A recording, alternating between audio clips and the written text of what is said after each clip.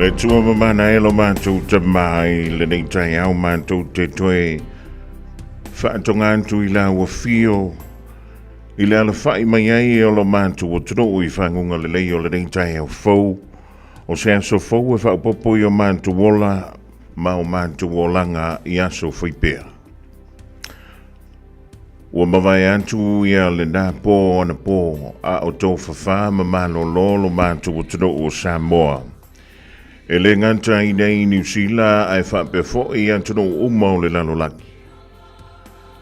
O le nei wa mātou ala whai mai ai, I le tausangi Fiafia mai o manulele I lunga o la au. O I mātou te iloa ai wana o la wafio e mawhai o na whaia mea uma. O lo o mātou mita I nei le nei lalolangi lo mātou tamai. Whaafutei tele mo lau puipuinga ma lau tausinga ia te I mātou. I le nā pō ana pō, se I au lia mai ia le nei vaenga o le Taeao.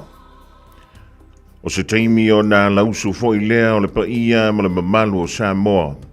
I ngā luenga o tiu te mawhaiva alo filima e pei o nā tōwhia iai I latou. Pei tai a velo leo whaatau waa, e si atuai le vi inga ma le whaafutai ma le whaanetanga I la wafio. A wā ua tusai lea, le vi inga ma le whaanetanga I la wafio. A wā o la wafio o na mea uma, o lo o mātou ai nei le nei o langa le tu maulo mātou tamai. Na mamoi mātou peo ni tanganta wale ini o mātou wha moi le pōna pōpei tai. Sa langona le mawhanawhana o le tino. Ona o le awina mai leo o mātou angelo tausi. E pui a te I mātou te to tasi. A au tō whawha mawhai malo longa lo mātou o tino. E iei fo inisi o mātou a inga wā lausu I le nei Taeao. I loi manta o le whaano noa ona o lau wala au pa ia lo mātou tamai. E mātou te o le atu I e lofa mpa I atu pa I folo wa ao wha mawhanawhana I o lātou loto, mau lātou wanganga. Ina ia mawhailea o na lātou maua, ia le mawhanawhananga sili mai la wa fio. Iei fo inisi o le mātou o taro e meise o mātou ta māmati nā mātutua. O lo whenga iei le nei vain tau mangase ngase o le tino lo mātou ta mai. O la wa fio le fo mai o fo mai. E mātou te tu atu I la wafio e pe atu sai malo whirangalo. Ia whaia lea a ele o mātou loto. O se teimi o le mātou wa ia foi lea o le se sulu mai o le la I le Taeao nei lo mātou tamai. O I mātou te iloa I le mamana o au ngā luenga ma ua na o la wafio e mawhai. O na e tu ina mai le la ma whapea fōi o na au na mai le masina I le pō, I le teimi e malo lo ma tō whawhai lo o tunu. O ani o mātou se mani o mātou a leo lo mātou ta mai, wa na o lau fio e anti lau si le whanga I tutonu o mātou loto mo mātou nganga. A whai o lo whingalo lea, ia whaia e tusai ma lo whingalo. A leo lea, tātia o mātou manonga lilo lo mātou ta mai, I lau pule whasoa. Mana tua I le nei te talo I le nei Taeao mātou a inga uma. O lo sana lau solo I so se tulu inga o le nei lalolangi lo mātou tamai. Ai meise ai I lātou wa wha ilangi le fōlaunga. Wa wha ilangi le tuli ngā sia. Iei se teimi sausi aso. O na mātou toi whailoa I Fiafia lea pe atu sai malo whirangalo. O ani fuanga lo mātou o turu o le nei aso, ia mua au muri au lau fio e manuia I mea uma mātou te whai. O le nei masino I Januari wa mātou iai lona so valu lo mātou tamai, ia e whaia, e tusai malo whirangalo, ai leo so mātou loto. O na lo suafa Yesu, o mātou wole mawala au atuai, le nei Taeao fau. Amen.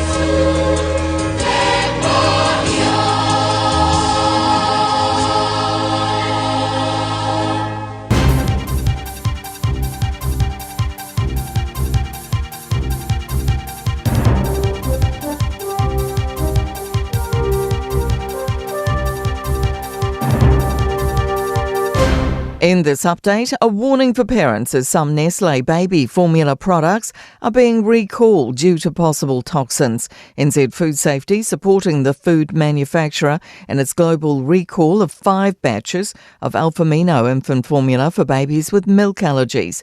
There have been no reports of associated illness here or internationally, but there are concerns the products could contain cerulide. Deputy Director General Vincent Arbuckle says the product can cause severe vomiting or diarrhoea. Likely to arise quite quickly within 6 hours of exposure or as little as 30 minutes. The US says it seized 2 Venezuela-linked oil tankers, 1 vessel in the Caribbean and a Russian-flagged vessel in the North Atlantic. The UK military supported the seizure of the second. Russia says the tanker was only temporarily flagged to Russia, but no state has the right to use force against properly registered vessels in other countries' jurisdictions. It says Russians on board must be treated humanely and properly, and the US must not hamper their return home. US Secretary of War Pete Hegseth says the blockade of sanctioned and illicit Venezuelan oil remains in full effect anywhere in the world. Biosecurity teams are acting speedily to prevent an outbreak of Queensland fruit flies after one was discovered in Auckland's Mount Roskill. It was caught in one of the country's almost 8,000 surveillance traps yesterday morning. There will be temporary restrictions of movement of fruit and vegetables in the local area. Police are still looking for answers over an unexplained death in Auckland's Devonport on New Year's Day. A person was found deceased at a Kerr Street property about 11 p.m. and a post-mortem done in the following days. It's thought a group, including at least 2 children, visited the address earlier that day and used the pool. Police believe they weren't present at the time of the death. They're encouraged to come forward, confirm their movements and share any observations. That's news. In sport, Jacob Bethel's maiden first-class century has given England a glimmer of hope at securing a consolation Ashes Test win in Sydney. The 22-year-old is with the tourists 302 for 8 in their second innings and overall 19 runs. Bethel stood solid. England lost 4 wickets in 90 minutes of play. To have the family over for the MCG was pretty cool, and then to top it off with 100 here has been very special. The first quarterfinals are set at the Women's ASB Classic. Third seed Eva Jovic will face Belgian qualifier Sofia Costelas, while tournament surprise Francesca Jones is through to face 7th seed Wang Xinyu. That's sport. I'm Jodie Gill.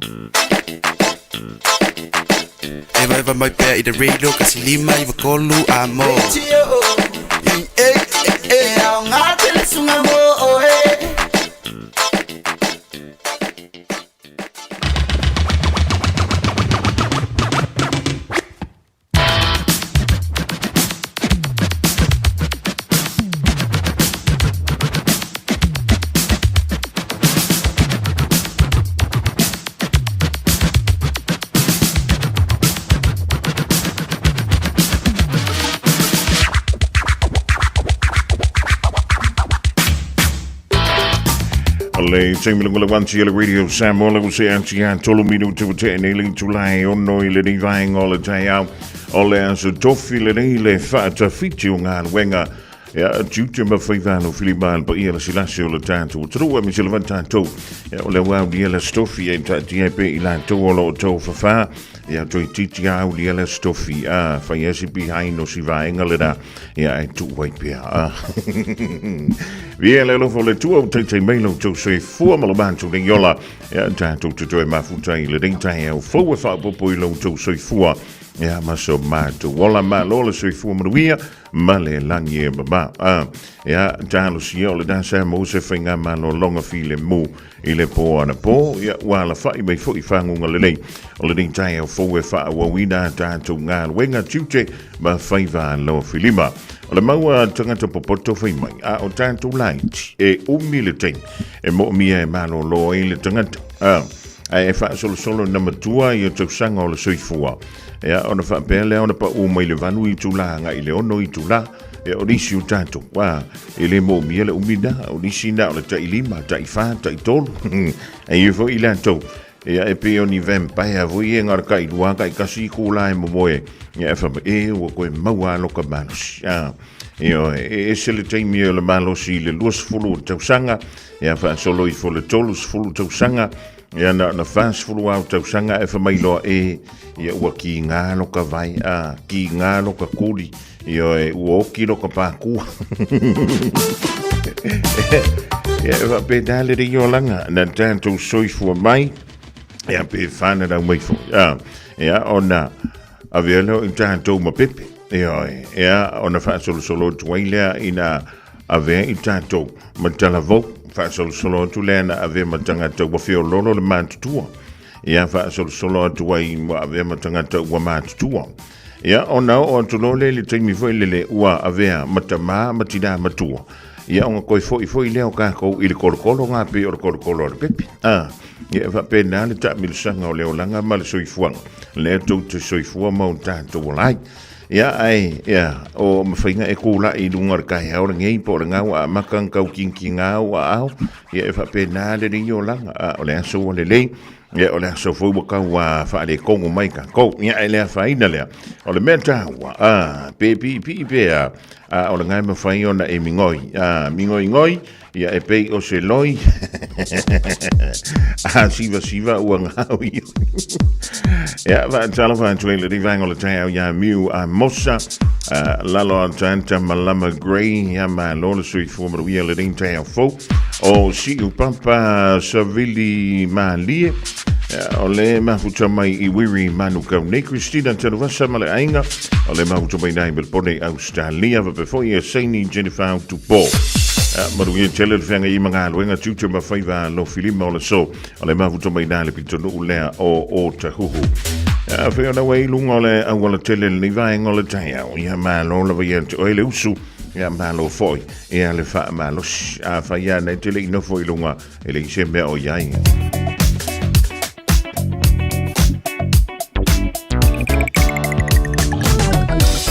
o le tātou li poti mai lunga lan tele ni vaenga o le Taeao so le oka e se mātangofi o le aluantu mai manu kau nei a nga e tai o le city whaasolo tu ai lunga i no shoa i Albany e lunga o le State Highway 1 na o le lusful fitu miru tele antoa se a whaitu la Wei tai lao le sau mai Albany a nga i manu kau nei e tolu se fulu ma le wha miru te o loo iai i le taimi nei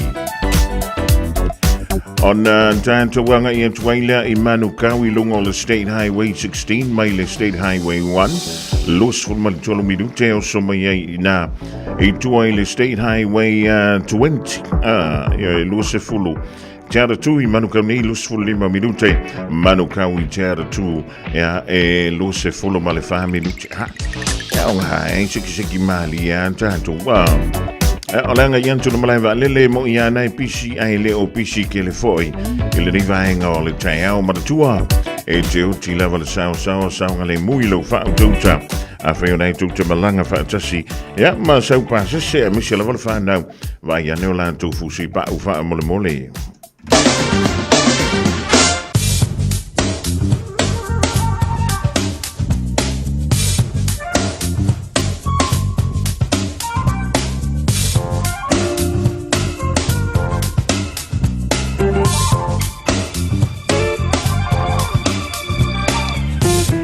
Kene le tātou tala o le tau mo le somala so Taeao mo au ki lani antu ai foi mo Samoa Piora with a baile official of ein jammo lo sila fia. Ole Jamie nei o le lava wa tuiti lava ia no son le o le la. Sfulu minuti te aile o no ile tau de o son o son aile la. Wa me ma tele ina langi le tau ile so e o ye na yuanga e ono tolu wane nai au kilani sisifo. O savili angi mai le rea stofi e angi mai le tu I saunte I sisifo. E tau whio lono le vela o le reas lusful tolu tikiri o le fa mai ala official ava ai tau o le fa pela o na whenga ye mai tātou ni au kilani. Au lau wa aia tu I anta ye au mai la le Taeao la le awauli ia e pe kau au mai e le Fiafiana nei o le poana nei o le Malu o le eo le whenga ye le mai tātou e se fulu ma le valu tikiri mai ngoto le la le kwanta I le iwa I le poana nei. O le venga mola soa Taeao o soane le la I le se fulu tasi minute in te ailing tu la e ono pa mei langi le le tau mo savili angi mai I le tu I saunte I sisifo. A talafan I lole ai le rivaeng o le Taeao ia inga wome ma saniolo ma futa mai I Samoa. Talofa ma lore so I fumo wia ma le langi eba ma. Ja, van Malu official wa ein tau o winga o le tau I le somo Samoa o au suo savili o le mata polo savili mai se sae o le ofiti ai Samoa mai a mai au ma le timwea a fiaile antoro o ini siu taimi o le tala Fiafia ele o iai se fautuanga po ni la bata inga o fa malo sia mo laufanu wa uma o Samoa. O le venga mala voleo va ainga mo le somo Samoa e tolu va vasolo ai timu ia mai ono fionolo le mafa inisio taimi inisio vaenga pa pia nei wila mafa titili le wauli o le venga mala soa Taeao o le aiai ia nei timu I le wauli inisio no fanga I tutonu o lo tantu turo tulanga nei pia nei ai winga o le tau I le so ia toi foi mala soa Taeao I le ngata mo au kilani ia before I lo tantu fa sinamanga I Samoa. 24 hours a day, 7 days a week. Radio Samoa streaming live on www.radiosamoa.co.nz.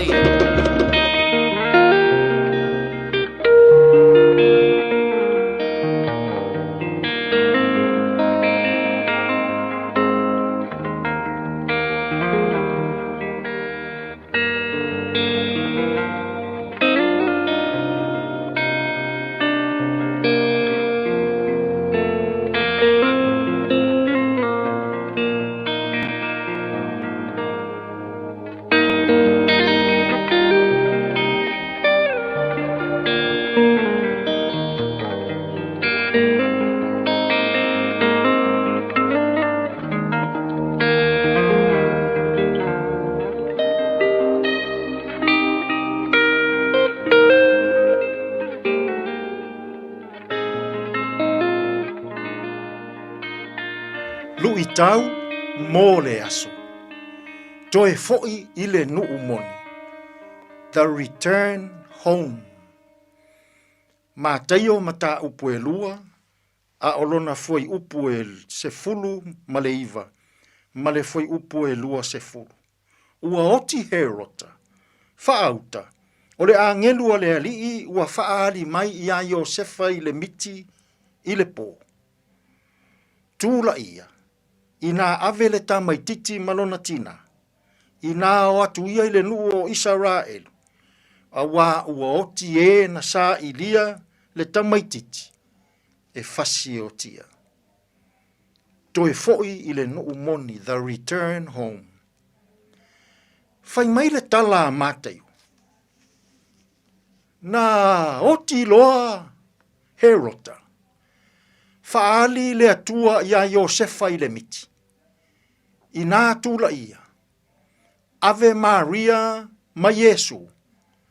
Toe fo'i I Beteleema Iutaia. O le toe fo'i a Yesu I Nasareta mai ai kupito. Le mea na suru fai iai. Sa valo ia e perofeta o le whengainga tuai. O le pule ao le atua. Na toe fo'i ai Yesu I Beteleema.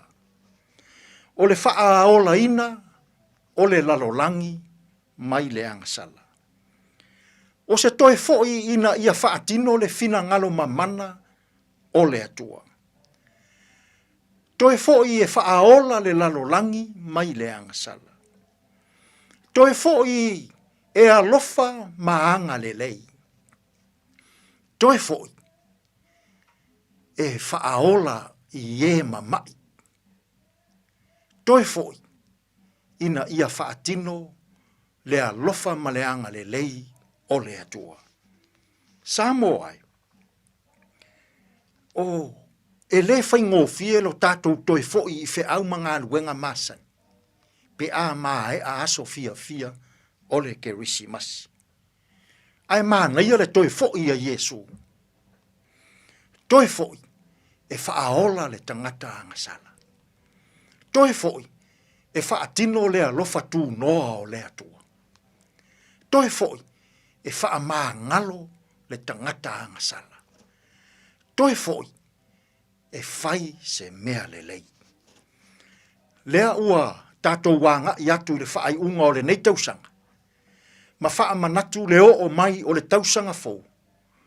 Lua afe, lua se fulu ma le ono.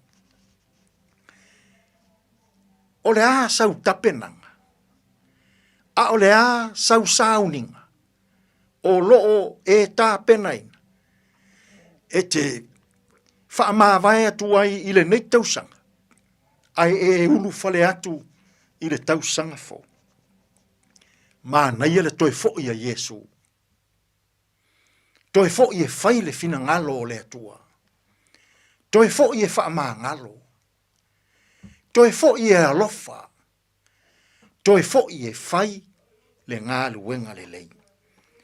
O le toi fo'i a Yesu i lona a inga moni i Betlehem. O le fo'i wha le atua. O le fo'i ina ia whaatino le mea le lei. Fo'i e whaola. Fo'i e wha maangalo. Fo'i e anga le lei. Fo'i ina ia lofa atu.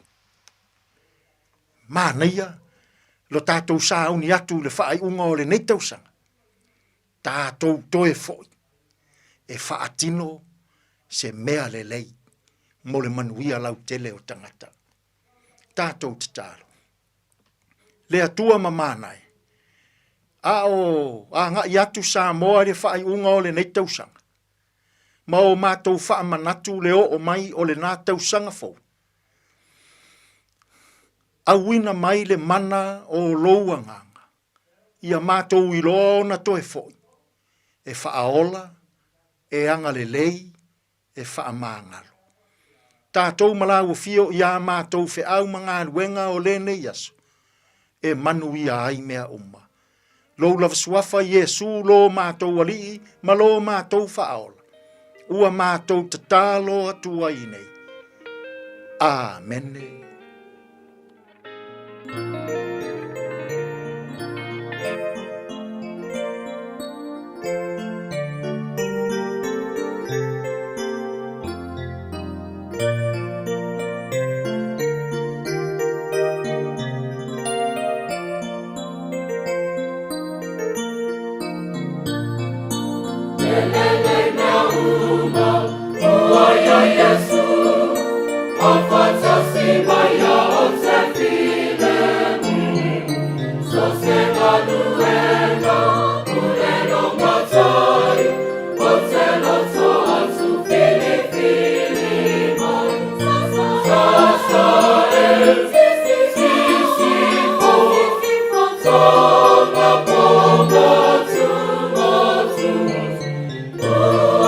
See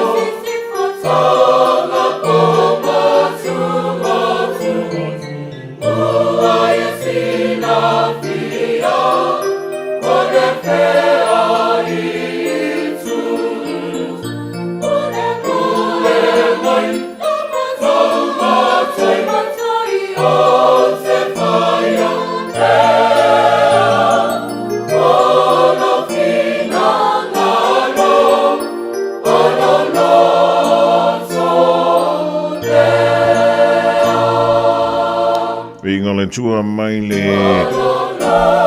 au fe pesel e whaka asa whanga i tua i Amerika Samoa le pese se lau valu se fulu e le leimea uma ua taurunga atu i le tātou polakala mena o le lu i tau mo le aso i le teifo i vaenga o le Taeao mo le atu i le nganga whao tai le sunga i le whaafengainga i a Reverend Eti Sorangafa mo le tātou upu fola le nei fo i vaenga o le Taeao la anta musa i si whaapoponga i le aso a Taeao pa a tātou o le lofa malanga le leo le tāpa au sili lunga.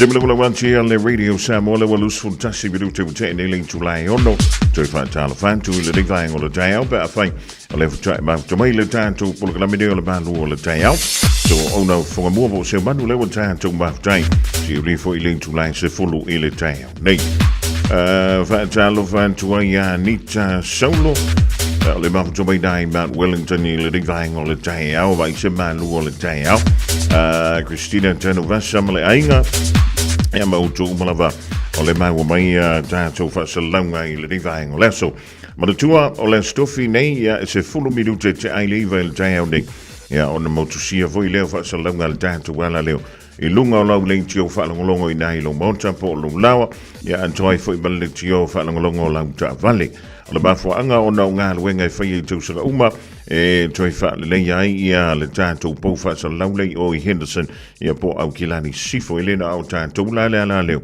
o lea whai nai whaasa launga I ngā luenga whaalelei ai masalope se fulu isi ala leo o lo o a whai nau mātua ia la tūtautua I le riva yasu ya mai lava le aso ngafua ya aso lua o mai le so ala wantu ai lava se ia le sto nai o le fai ngol de verso full minute te ai le val Taeao o le a e motusia tu ai ta tu fasalung na o le tio lava le fale ya mala o le tio tono le tavale e to yo la tu le to full minute e le tu la lima e le Fiafia na nei ya e un malona ve aso le ve aso fo e le ia se me le a ko pe ai ai ele motu si ai la tātou whasalonga I lunga o le Facebook mo le YouTube a le tātou wala leo o le nā la wema whiona o lātu ia antoa I fo I lama lunga o le tātou upenga te wha I langi a le Radio Samoa.co.nz ia ma le tātou app fo I le TuneIn app o na iei ma le Radio Samoa I lunga nā mwhai ia o nei halu download I lunga o lau telefoni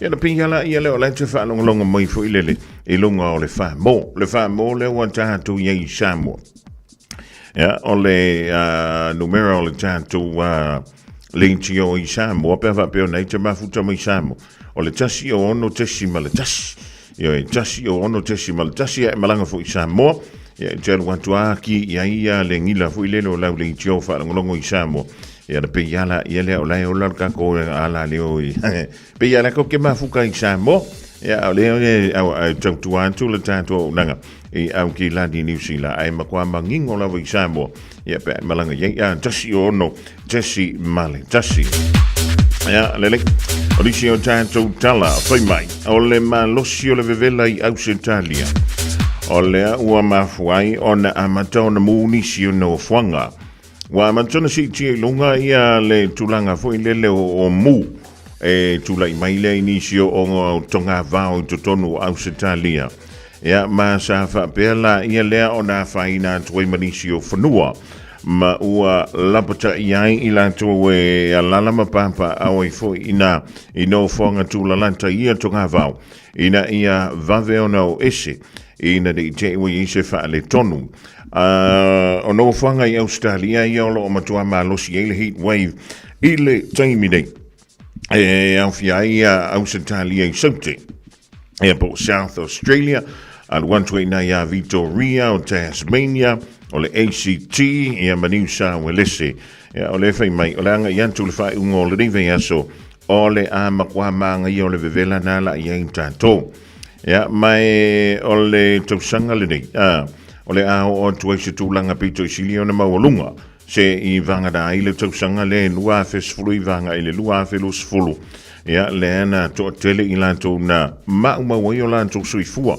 mai e sili ama le tolus fulu tangata sa fa pele ona maumawai o lanto suifua I mei e ta ua bushfire ia po o afie tutupu mai I tonga vao I totonu Australia mai fai tau miliona ia eka o lau whanua o Australia le na whaatama I e le mu I le na fo I vai tau ia o le lamta ingala le nahi pe o na ta ua mai Australia ia o le mai tau mantu lunga le whanua le sa wai ia a whai e tala tai ua tau na whai sau fuanga ia a whai fo e le whai se insua lo whale ia o le au ngala nao le insua ia ke alwa o e ke ngofo I sisi mea mosi na tai ia o lai ma whai na kavala ia lo mauta malo lau I nai Australia ele nga Australia fo ia e au ngā ile insua o tātou maunta malau e au ngā fo I mo tātou I New Zealand I se isi e tātou tala e whamai ia fo o lea wasi I tia lunga le whainu mera o tanganta New Zealand o loo whapea leo na Fiafia e Amerika I le teimi nei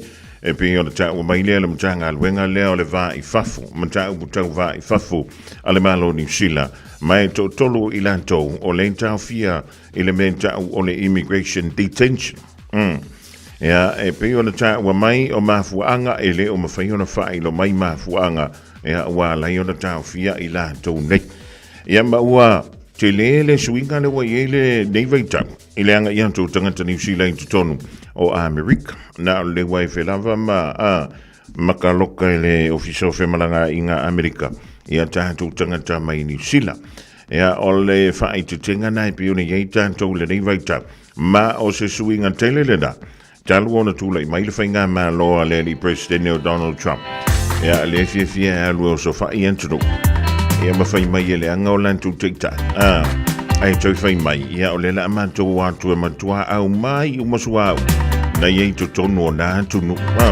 kai le hanga le kabalo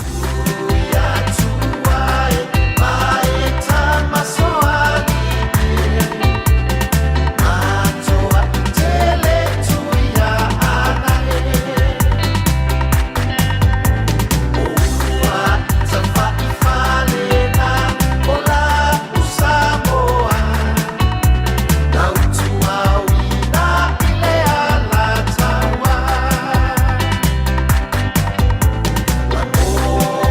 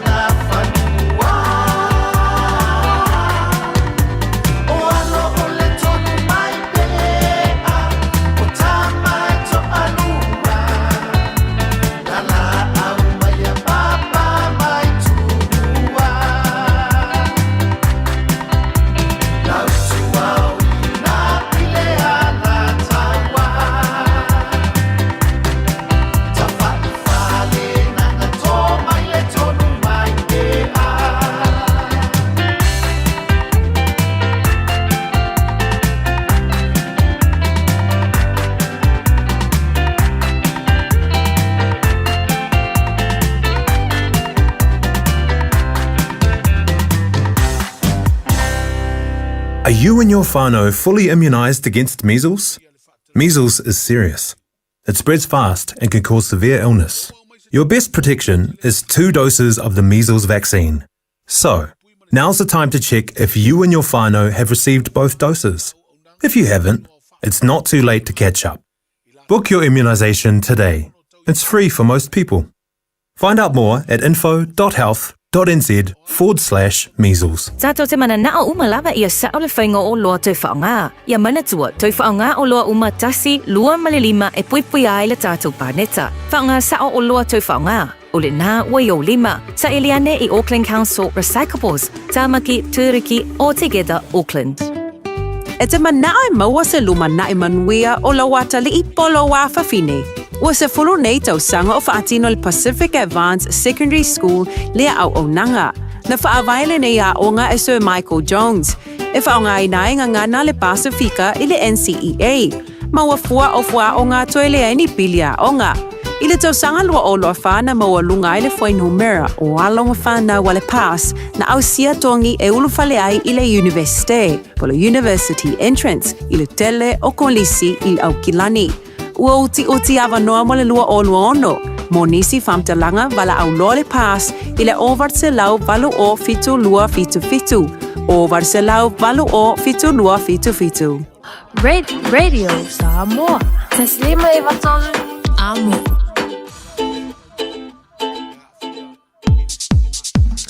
Isile mana yo le me o le fa me yo le foi. Ele ai se pilia o nga o ka e se me ina mantanga o fi.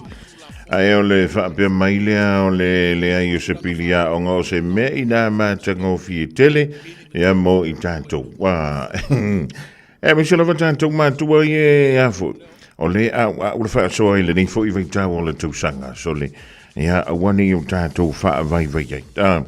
Ya ele fa pela ele se pili tongi en tanto matu ya ona ola fua ya la ya le ona on le ola mo me le so soni le tanto malo te ko maila ya le I le mutanga alwenga wa onga e fe so swan ya tongi en pili on tanto fa na wa onga wa tongo tali so fuanga so le mele wa yin tanto le ma ele o le tembo mo le o le vana Fianga ia tanto I nei sila lua fe lua tolu ina wa mai tu le covid ya na sangwai lava tau sangan te nei le fianga ia tanto le male afu la fe ngol recession ya ole lava lai o mai le ding vanta ya o lo fa pepe nga tu lava tanto faila ole nai o le fa so le ding vanta ya ole sila va no em fiona awina 29 yo tanto walo mafana ya onga ai ele ai se to ya pe ya wa o nisio a onga le malo pe o vala me fa yo la donation ya o mea onga ya anto ai foi ma ofua onga ya o finga la le pas le no fa lo ngantu nei ele to ya ofua onga ma wa tau mafa ko ele ai mo se pidia onga na pa wala le mea le tamiti che fai o le makua fa nga o le ma fa ai alu fa tu mo mai o le pas ya po le Pacific Advanced Senior Secondary School. So, le makua manga yo le koinga ko fia hanwa le onga o ke ko fia. Eza algala le silo makua sawa misil too late ha me ia wa too late ka ko. Caroline Tuala va talava today mangele shail ding Taeao pa Felio Tunganga va before ia Juliana Popo Simeona Suena. Ja, maar we tellen le nei vaing al le Taeao ni siu tala mai Samoa. Olo o ta ua mai o I le tanto fale su e toto. Ja, mi se levele no fanga le olo o sto ai le tanto toto fu ie pe mo mia mo tonga fitinga o I la to lo ngasingas. Olo o matua I mo mia lava ia ni paina toto I le taimideng. Me o le toto na o le type O. Ya le mawhaiona whao ngai nei nisi ngā singas. Ia pe mawhaiona whao ngā I le tele o ngā singas. Ia wana pauleo le toto mwhaina awantu whao ngai le type A, ia po le B, po le alawa, o le type O. Wai whamai, ia mawhaiona whao ngai na mo ngā singas. Na o loo mo mia la le fsoswani ia le pa ia male malo le tātou. Tunuk mauso wawano, pe a wheo neita mafuta mai Samoa, ia alwe tuilo toto. Fsoswani ia I lanto. O loo mo mia ia le toto I nai le whale mai mo tutua. Elenga tui leo stasio tala leo te vai tui lunga I whaing mai. Wa anga I antu ia le au whainga aluenga ale Samoa Airway. E sa ili mai ia alato overtime ia le tongia masalo o ngā aluenga ia ili wengtawa so Fiafia. Ia, se I kako whaakani po le tūlanga le aon te se whaamtalanga I winga I le mea I le tātou ripoti mai Samoa I le aso a Taeao. Ia e pio na saunia I le whionga ianga le malamana tipi autanga vaia. A talavanti a lumana I au sangi pepe ma le ainga o le mawutumi le rivahenga o le Taeao. Tangna e anga I foi lele whaisau ko pai. E o e fulu mamau a olo miei puka o lau ko pai. Ia a whai o ngai ko koi sa leisa mei anga po. O e isinga koko Samoa. A mele whaapapangu e loa ai whaakoko a leisa a.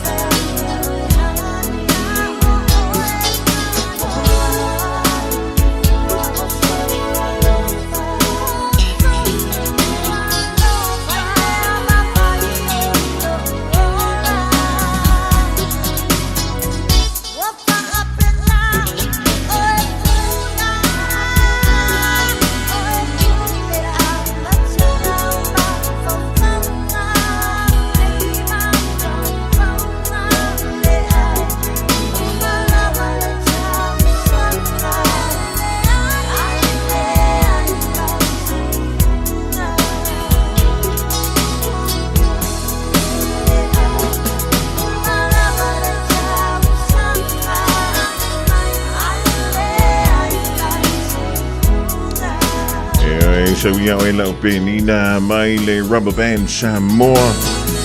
O se whantunga tuaina le puniala vaa tuilangi mai le rubber band I Samoa I le divaingo le Taeao. Ina ua Joyce Fulono Malafa Biduto na Taeao ling tu la e fitu. Ewa talafan tu ia Williamu male a inga o lo mafutu mai Amerika le divaingo le Taeao. Malo la vola fa yola fa malo le ono sai. Fa mai le tanto li puti lunga le tele ni vainga le Taeao o lo so longa le leipea tanto femalanga inga. Mi se la valunga o tanto motorway si le ni vainga o le Taeao. Alanga yantu le mai manukau nei yanga I le city fa so on to Albany. Los fulfitu minute mai Albany manukau. Los fulu maleono minute. Ole aluan tu mai manukawa nga itara tu e oso tu ina le State Highway 16. Yapa mai le State Highway 1 lus fulu male tolo minute. Oso kui kua I le State Highway 20 lua tolo minute tara tu mo manukau ile motorway la vale tasi lus fulu male 5 minute. Ole nga yantu le malai valele ile termineo nai so longa lelei. E a fe malanga inga le tātou tro e pei ona ta ua maile le tātou li poti manatua e jonti lava le saunga le mu I lau whau tauta pa ai wha le lau pa sa sea whai o nei malanga whaatasi male whanau e a mauti do o nei wha mau o lātou fusi pa u wha mula mole.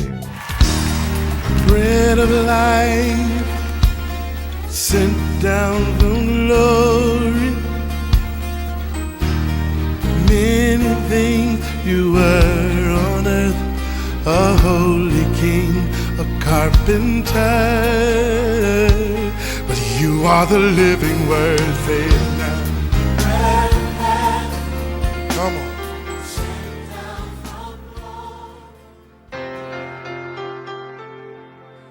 O te whawhelo I tātou atunu o mai tātou pulkalame o le nei whai aso I le lofo le tua I tātou atunu ma lo le soifua manuia mai tātou pulkalame o le a reto le ola. O le lua le koronito li ma whai upes fulfitu ma sani lava na e whalongo le whai tau ma nei le nei whai mai. O le nei a whai o ia ke resource tasi o le tangata fōwia ua mavae mea tuai whaauta ua whaafowina mea uma. O le upu mo oi le aso le nei o suinga fou mo le tausanga fou. O le amatanga o le tausanga o le taimi lea whai mai le tasi tangata e whaale nā tura o na nauna wai I a le loto o le tangata I suinga le lei. Whai mai le tasi whai au o le taimi maa nei e lava leo le tausanga e fia la unga I lana e kalesia a wafo I la whai mai o ia. O le taimi lea ua naunau mā tangata I ni suinga le lei o lona o langa.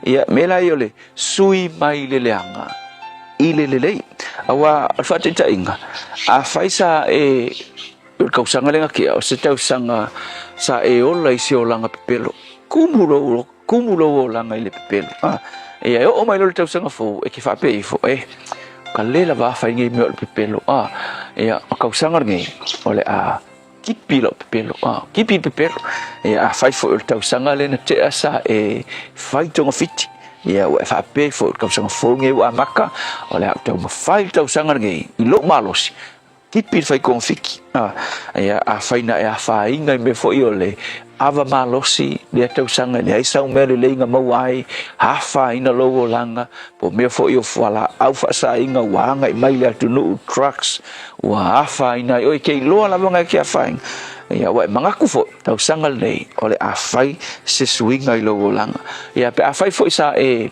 ngisi ngata ka a fa solo a ko tausanga botea le ai se fe au le ainga le ai se me au nga ya tia e le olanga ia nisi fo a fai fo tausanga le tea a kumu oe I le loto le fa mangalo o e mafo fo nei tausanga o le au tau mafai tausanga le nei mo swinga I lo e fa pena e fa le natura ona tupu le ngā lala ia te oe e fai ni swinga fa ko ai lo a kau fa le tonu lo mafo fo se tu lo pe a fai o le wa matal tausanga ala ki fu fa pe kau sanga ngai o le o fu o le a o makua nga oi e tausanga pe o kau sanga fo ngai o le a o fu o le a makua faleanga lo olanga lana winga ka umai e ai le mena fale tonu lo olanga awa o tangata uma ile amatanga le tausanga e nau la tau i swinga petai a e tau mafai e sui lo olanga i lo malos kai pe le tele o tangata o fa no noanga ele i uma le tausanga ua koe falala lava lo olanga i mea tuai o le olanga wai lo le mafuanga ona o le tangata ngasala o lona natura e ngasala e mawhai nginga kau mawhai lo mawhau mo lo roto e whale lei wa e ke ngau le lei ai ke loa e ke fiu ke kau mawhai ngau le lei i le unga le aso e ke koe fo i lava i le natura tuai o lo olanga e ai le tala fo i lea paulo i le roma lo mata upe fiku ngai ei pise tau a mai paulo awe au nei le tangata leanga tangata malaia o le meo ke kau mawhai e fai le mele lei o ke ngau le tula fono ale tu e fai e o me fonga o fai inga fo e sia o iloa e le si tula fono le tonu le tia o le tula fono na o le human nature o le fallen human nature ngai fanga mai ai e falala la vele pau lela e fai unga mta pe fitu e kala pau fe mai ai fa fitai le tua ona olona alo o Yesu o le amio tonu o Yesu le wa mai wa mau ai le amio tonu ke lo le fa pe ngala o e ka uma fai sui o lo malos e ke ko yoki fo ka usanga ngai i mea nga e fai ngai ai o le swinga a toa mamoni lo langa ina ua e fatanga le ali fa ola o Yesu malana amio tonu e a fio to tonu ia te oi onga ola mai le lo langa i se olanga fo e whanau mai na swinga fo i le alifa ola ua nofo i te tonu i te oe. Lui mo oi le tausanga le nei. Ai manao i ni swinga moni o lo langa. Wala au lia le alifa ola o Yesu i le nei amatanga o le tausanga i lo langa. Ona whanau mai lea swinga e ki maofai. Le tua. Whanau mai mātou maleanga sala mafuanga lea le mawhai e lo mātou natura o na whanau mai ni swinga le lei. Se ilonga ua e a fio i o mātou o langa. Whamanuia i se tasi u kau mawhai suilo no langa i le nei tausanga. Whawhitai Yesu. Amen.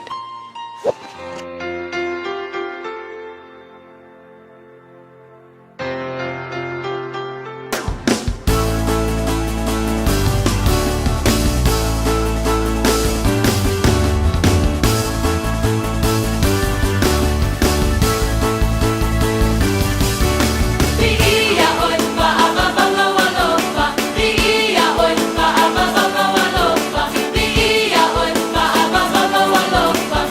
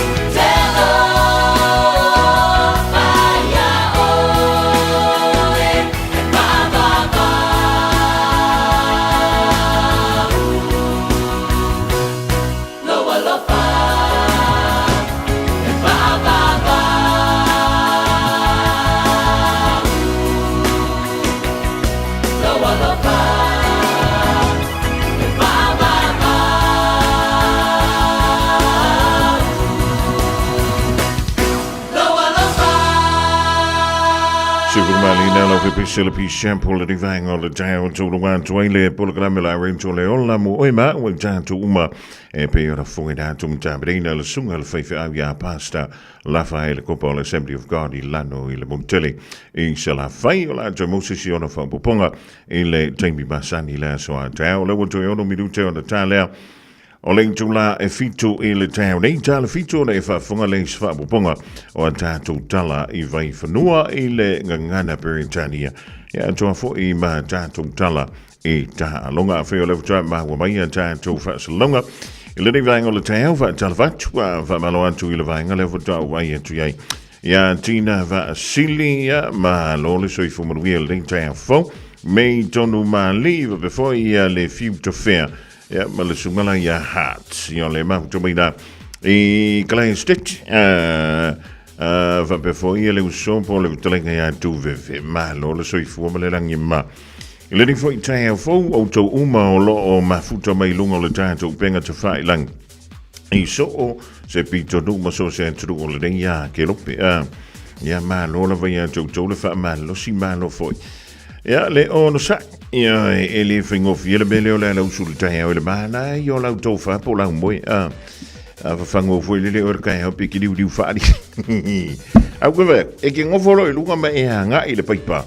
Ja, o te fa ya to yo e suia I fo yo la ngota. Suia I lo malos. Ja, ma suia I malawa ai vele le sa pisa ka fa ngif. Ja, o le la va ko ki ka ma sang I lek.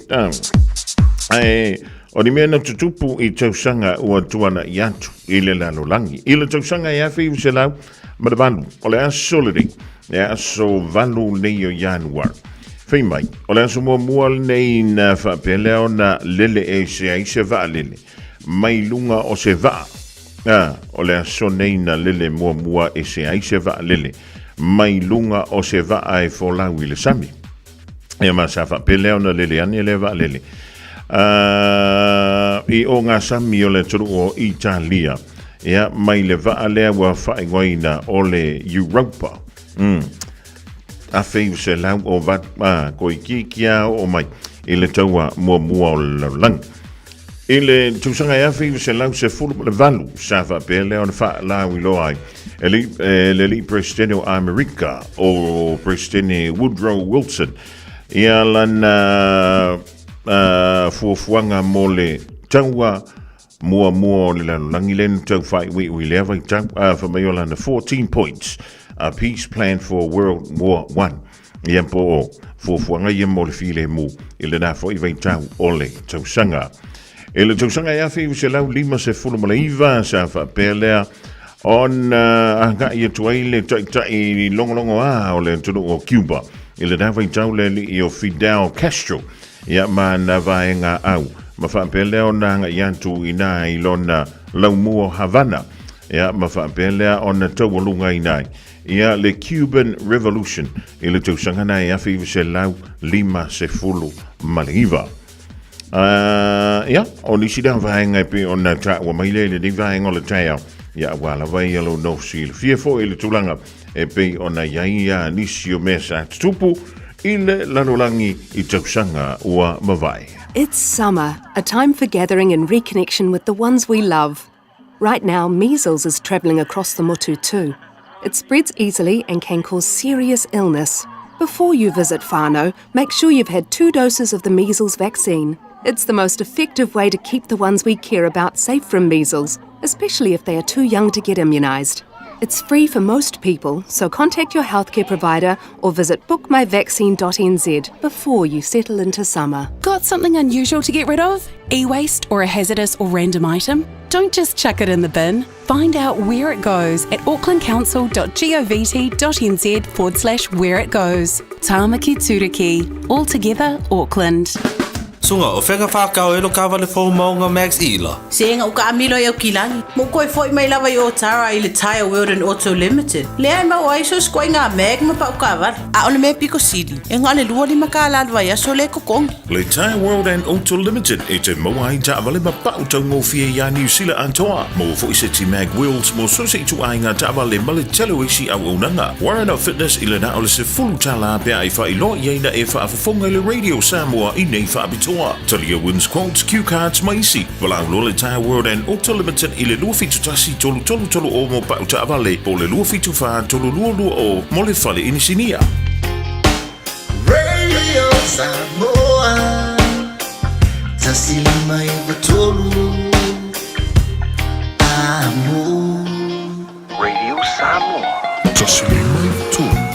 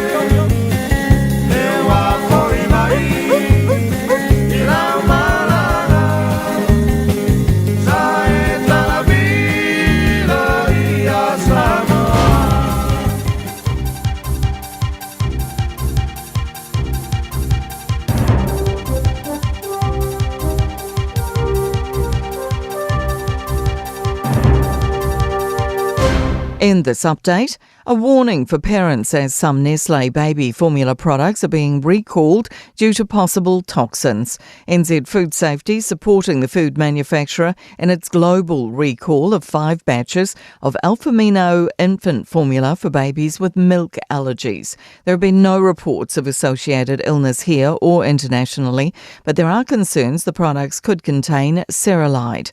Deputy Director General Vincent Arbuckle says the product can cause severe vomiting or diarrhoea. A single Queensland fruit fly found in a trap in Auckland's Mount Roskill yesterday is triggering a speedy biosecurity response with temporary restrictions on movement of fruit and vegetables. It threatens our horticulture industry, but has been successfully eradicated already 13 times. Police have spent thousands of dollars in the past 3 years on cars damaged by being filled with the wrong fuel. A response to the Taxpayers Union shows fixing 45 vehicles affected since 2023 has cost more than $20,000. The union says it was completely avoidable by checking the fuel cap. Union Investigations Coordinator Reece Hurley says the same mistake keeps being repeated. Until police get to the point that this mistake can't happen, maybe it's time for some of these officers to return to horseback. A reminder to follow up on New Year fitness resolutions safely. ACC data to October 2025 reveals more than 48,000 injuries were related to gym and fitness training. The bill for recovery topped $55 million, with about half of those claims in the Auckland region alone. ACC injury prevention leader James Whittaker says the worst thing to do is to go too hard too fast. You'll get more out of your efforts by being consistent and having a really good plan in place. That's news. In sport, 7th seed Wang Xinyu has won through to the quarterfinals of the ASB Classic in Auckland. The Chinese player beat Renata Zarazua 7-5, 6-4 in the night session on Day 3. Day 4 action begins at 1 p.m. with 4th seed Alex Iala facing Petra Marchenko for a place in the last 8.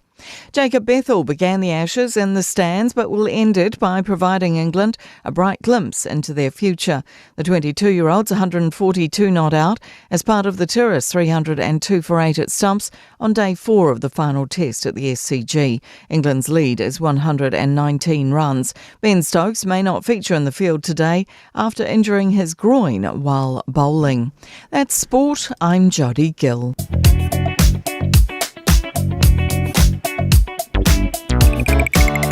Le dawa whaafungalang turu se whaapupungana o tātou tala I vei whanualanga na peritani o le divang o le Taeao.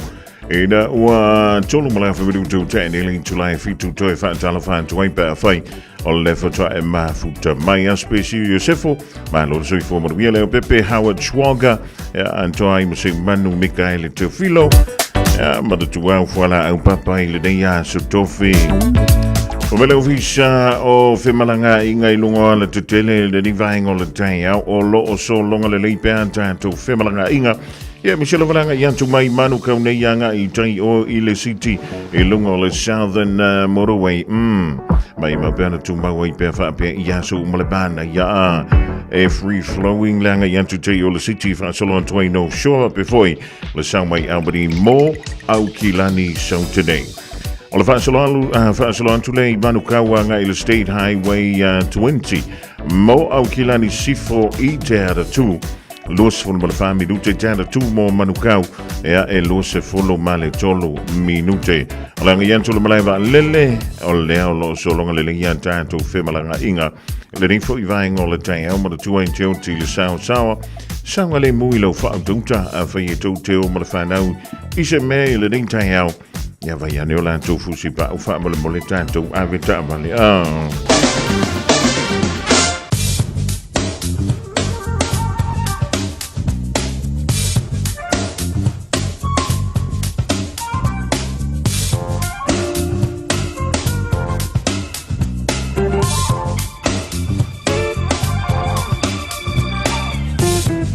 Lewa se maligan tu levana wanti lima minuto technically July fitu le divang o le Taeao va inga de le tanto tala o le tau mo le somala so antau mo au kilani antoi fo me va inga mo Samoa o me le somo au kilani langi le tau se vangai ya da yuanga le o no tu luani dai au kilani sisifo e angi Malu mai savili I le tele o le taimi mai le tu I saute I sisifo I le neia sotofi. A me le vela o le ea po le mawhanawhana I le so e lua se fulu ma le tolu tikeri. Malu I le poana nis fulu ma le valu tikeri e ngoto le la e le toe kuanta I le iwa I le poana nei. O le venga mo le aso Taeao mo au ki lani o le aso ane le la I le se fulu ma le tasi minute. E te aile Julai ono I le Taeao fa me langi le le tau. Savili yangi mai lele tu I saute I sisifo. Talafan tui le nigaing o le Taeao yainga wo mai masani Samoa ma lo le ala usu. Ya ma lo foi le tofa I le ding Taeao. O winga o le tau mo Samoa o au susua savili o le mata polu savili mai sisai. O lo ufi te ai Samoa mai au mai au matimu. E a fiai le tado ini siu taimi. O le tala Fiafia le ini fautuanga le ini la tainga. O fa malo sia le mo lau fo uma o Samoa e melka la le silo makua is melia good wa melia good ni wingo le tap o vengo mo le somo Samoa tolu va solo I timu ma e ono fe lolo le mafa ini si o taimi ni si o va enga fa pera I wila ma fai tili ile hawa uli o le ai nei timu ile hawa uli o le so a Taeao inisi no fanga I Samoa pe ora with the mai le official va in town Living for Ivainga o le Taeao. O le vainga nei winga o le tau mo au ki lani ma Samoa. E le ngante le soa e whape fo I le aso for Rayleigh. O le aso le a Taeao puna o le whai e kwasi. Malo au pito whaatala whaatui na I o tarai le vainga o le Taeao.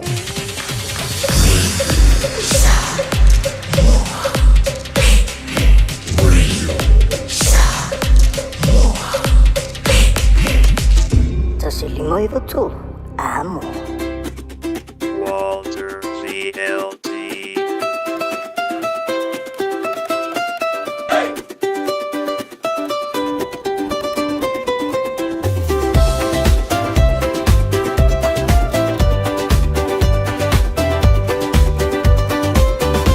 Seki mai au fica ile pese, fa apaleni ai lau va alele, awane ie fa atali, le talofa ban o le tali. Va ele fe ela le ta ame yoane I tipu ai o se fara la velave E va mai o e awale popole Se tu malo ale fe e amole Lue, lue, o se mo I se ova e Se lue, lue, tu e lue lo I le fe e Tu e lue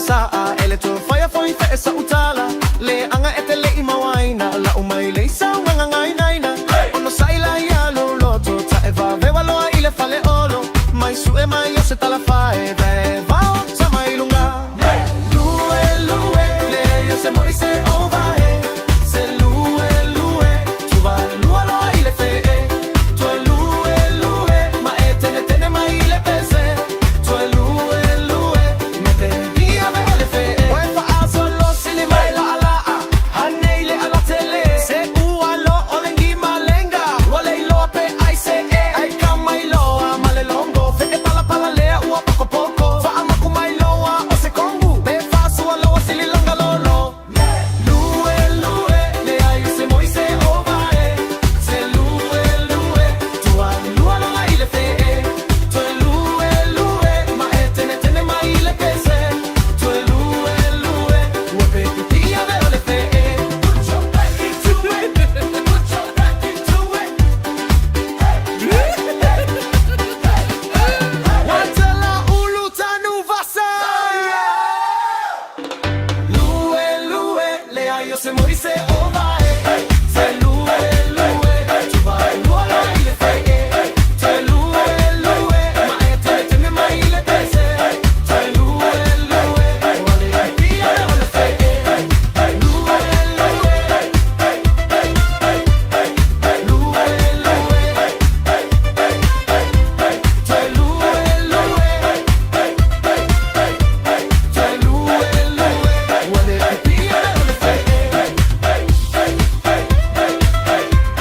Fiafia ka baya wontsala ulu le ding vai ngol Taeao va me wale pipi ave ole fe ya e ko fa mai li si fu yu pue va fa fe chile lo pe fa pe I falling ole mele ta ole va fa fe ya wa ka ko wol sambi ya wa nai ma wa ile fe ya e va lu ave ole fe e va ila ye mi ngo ile fe se pe ya ole si va mai se ta san la wile le lang mi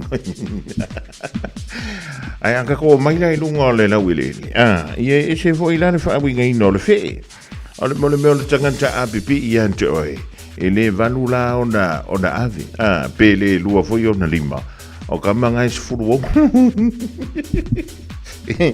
e kuza apipi mai o ele fe ele kaya o ke fa ya ko po ifo o ma ku na u akokupe bole hale fia baba fa ifia ma le fia kele ifia o kupe e alua kui Samoa ai maua o ele au fe o lona winga e o I foi le Fiafia pele a kolo vai a soi Samoa mo e fa longa tu foi le wei ko fia anu cheme ia wa foi nga lewa ia e kango ila kango la wa kup kango ila wa kup e ko kango ku ko ia o sirifa ia ona man tu ai le ko nga fa ka foi le ka ko Samoa ia pe wan tu tanga ta fa wan tu nei fa fo a inga pe ko fa la va kullu sukala va mai alo e fa merka ko fa kaula ia pe fa ni fa lawa I nga fa ke mi o ka ngofi me se afa pak nga lo sa wal fale e le ma sui ko fa fo ia ia lo kulli ma sukala o le me kas ia se la ka na lo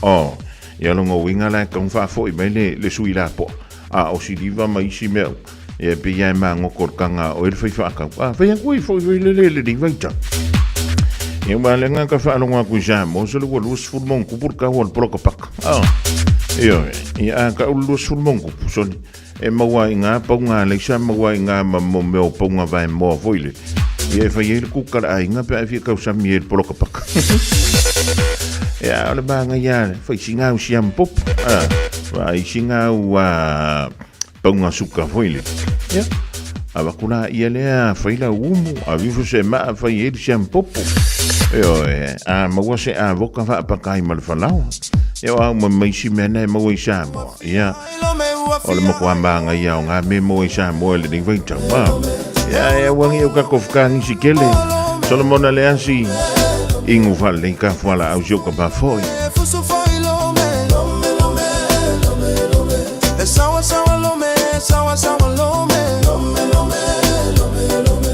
Tafamayata leva veau Olo me ua alueta faova ai se tagata ua vela o seti e inua I sana iputi Aole matai ua tilo mai Fea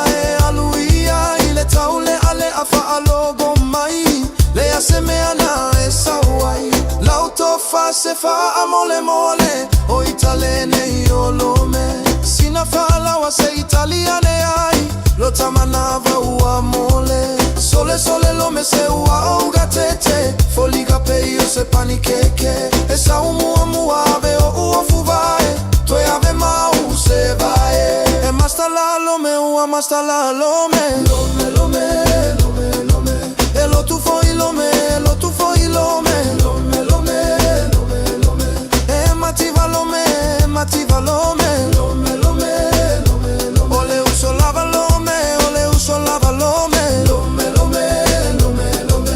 mali e lo to telemo e tolo o lome lene e ulupo e ai le si lome e no foi uta o lome tonu la valena lei atali la uva ai ole ana e sauai tagi fa luluga ole mago a o faila utatalo le ai toina fa atalia ua sasia awa te vave au fika gae fai te ai pole si ai tata ulava na iloa lo me mai au te alo e ai le lo me Samoa o lo otagi peisemo ua mawane ilome e ulupo lome lome e fusu foi lome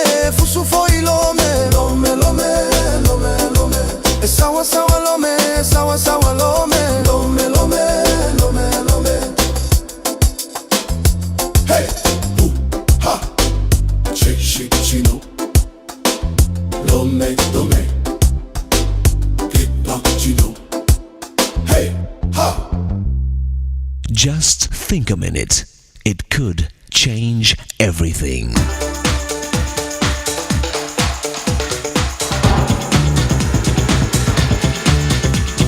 Think a minute. A cartoon showed a thief wearing a mask and pointing his gun at a frightened woman. He yelled at her, "Give me your valuables." The woman in the cartoon grabbed her friends and started putting them into the bag. Clearly, the person who drew this cartoon understands the value of friendships. You see, we're created to have close connections to other people. For us to have success and happiness, we must have connections. Everybody needs somebody. There are few things as lonely and sad as going through a painful experience all alone, without a friend. A wise man said, "Friendships are the food of life. To love and be loved is the greatest success and happiness there is." Robert Louis Stevenson stated that no person is a failure if he has a friend. And one guy said, "A major goal in my life is to end up with 8 friends who are willing to carry my casket." At the end of our life, it's not how much money we have that shows our worth. It's the number of close friends we still have. But not only should our friendships be close and caring connections, they should be constructive connections. Friends who build you up instead of pull you down. We can't choose our relatives, but we can choose our friends. So choose your friends carefully, because they will either make you or break you. Make sure your good friends are good people who make you a better person. And remember, friends are not just a way to get what we need. They are what we need. If all you need friends for is to use them to get something else, then that's all you'll end up with, something else and no friends. God gave us things to use and people to love and enjoy. So do you have connections? True friends who care? It starts with the best friend you'll ever have. He loves you so much he gave his life to share it with you. But the only way you can enjoy his peace and prosperity is to become his close friend. Today you can get connected to Jesus Christ and start enjoying his friendship and good life. Just ask him to forgive you and take charge of your heart every day. He'll not only give you happier friendships and better connections, but he'll make you a better friend to others. Just think a minute.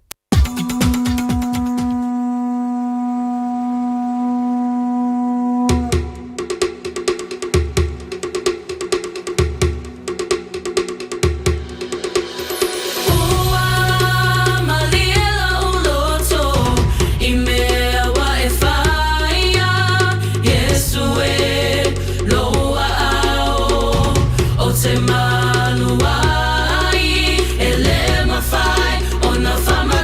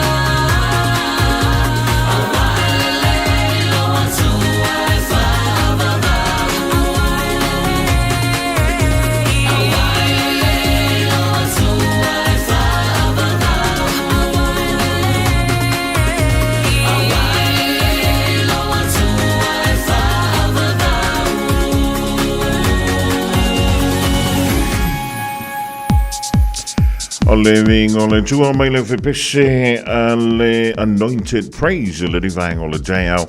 Ole pese wa whaingo ina wa malielo lo toe te wala ngā toe le polkala mena ole think about it. Mo e ba o le divang ole Taeao fa mai o tangata e te whaawo iai. Ai le whapea ole avea o tangata ia mama mea fui e ke ka alo aloa.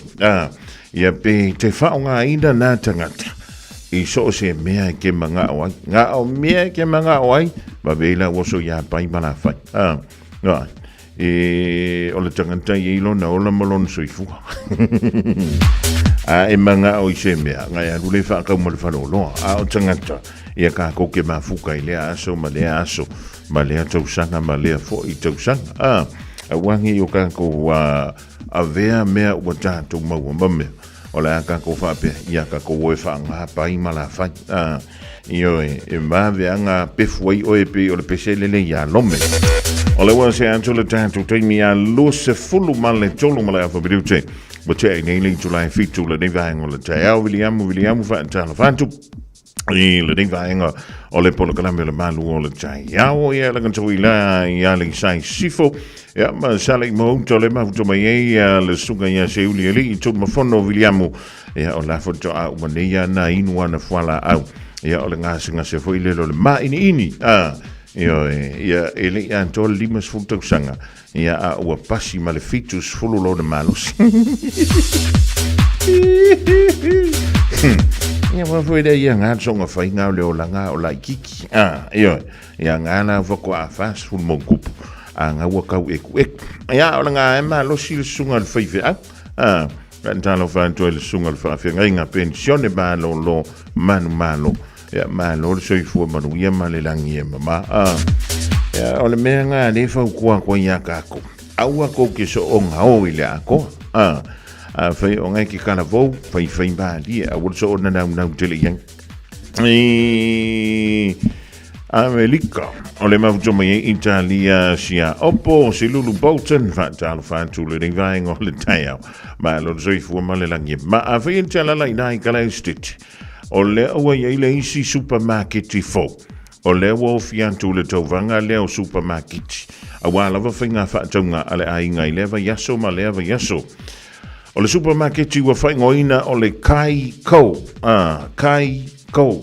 Ja, K-A-I-C-O. Ja, mai o leala o lo whapea mai ai. O le a whapau i nai le tau o le tele o loa. Ja, mo tau mafutanga i totono kalai estete.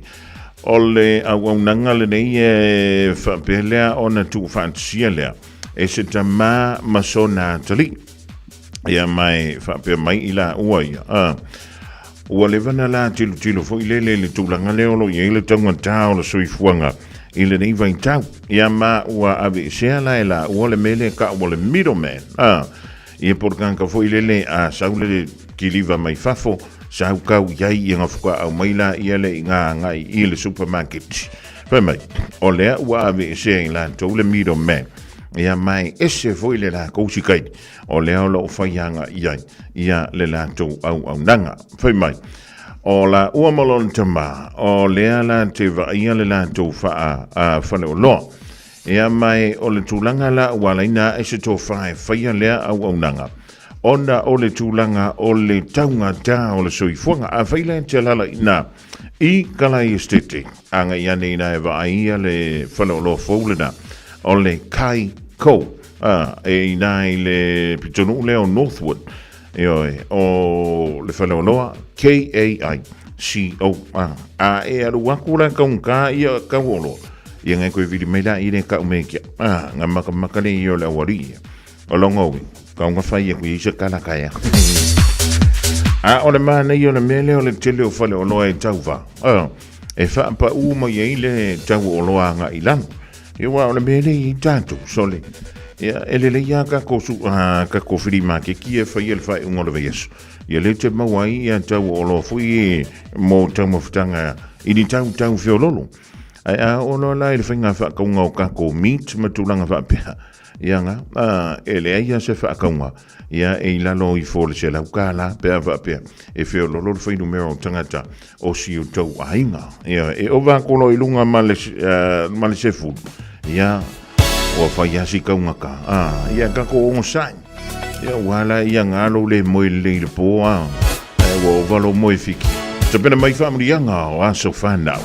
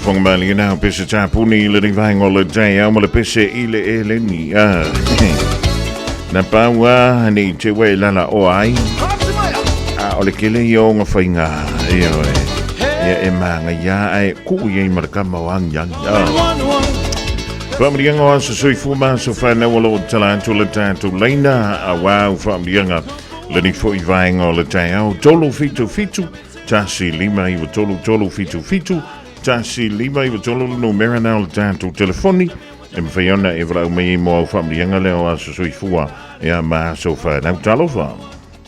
Oi, ia, o aurui lewa noa. Ia, maua lewa noa. Pamalo sui fua sui manu i lau. Malu ia hoi le tausanga fau.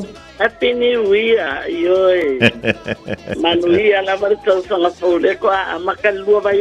Ia, ioi, wa mai el tinamala inga. Ia lo manuia fa sai ia le li. Ia le ia mau le no. Ia fa sai lava. Ia le la wai lunga le laina. Ia. Fa sai le lava. Se manu le Taeao mo lo wa no fa auro. Tai. Ia, mo mori atu ai alo whaanga. O si o fo i uso whaatawa i si o uso lo nā so whaifua le nei. Tua whai a sfuiva a mai se fo i me kala o e lava o le uso e tu atu pea i talo lo whianga iai mga ruenga i lea. Maso o malava. Le nei po i Taeao o whamangatu mai o lo ua whaifua le nei. Ia o lo whaanga mai a na lau. Ai mai se foi. Le tatou mafutanga lo no. Sale sa tele o salami pale a lili atoa. Ia o tatou na. Vi ia le atua. Lo wanga ngai ia i whamanu atu ia io. O mea uma foi o tonu ia sea. Ia whamanui lona suwasa whaia. O Yesu lava na whetalai o ia o leala leola. O le upumoni ma leola. Ia o le soifua lava e tuatu i lau. Ia te oe tuatu pea ni aso tele. Whaopopo e le tua. Lou soifua ia maua ni si aso tele o lo wono fitu. Tau sanga le neiwa e au lia. Ia whaafo e le inga e le atua. Whaamanuia le atua i lo aso soifua le nei aso. Me kala a mai se foi. Si pasi tongia i ma sina ma le ainga e le lope ave oile. Fale ainga ho ele mana ia nane i ata ua i alva i aspo. Sei maua tupe sei ne. Sei maua i kope i le avai aso. Aso malu. Ioi.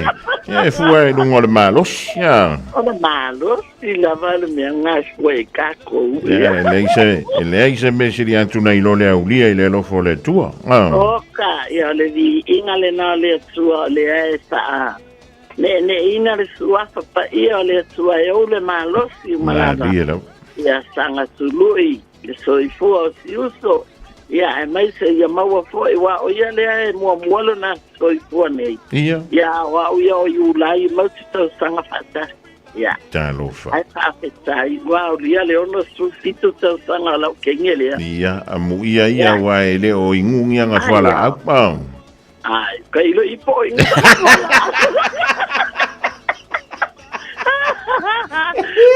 Moi le mana le toso le tato. Ma, lava. Ia, tato te malo lo ai. Ia, ai, ia mamao ni mala mani whainga tau ni tau sanga, ia. Ni lava. Ia po ile atua i lau sunga mani tula i mai le. Po ile Taeao, ia po i tiute amata ni tau sanga. Ia. Ile tato radio Samoa, whawhetai mo le avanoa. Tenga lo fantu mo ele tinama le ainga le divanga le Taeao whaamtu tele. Ia, mo whaamrianga talofa. Talofa lava. Ia. Tai lava. Maua le avanoa. Bua mo le avanoa, ia ai. O viliatu se ia o whamanuia i le aso whāna o se granddaughter leo. Abigail Stephen Papa Veloa, vau puni matangi. O le aso nei, Abigail. Wa atoa ia ile valu tau sanga o oe. Ia o le whautai siri i le atua o valu o tau sanga. O lo tau si pea le atua ia te oe, ma e ola malolo, ma e ola i se ola fiafia. O le talo ma ua nei o grandparents, ia maua pea lo fiafia, ma lo file mu, maua lo usta i o mātua. Au tu tā pena atu tōtio atu la atu nu ona onga luenga seuta ma. Abigail, remember what Nena said to you. You have to listen to your parents. E onesa ai oe mea umalawa e sai. Whaalongo ma e usta i whalei. Ona e teini lele ma e tupu ai. O e se teina iei whaamamianga. Ia alo whatfo ina iau siblings e o lo whapenanto mafuta. Abigail, happy birthday to you. Ke loe ke le mamalama i le ngangana lo te whaatuai. Ai whaamamalama le atua. Ai Abigail, we will see you tomorrow night lang o le whaia si pisi o au nei ngaluenga. Ai tā whailo ai Taeao. E sau lola ia i se i whiula i lau keke o lo aso whanau. O lo mole mai alo whaanga o lo Auntie Marianne matukitaua mo oe. O lo Uncle Kengi ma Yvonne.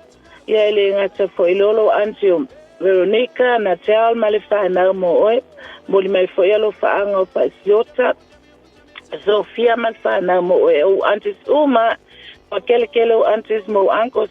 Papisoa lava alo whaanga mai lo great-grandmother o apiseka mile te waka mo oe Abigail. Ia ai sile alo whaanga mo maua te lo foi o ave oe o grandparents na o saia mamele. Ha foka i se fale ainga ia vi. Ia lava le tue mea malama. Ai olo moli ato lo whaanga o kire lia whatata nu mai lo anko lia. Lo moli ato na lo whaanga mo oe Abigail. Ai mai sei olo papa vau puni matangi maa ule nei olo nena va ai tino. Mo oe sia o granddaughter whaapere. We'll see you tomorrow or either sometimes today. Ia whaaftai tele lava poponga mua mo le avaloga e au mai pa manuia le tua. E tusa mua luenga le nei aso. Ia sui fuia ia le da. Olo yele tanto whamrianga mo Lenisia, Rowana, Jean, Vasilia, Madurewa, Glendon. Ia male o vai Samoa. Ole sola so valu nei Januari anto yelo se fulu male iwa tausanga fa taile tua I nei tausanga I tele. Ua fa popo mo oe ia lo fale tua matoi foa I nisi tausanga stele ia mo oe teine le leima ustai isi o tina ia lo samara o tongane ia PJ ma Andrew. Ma tu lo tele mo oe alofanga vantu ya Uncle Jerome, Uncle Charlie ya ai fa silsilea alofanga mai ya Uncle Tony Vasili alofanga ia mo voli mai Hastings yo pe mai o se teimi o se aso e tau no mai ai ia le kiliva o lautanga apu ma lautanga moli ma lautanga pea ai va ai le Western Union malau account ia nai tu mai e tonu ia lau se leni molo waso fan woka amu ia o eli rowa no ia le nga o le ia malesi fa amrianga le o le aso fan o le aso fan waso fan fa amrianga o le aso fan o a fuatanga le pai ia male fitolenga ia participa finau a fuatanga le pai fasto taima manu le leua ia manu rewa I New Zealand le soe a to ele ono sfulu tausanga o lapitanga ai lima sfulu valu tausanga o tu ngaiolo anga sepa ya manu ia tele lua so soifua I le so mai lua ainga umalawa I Samoa Australia ia mani usila nei ia maua peni si aso se tele ia tātou te mafutai ia ai malo whawhetai mo whamurianga o tau umalawa le whamanatu I le so o tau aso whana ia manu ia tele o tau aso soifua ia maua foi ni si aso se tele whapenei tātou te mafutai a kele kufa mai a kele longo mai a le ai ia ko whasoifua pai pai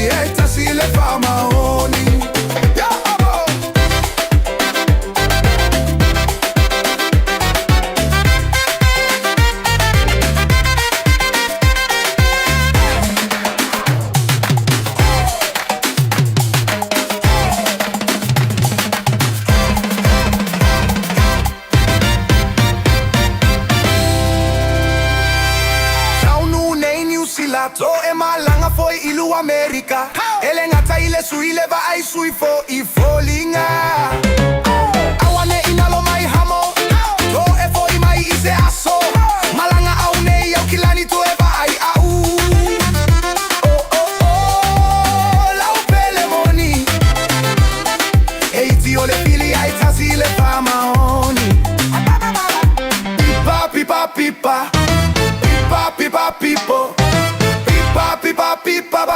pa. Pipa, pipa, pipa, zoom, zoom, pa, pipa, pipa, zoom, pipa, pipa, pipa, pa, pipa, pa. Oh, oh, oh, la upele moni. Eiti ole fili ai tasi le fama oni.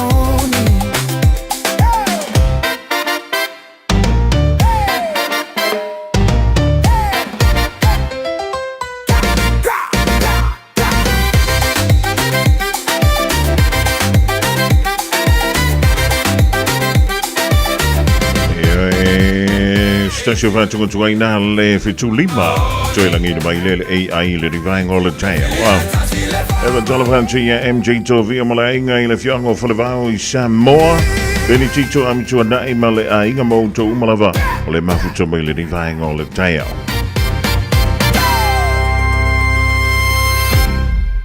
Talofa Samoa. E mawhagirap so sonia tu Dr. Chen I ngasinga se ole mai soka, toto maulunga, ti ngale tino, whapauī no pauna, mai sela, mangeso malikanesa. Maule tie whamamai lo puta, mali paste, mo nifo tinga, mal whamanongi no lo fufonga. Whapea products, po o loha so sonia whaalam mole ma dark spots o fulinga. Ua tele ungali ua mawala to pepe o nar so soani a Dr. Chen. Ala au noi le lua fituano tolu fitu fitu, lua fituano tolu fitu fitu, pea fiuane I le lua ono, Great South Road I Otahuhu. Ole lava vai le whanau nu whawhale le taimi o tuwa. Mana mia se no fuanga I Fiafia I le ainga ato. Ta pena re ainga ato, mo se ta whaonga matau tia I le Crystal Mountain, o matala nei le Mystery Mountain. Ola o tele ta alunga ese mo le whanau, tanga I male ofo I le Dinosaur Gully. Tia I le Express Train, ma matamata I le Animal Park. Ma sa wane le Speed Gonzales Roller Coaster, ma awane ingalo le Crystal Mine Museum. Ma te mo fiele aso mo le ainga ato. Le Crystal Mountain, Valusfulu, Candia Road, Swanson, Okilani. PSIasi I le crystalmountain.co.nz. Maruila to sanga fo Samoa. E Fiafia in toi whai loan tu o lewa toi amatalia le stala mo le tanto wa onga tu spaia le Auckland Pacific Bible College mo le dei tau sanga. Talia so se tasi se fuluvalu tau sanga nga ilunga so se ekalesia e ta tala le avanoa e ta pena I lo soifua a wale fo launga I le dei tau sanga. To atusi tolu 7 Avenue I Papa Toi Toi. Morisi fam talanga wala au le olua tasi o lua lima tolu ono tolu lima vanu. Olua tasi o lua lima tolu ono tolu lima valu. Poi loe mawhai ona whaongara o Q7 e whai ma te pause moro whare mōmua. A whai fwoi e Yeso mō kesi e mawhai ona tato susuina o nisi a wala I whare tupe sese a tonu e whetau I tūlanga o roolanga timinei. On mata o unanga I Supreme Mortgages, mato te fisosoani e sue se tali mo first home buyers and refinances. Walau mai au Sam I le orua tasi o varutasi toruiva varutasi pe emaili mai I a sam@suprememortgages.co.nz. Ta lofa lava, o le siu fofonga le nei o Samoa, le Radio Samoa. So e whaatalawan tula ni vaenga le Taeao ina ua joy se fulu ma le whamiri uto na tāle o leitu la e valu tali aia tātou talama mai Samoa. Tupira mai ele fionga I le aloli yangal malamana au tanga vaia tipi au tanga vaia. O se tue vainga nei lunga o tātou o la tele I le divaenga o le Taeao langa iatu o le pa ia male mano le turu I ngā ruenga tute ma whaiva lo filima o le ni fo I aso tofi. E lunga o le Southern Motorway mai au ki lani sauten nei anga iatu tai o I le city o le makwaso longa le leila vau an tātou whemalanga inga le ni fo I vaenga o le Taeao sole. Lo se fulu ma le fitu minute e te malanga antua iau ki lani nei mo le city whaasolo antuai I Albany mo manukau I lunga o le State Highway 1 e luas fulu ma le ono minute so le makawa o la isi au le li koe mangai o le aluantu e manukau nei mo au ki lani sisifo e oso tu I le State Highway 20 I le teimi nei luas fulu wha minute te ada tu mo manukau I le wala lau le tasi e na o le luas fulu ma le ono minute o langa iantu le malai wa le le teimi nei o le la vai so longa le ia whemalanga inga Manukau nga ile malaiva lele sul tolu minute malaiva lele mo manukau nei e na o se fulu male fa minute maratua e te oti le sao nga le mu I lau whaau tauta. Ia, malatua. Whai bāri alo sa whiunai tū te malanga. Ia, malatua ina malelo matua. I oe Michelle Whana. Vai a neola tū fusi pa u wha male mole. Italia sia opo le mafuta mai Amerika I le neia salulu. Ia, wha mai tue kuanta ile se folo maletasi ile Taeao. Radio Samoa. Taslima Ivatolu. Amo.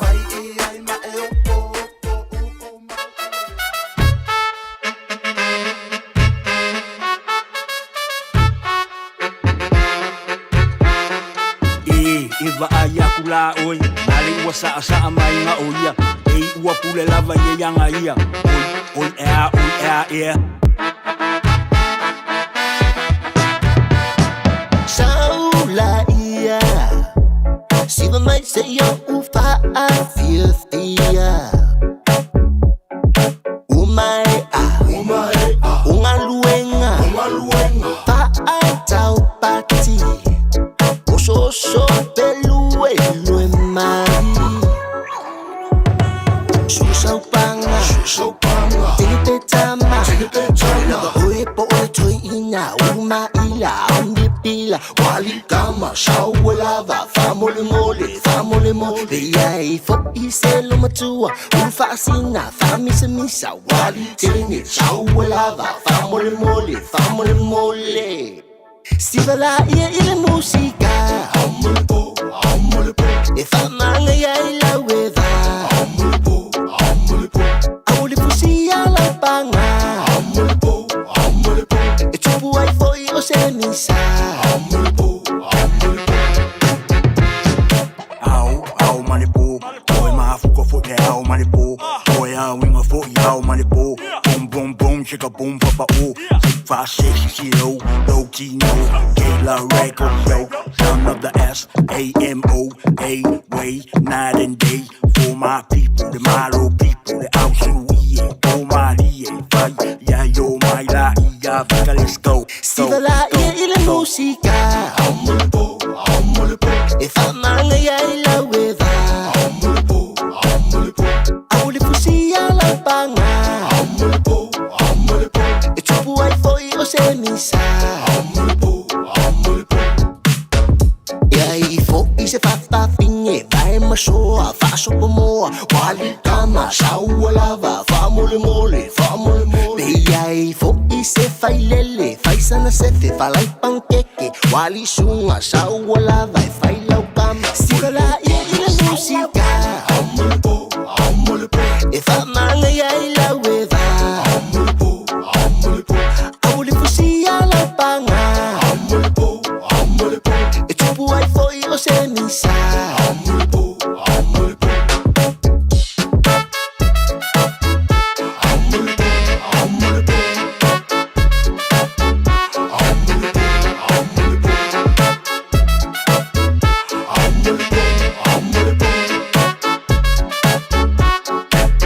Sivala ia ile musika. If I'm manga ya ila weda. Awuli fusi ya la panga. Etupu ai foi o se misa.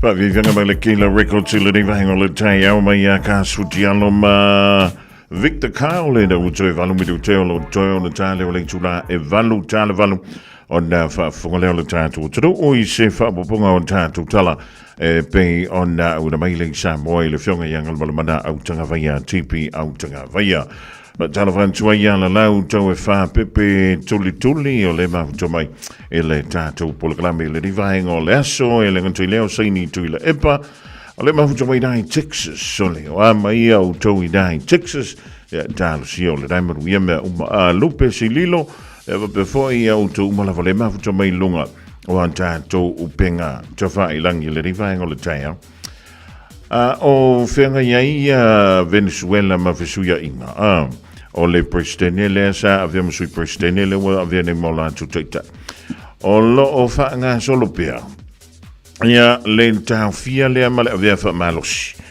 O va asua uolo o masalomia malanga mai I Venezuela nga yantu I Amerika le military ya Amerika. E lua ni va asua o lea sa fa pele o na tau fiape avea fa malos. E le Navy ya Amerika e nisi nei o sfainga. E pe ona po ina mai nei va mai le tu I matu o le Atlantic. Ya anto ai ma le Caribbean. O le lipotile pe ona ta o mai le stofi. Ea e whampelea o lo a wina tuaiswa ue fia whaantu watu. E le tu I saute o Amerika ia po South America e pe o na whaai lo mai I se whaamatalanga I le teimi nei. Ea e le o ilo tonu pe taifia ia sua ue iei tono ne ia va sua. O le whai mai. I le vaha o le tolu se fulu.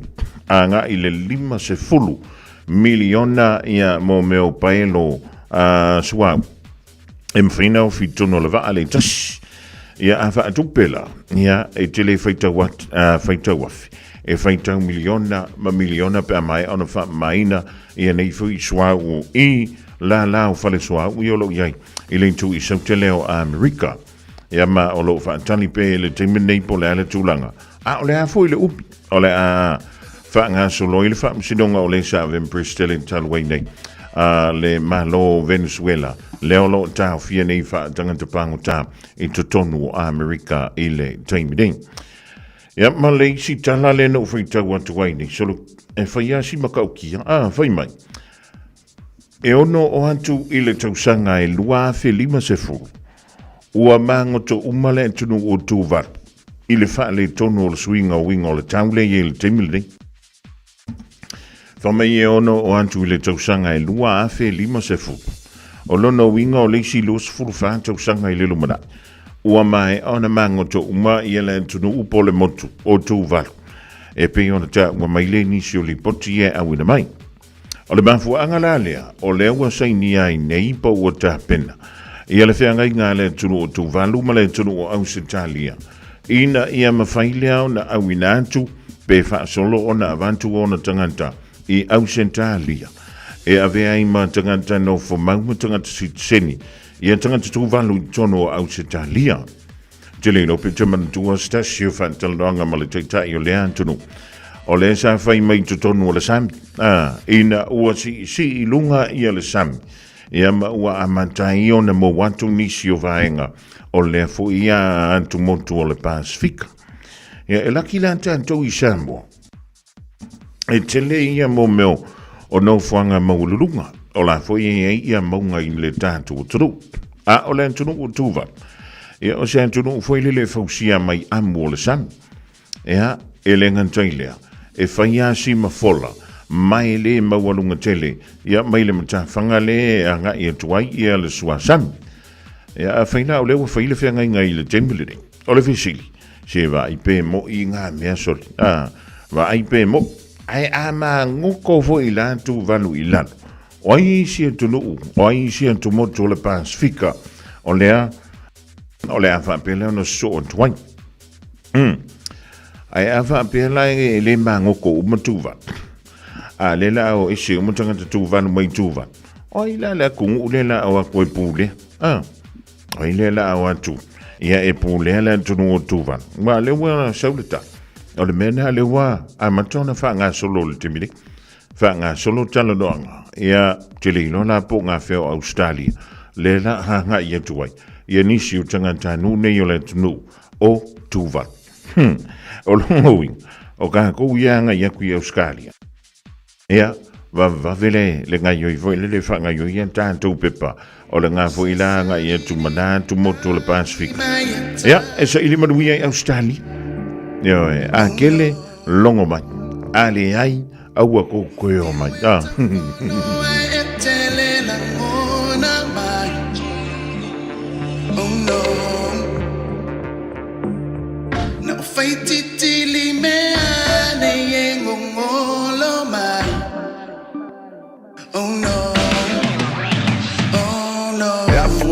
longa me sa o falongo ai.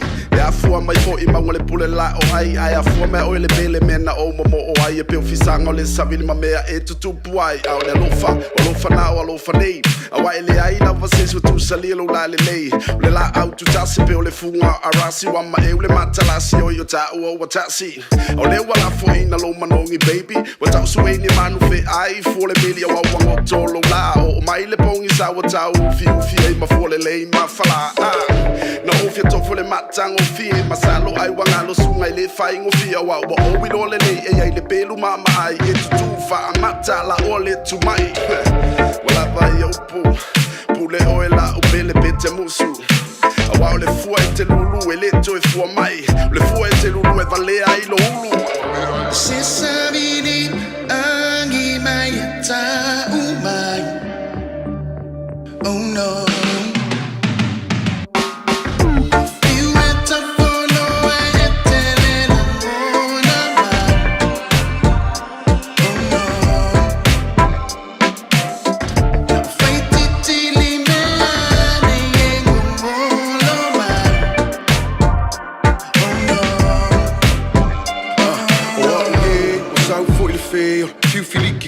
Se he de bosse te, nga o le kufisili o le mafau pi ia mau ki a oe pou ke wha a kau o mo o mia se fuala au o mai kalamanga se walu se ko ai mangaku whainga kawa e alu ai ku mai o au o umi o le miki le mawhai o ngā whawhangu ka ika wawa lea fia maua o se ea fia maua se suinga o lea lofa wha a pea o lo au le lei ua a lea mamika mikanga pei o se moli ua susulu mai le ava se wha fea o mai o oe le pele pela pe masele vai kikiri mahava kafi e se ai umaleanga e ku mangile lei kalela wasi sila ile kele o mase lilo ile langi mo se fe sosoangi e maua mai le kali pe ai afu ma e kangi le ei se fai ka o nga fa mala ma fai mai ti o lofa ngei o lofa nga aya se sabini angi mai ta umai. Oh no.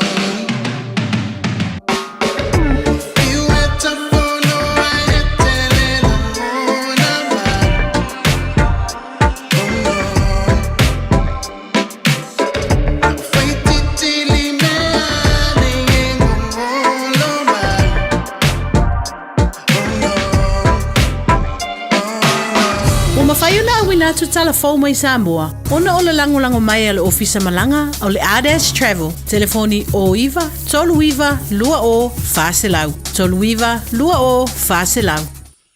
O te whatalofo lo tātou o tino o whaeloa I fōi le nei so fōu. Si mai ale whafonga tala taulo ngolongo, mai lo tātou o tino. E ui o lo tālia nei ele whaipule o vai maunga lua le teimio o atuai. Le wha maoninga tusia o luna le toe a vea matai tai fono o le komiti. O le fono wha vai alo nei tū malo o wanga luenga o le ati nae. O nuu mafio anga o vai maunga lua I le polo keti o le miliona. Ai o lewa wha alia le tofi o le tū malo le tō whale na tae Victor Tamapua. E le eise isi mea na te mawhai. O no lewa wha ailo le fina ngalo le pāle mia. Wana o le tō lua sui whai pule o le wha awhare tui o le lātou pāti wha upu whai. E pui puia ia te tau o tangata ua whiriwhiria I to whinga te te whono. O lea songa fua a sau e toi amatai ngā rue ngā whono whaavai uma, o I tū malo whaapalo te limas futasi. Mo o whaailoa le sui whaipule o vai maunga lua, o le a whaatino o na tiute o le whaipule e lango I ngā rue ngā uma, o le ati nae o lona I tū malo.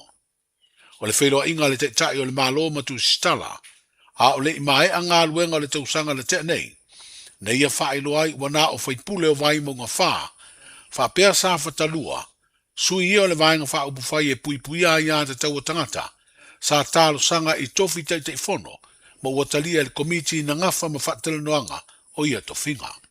I le talanoanga ma le tō whale na tae Victor Tamapua I le solulu le nei vai aso, na ia whaelo ai, e alofa I whaipule o le lātou pāti o le teimi mua le nei, wa pale atuai I tofi o lātou I tū malo, ono le ale maua le awanoa se e iai, I to whinga te te whono. Ai mo ia, o lana whaafitai, ono lea na ia te tai le polo keti le malo I le paya inga taruai le pāle mene, lea na amata whaatino ai le whaamatu watu, o le tai miliona tā la mō ngā ruenga o le ati nae, o I tū malo whaapalota uma o le tātou o tano. Whaalia le sui whaipule, sa tālo sanga le tofinga te whono, mai to tolu sui o le komiti, na whaia le whaatele noanga po le interview. O le wau mai se tūlanga whala wa i tele se fina ngalo le mtanga aluenga o leo, whale pui ma le toi fuata ina ua wha ilo ai, e tā ua i lana au aunanga le wha ilo au wha mtalanga uma o tangata, i la tau e molia i soli tū la whono tau i whala au wha saina.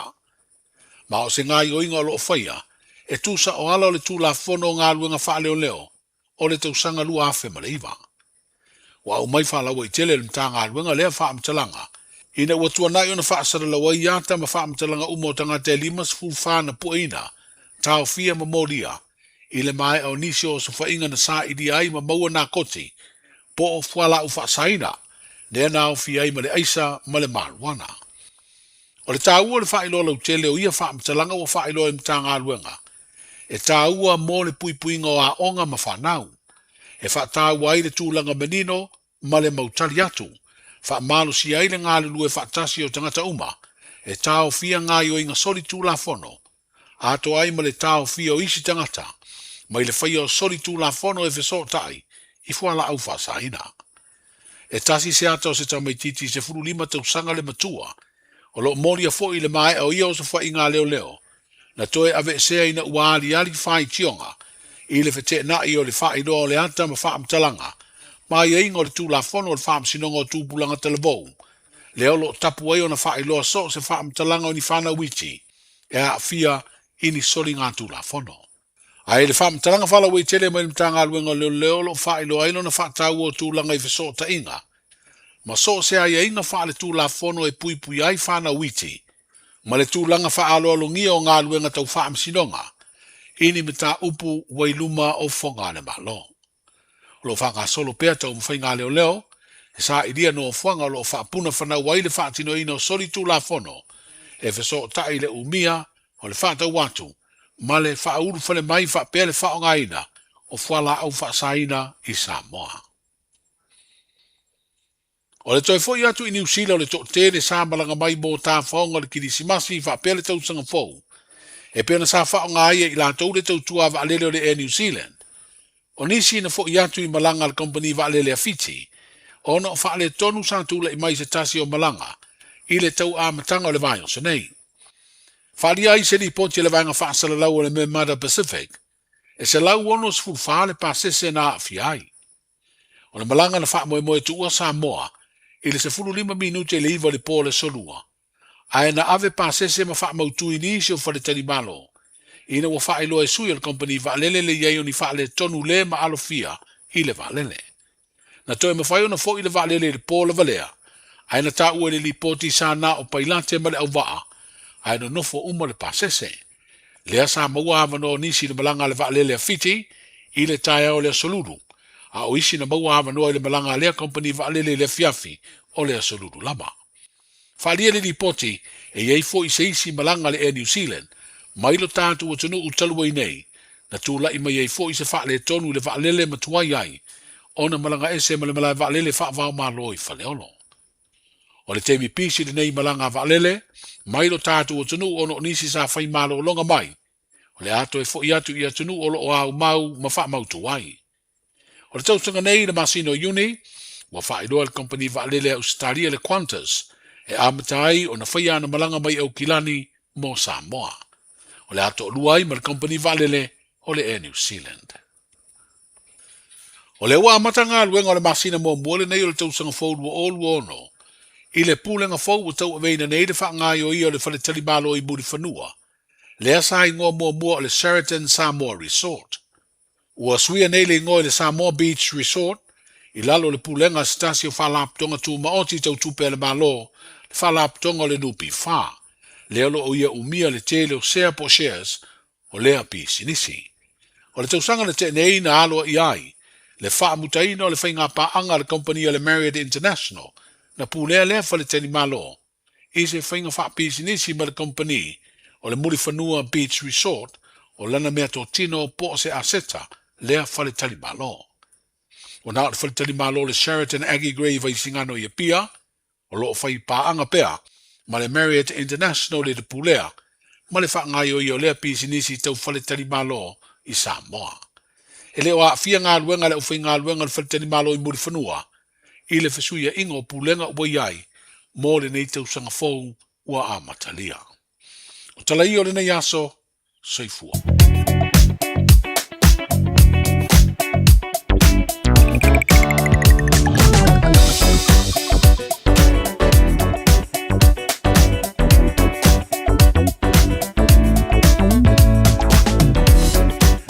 Mola tulanga fa tai le fiunga yanga le banda au tanga vaya GP au tanga vaya. E mo tanto tala mai Samoa pe ona e fa funga tu yai. Le diva inga ole Taeao. Au se tue va ngani lunga tanto wala te tele pe ona ura mai le official femalanga inga. Ya wala vaya le sila Fiafia le pa ia mala malu le tudo le tulanga. E pe ona yai lunga o tanto motorways i le rivaenga o le Taeao.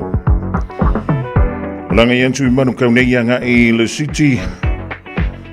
Whaasalon tui tai oi no shoai nai Albany tolu se fulu minu tele wa yai le traffic i le teimi nei. Ia po le o lau malanga. O le angai mai i Albany mo manu kaunei e lua se fulu maleono minute. Alawantu mai manukau whaasolo tuai i le State Highway 20. Lua se fulu ma le whaminute mai manukau i Tara 2. Tara 2 mo manukau nei lua se fulu ma le ono minute o langa iantu i le malaewa alele. E ha o le halawelo o solonga le lian tātou whemalanga inga i le ringfo i vaenga o le Taeao. Mana tuai te oti le saunga le mui lau whautauta. Vai ane fuspa o lau pasese ai maise le whanau. Ia pe a wheo na wata wō e a mata whainga whātaunga o le nei fo i vaiaso.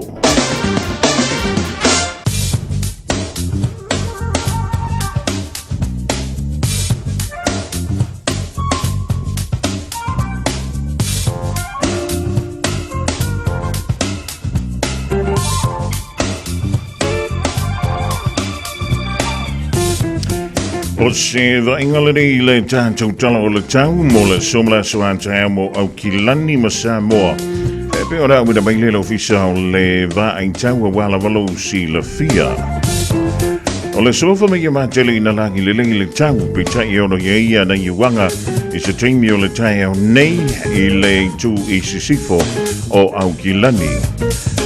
E se mai le dao le angi mai savili mai le tu i saute i sisifo.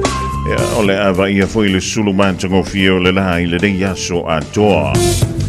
O le mawhanawhana mo au kilani lus fulma le tolu tikeri. O lona Malu i le poa na nis fulma le valu tikeri.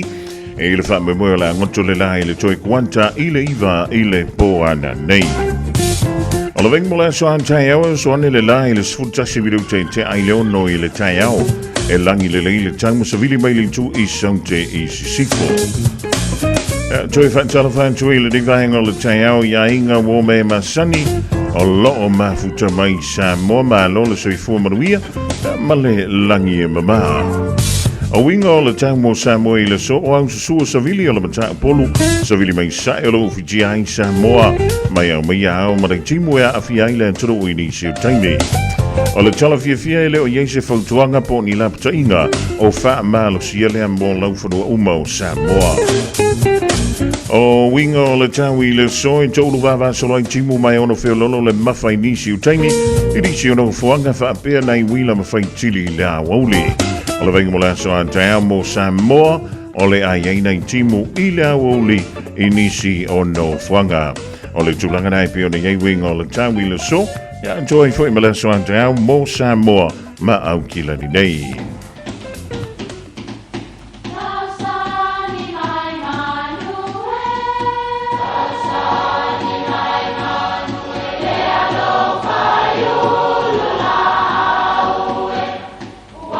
E o whanga manu i ululu o la au, awa e whawhanga i funga o la au. A o le tangata, e whawhanga i upu matala. O le mawhileo o alanga upu mamuanga ngana Samoa maona whaapongai, e a fua i lona sio mianga. O lona lea sao i le whaatufunganga o le iloa whaale aso, mai le tautua se ia o ina pule. O alanga upu mamuanga ngana, ua lantou mamanuina le tō whamanino a Samoa, mana tua fo'i, e tāo fitau muli le atunu. Sa tantou wheiloa i ulutila maulu la. A o lea ua tantou wheiloa i le avatuli ma le ava fatafata.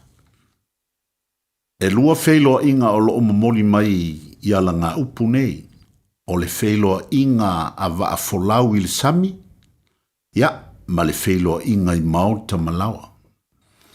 I lunga le vasa, e i loa mamao antu lava, e le isi ali i waa, le isi waa, pe a ali mai ulutila maulula. A mana o fo ila e wheiloa ai, ia ona whaatau matau atu lea, o le isi ali i waa pe a whelanta i waa, ia ona la fuantu leo le a ao ma wheiloa i fo. A wheiloa i la ali i waa nei e lua, ona whaapea leo a la upu. Pangalea santanto wheiloa i ulutila maulula, ia ai vi ia le li o le nei ua tanto wheiloa i le avatuli ma le ava fatafata. A o lupe sa vau ese a o le nei ua fui fatasi. Whawhitai a wā santanto wheiloa i ulutila maulula, a o le nei ua avatuli ma le ava fatafata, ia manuia lau whasausaunga Samoa. Tasilima i Vatolu Amo Radio Samoa.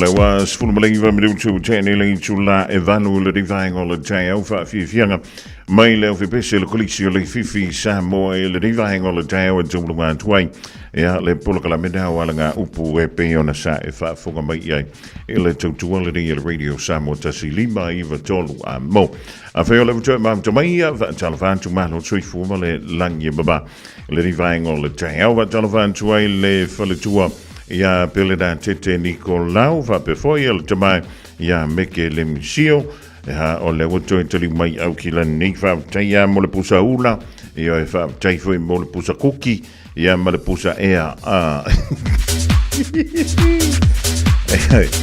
ia le da wole toi tongo vieta wo lo ali Australia ia e pe ano tala no an foi le sonna le ia la fa so e nei New Zealand a fio nei te fu foi le jalu Australia e ke su e mangui ai ke le o alu foi le e te sa ili manuia wai se bianga e lua o le su e mangui o le konfiki ai o le sa ilinga manuia o lo wan tu le su e sa ngal wenga fa mau tu mo moi oe ko kas ai ne va pe o ki ai uma me uma ngei ya en tau fa yo mai o o le me mali ai le mele e ma kwa suti su mali e pineapple la voi lele ia le ma futanga a inga ma fainga wo i New Zealand ma Australia e a fila o le fa mai che o mai ka ko ngofo e va tu la tala mo ia toi e ma nei ai le vai so mo bua wala fu ka filo ia o le fainga o kala i le aso mo mua so longa lua e o mai fonga le vai aso wa ma kan ko ili piki as i kala o le aso mo mua le no filo ia a luan tu lo la mala vien solo na lua ya wa makalo foi le lenga kau fa so mali se lengi lenga ya ya ole tau fa ta wa tu mo le sia so tu tong e si a inga le wa ke ya wa e a fe koifu ma fa ku mo ile la ko fa ya a fa pela to lu to fa u to le no an tu fa popo e mala a inga to li ba pe to no la yo wa ke ya wa ko se furu e nga mala a inga ya ma tu ala le fa so le sa ya isa la va man tu toi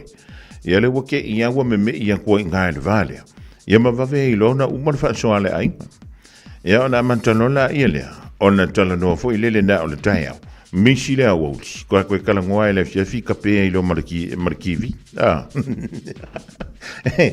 e va penga uma anta to io a va pe fo o le tanganta na wan to no fo ile o fale ile lua pe ko lu vai aso e o i fo le vai aso lo na lua ia wa uma kala wa a makanga unga kar kala ngoa wa a matana pe foi lele ia wa isha la fa longo ia mai la ngona foi tino le tanganta na ia fe tu dai lo mo to polo la ia wa isha foi ia le fa longa o le fa longona e pe ona ia ile va inga folinga o le winga la o le tala a foi ona te fia lui Australia alu mua le tanganta to tas alu sa ili se ngal wenga fa mau ku le o wa a maua nga wenga wa maua lo tongi maua lo tongi ona mfaile on tilo i se ta valentine way te fanga wenga ya vivo la ai ngai o na yo fo mai le ta vale so le oka ka lia marfa fuka ile nga ka vale ya wa la ki ka ko ni ka ko le mfai ko lu ma singa le stala il ta vale onno masina iva masina e pe tau sanga anto Australia ia ka ki whaanonga kuar ko mumol vanga la whama. So ni le la va kongi le skala e kausanga a koa e a whi mongu. Ia la ngai mau lunga li ia Rachel Tautongi li nai Australia. O le winga la whaamutalang. A waka ko ke ngau ke le fo iai. A whaia e ke lo wha soa los fuka la ingi. Ia ke ala kuvoio. Ele le ia lau wha soa.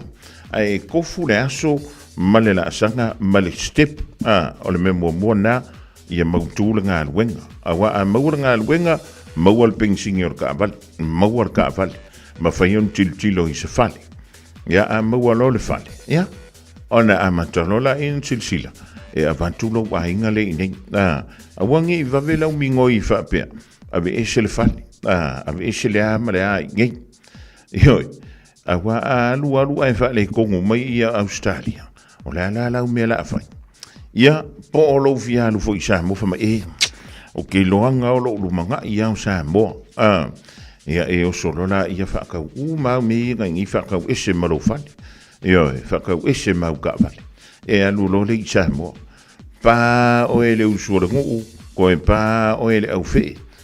Koe pa o e le vevela o Samoa. Ke ia no whapeangi kongoro kolu masinga. Sole, o koe fiadu New Zealand. Ia rau bau malau se lengi renga whakau. Le whakau wai rengi maranga. O le ala le meo le koe fo i mai iai. Ia le o le tā pena luma mau sila mamau i le anga i luma. Awangi ngā kalau sila ngā o ngā ngei po o kahe au. Ia e sila mamau le anga i luma. O i nā tātou te maua i le o la file mo. Ia ma le o la fiafia. Ia wa tangwa tāmea uma i le nei vaita. Ia mai le kakau anga wha mui le si lesi. O ngiu sila ba auskari ma kungo i fafu. E halu warka ka Yesu e lona manuia. E le se mea ka o se ola wha moi. Io e ngā paula wha moi ngā tātou wha moi le ali. Ai a whai o ngā Yesu si o ngā ngofo fua e ngā lau whare. E leo alu e whai ngā ruenga. Wa ai le pusa meti. Wha singo iei. Wa ai male a walanga i ruma whai ei. Alu kūkū yo. A ka anor whanga e koi saure kongon whare. Lo nu ue Samoa e wai la le vasa. La lei, oe inu o le vasa.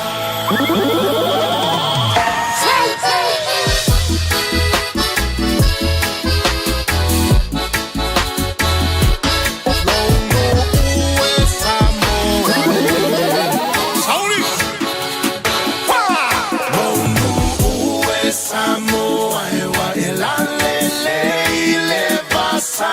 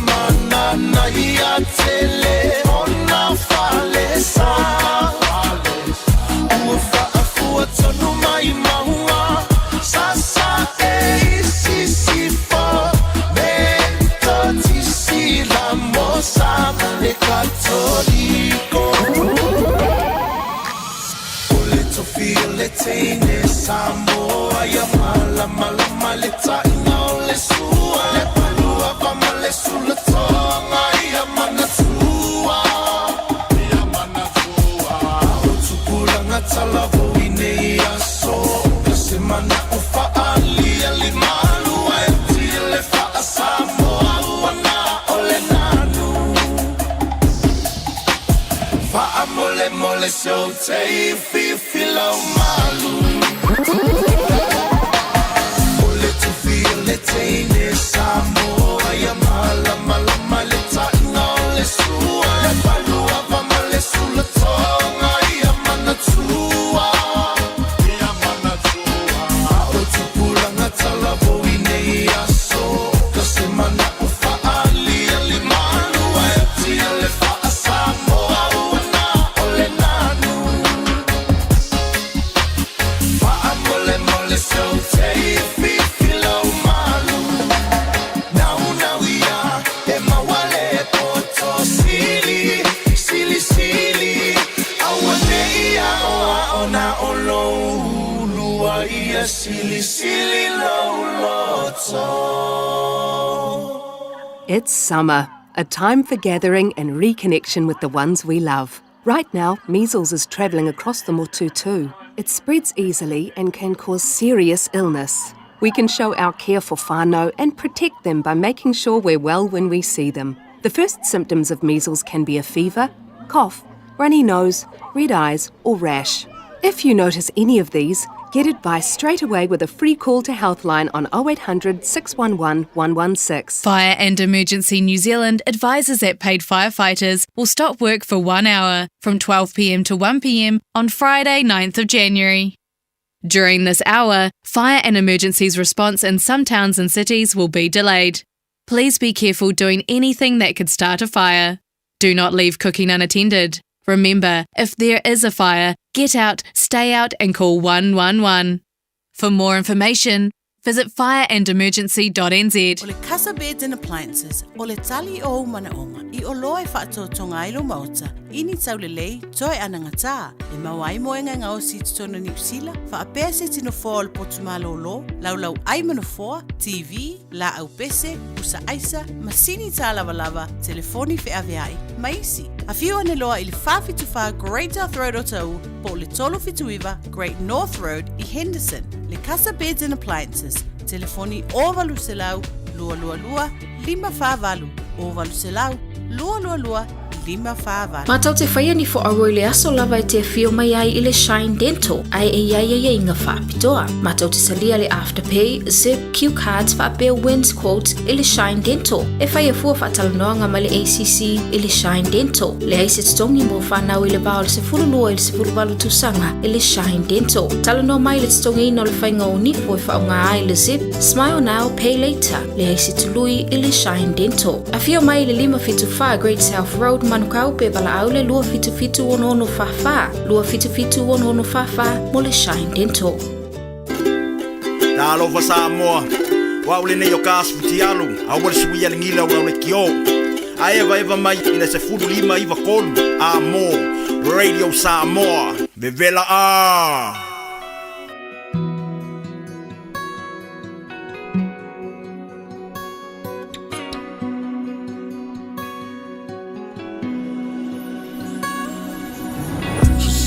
Maya ole masina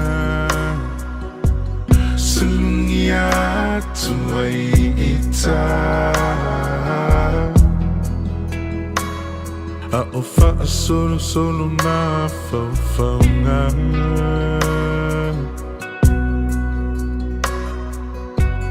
Fe pula fi mai fitu ole lang Angi malu mai le matangi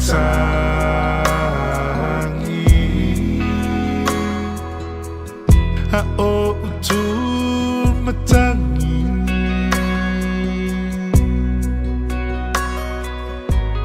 La upenina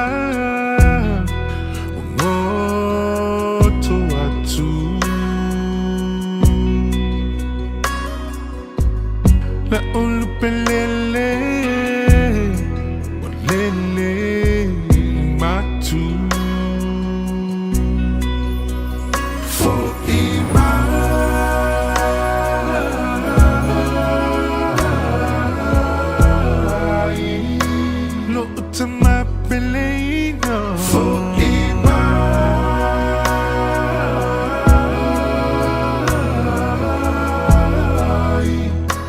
Toi fieva ai a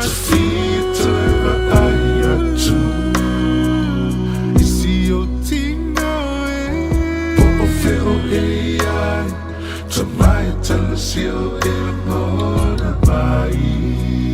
Te feeling in the lonely away. Popo feel AI.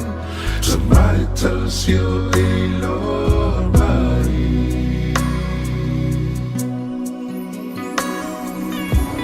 Put him in the tour along my side. Be out in my little Fiafia.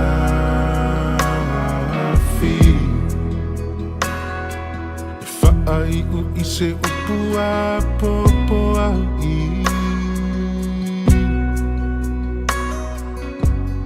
It's if I my lover alofa. Alofa to so sexy.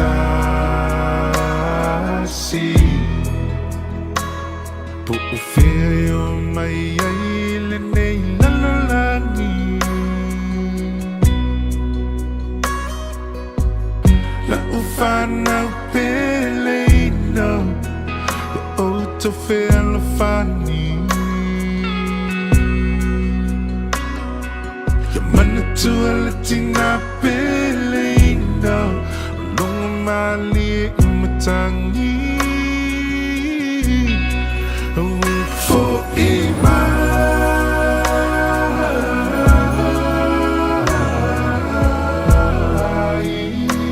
no utama pelino. For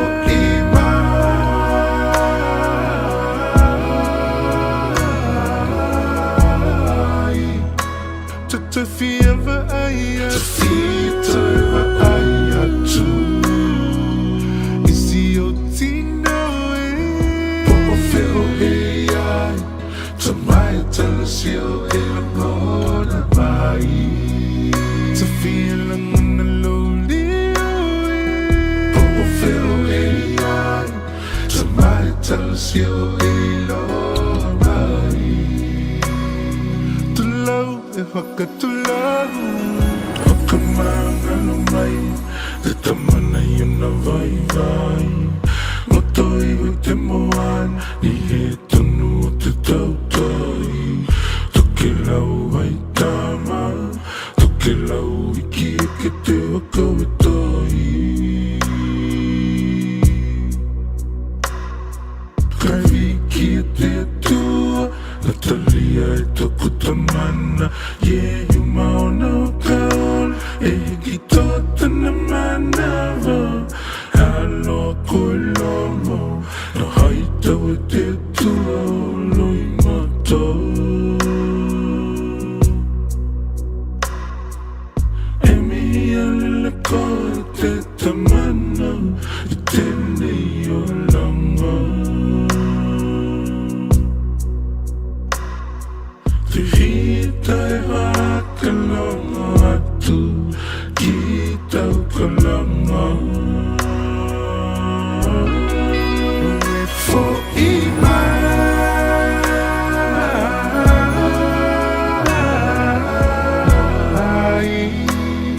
to my feeling. For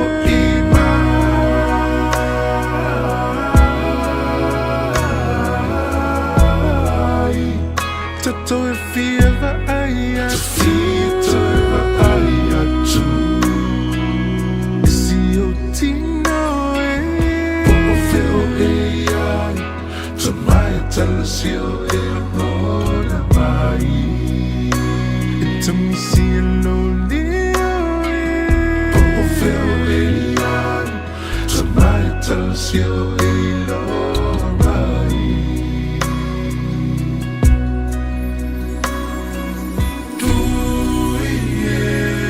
Te takua kakau.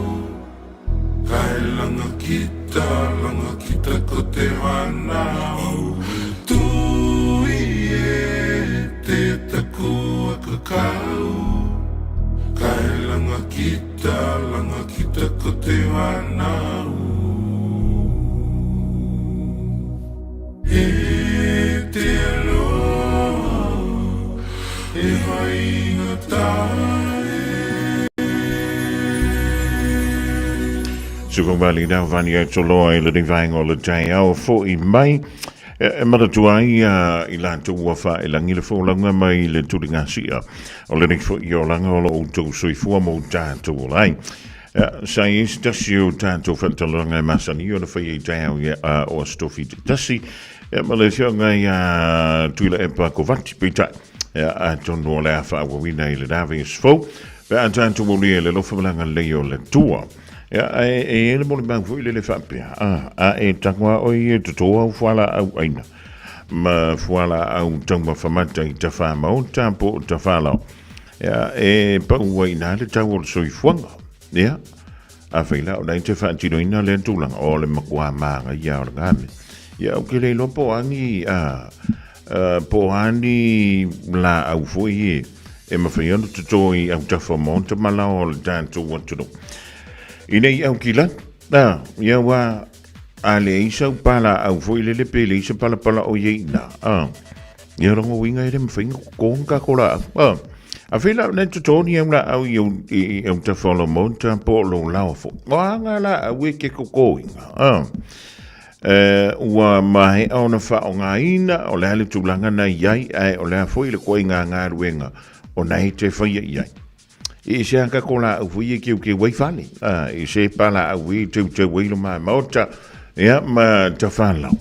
Ai a fui o nei ola ni au spring onion po o nisi o whala au taumawhamata. Ia o ala ngā me ke pisi ai. E wha aluai le taimi o lau Taeao. Ia le taimi o lau aso.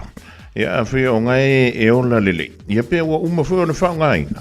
O nei wala umeile le tānturu mera. Ka umeipe whaafenga koko. Ia e whape whea o na tausia o le ala ngā ruenga kele ngai whai iai. Ia pe ngā o le kua le parapala ia o ngā o la leo la kouia. E tante le ilo na o Samoa le tante manatua. Ia wai ia nei ele fo i au tawha monta malao. E mwhai o na whai ele to ngā pi. E mwhai o na whai ele to ngā kukama. E mwhai o na whai ele to ngā kāpisi. O le filia la o mea tuto I Samoa. O mo meo o manulele. Ia malaka ko lafu moa fuilele. Ia wa aka aloi kamanga I le whainga o whala au ia, whala au aina, whala au taumawhamata. Ia ele umia ele eima se mea ola. Au tāntula ia tunu neifafu. Ia ukele ilo ia ke oepo le ale whainga ngai whai ia o e mea tuto. Ia pe o le koko umaka ko wafoi. A tāntula au. I o le meo le pack and save ma o le countdown ma ngai le super value ma le fresh choice. Pack way for. We got light reds in the building. 6, 5, 1. Wait now, bada boom, bada bing. That stories of tone commentator. Too good, no control. I'm a simulator. 651 lion, this collaborator. Someone left hook, coming to my data. Eastside P-Town, 5024 click. Creekside, shout out to my brotherhood. I'm homesick, but you know this. You got me singing la la la ta ta la la la.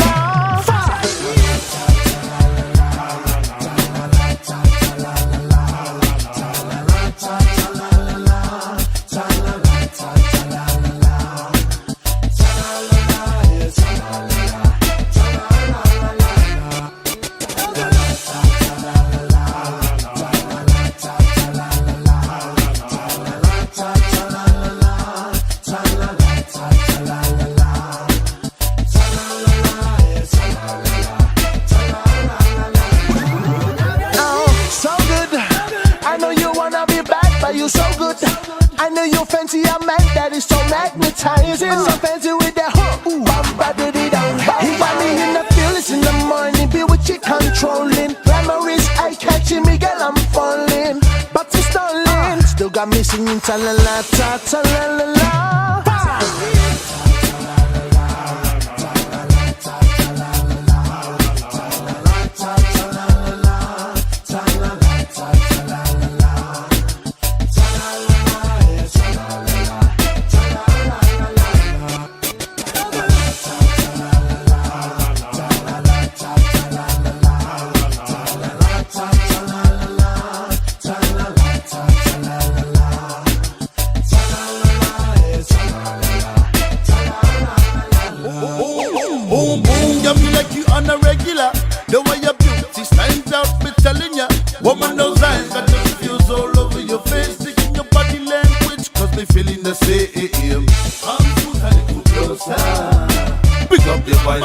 Put out the fires, getting hotter up in here. We can't cooperate. Come on, you can't disappear. No, nobody's in the chance. Get it right, cause you are mine. One and only one in the area. Where no lion, watch it.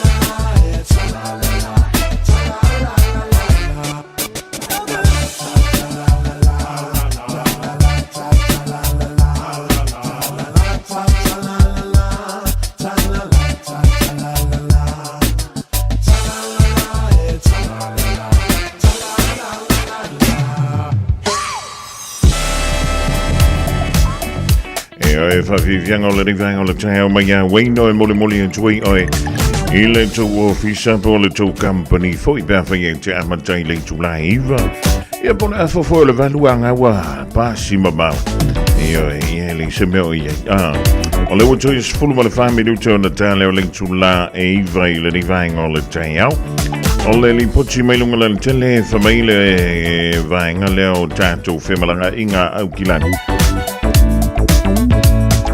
Lo soronga le leipea tātou whemalanga inga I lungo tātou motorways le ni vaenga o le Taeao le aluan tua ia mai manukau e anga iantu tai o I Albany lungo le State Highway 1 e tolu se fulu minute tanga ia tuai mo manu mai manukau nei anga I Albany manukau los fulu male fitu minute manukau e oso antui nai tāta tu whangai le State Highway 20 Los fulu ma le wha minute, tāra tū mō manukau, e los e fulu ma le fitu minute.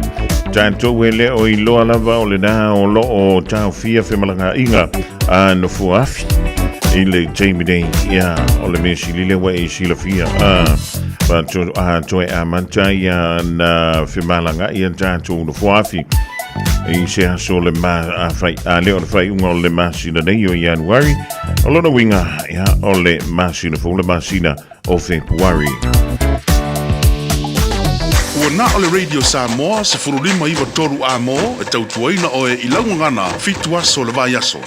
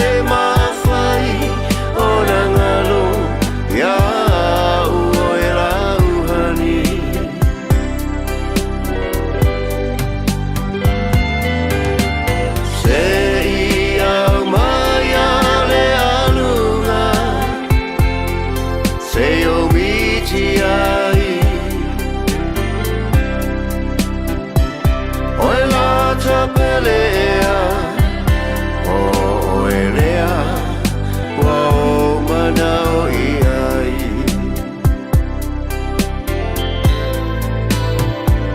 o la ta pelea o elea wa o manao iai Suvumali na petiki living vang all the time without to ono midu to na tale link to la Eva tale Eva without to tala Eva fnua lenga ngana peritani yema tala talonga wala vle long puiri o long to paia malo to malu tala sio le dawo to lu malo manuia fale fenga luenga yema danga fo yo lo ngal we lo to paia malo to malu pe fa yete amatani le Taeao afi tamatela woli Ja, fa bon pela oi moe ia moe oi sei malia la moi. Ja pe ko ili malomi nguke maka e ala ro ilunga ki sau. O sau no mai le i failo tusi. O stetto la malo o America le i o Marco Rubio. O me lo ile fu fuanga e la te fono. Ma nisio tangata o le malo o Denmark i le vai sa fou i le vai ai leona sa no le ni presidente o America ya Donald Trump e ia le fuanga le malo America la tote avea fa malo sien ia le tunu o Iceland le Greenland o le o pulea e le tunu o Denmark ia ma o se swinga le mai le sound le li president ina wa mai a leona ve sefa malo si le sa vem president o le tru o Venezuela i le dava ia so to le yantu le wa ye nei tonu o le malo America ia o le fina ngai pe o le fina me ile ia president o America fa pe e tau ona puipuia ia le tru o Iceland ia ona o lo ia ni fa mata mai le tunu o Saina Malusia i le antu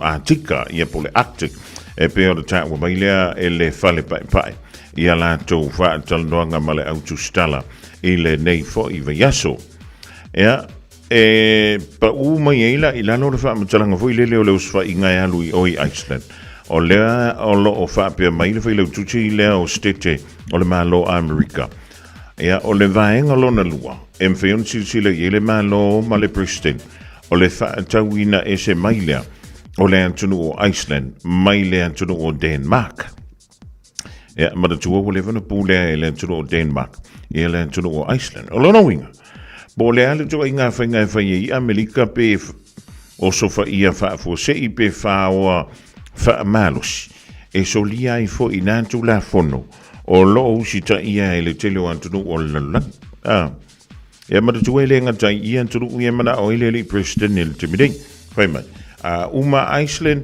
e mawhaiwhio on tilo ia Mexico e mawhaiwhio on sila i isi antunu o le fa me yolo o winantu fala au fa saina i tonu America ia waka le ilo ala wala po le alisa po fere mene fianga iai ia pe anga i sisifo pe anga i sasai ai o le mea ua mautino o le afa pe lea o ne yeini fa antala donga na i le vai sfo e le whailo tusilo stete o le malo America ia ma nisi o tangata o le malo o Denmark a wa fo i le pule ina lea o Iceland e peo de yaile ni vaita. Wako a makari le kau sangari a makai le pao. Ia ai on sai tanto weo e whainga luenga e kongi kako long swam moli.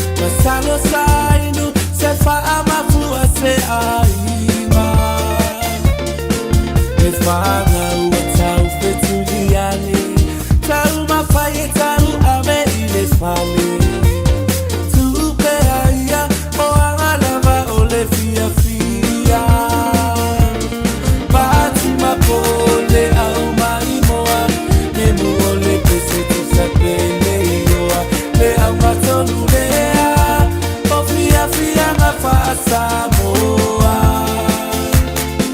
esili lava loufa amasani Fiafia ngaua masani ai te ono me ai le ai se fight yo mai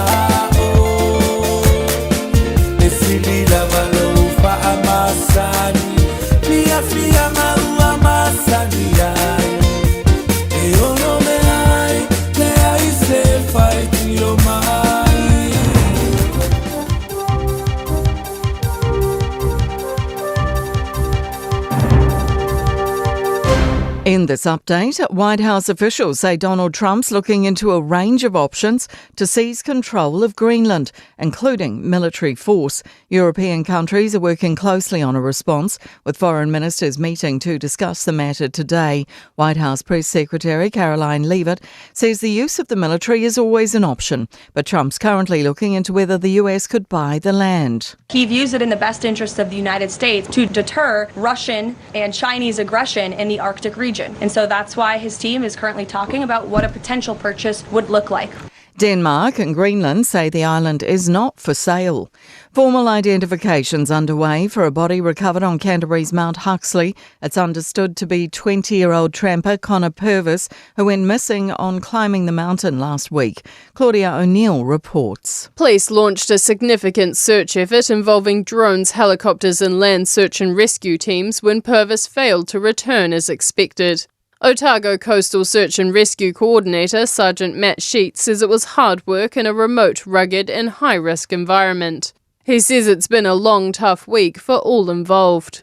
A warning for parents as some Nestlé baby formula products are being recalled due to possible toxins. NZ Food Safety is supporting the food manufacturer in its global recall of 5 batches of Alphamino infant formula for babies with milk allergies. There are concerns the product can cause severe vomiting or diarrhoea. Croatian tennis fans have been left stunned at the ASB Tennis Classic, needing to turn their national football shirts inside out to get in the door. Security staff stopped Josef Erzeg and his friend when they turned up to watch Croatian player Dono Vekic on Tuesday. They were told it's in response to the Bondi Beach massacre. Erzeg says other Croatians had the same issue and it's left a sour taste. There was a bit of tension because we were just flabbergasted to be confronted with this because we didn't see it anywhere. It wasn't advertised anywhere. That's news. In sport, Manchester United interim boss Darren Fletcher has revealed he called the club's greatest manager before agreeing to take on the role.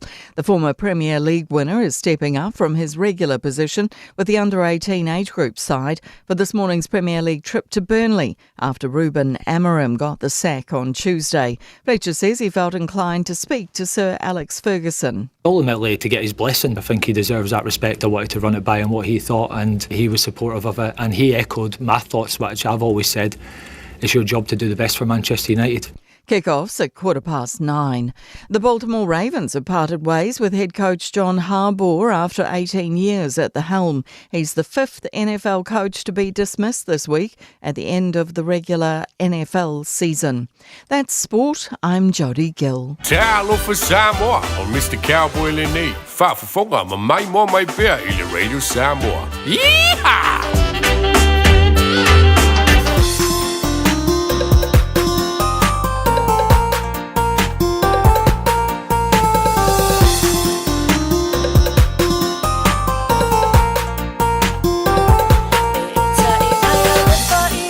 Samoa ai se iyo upese mawhaainoa.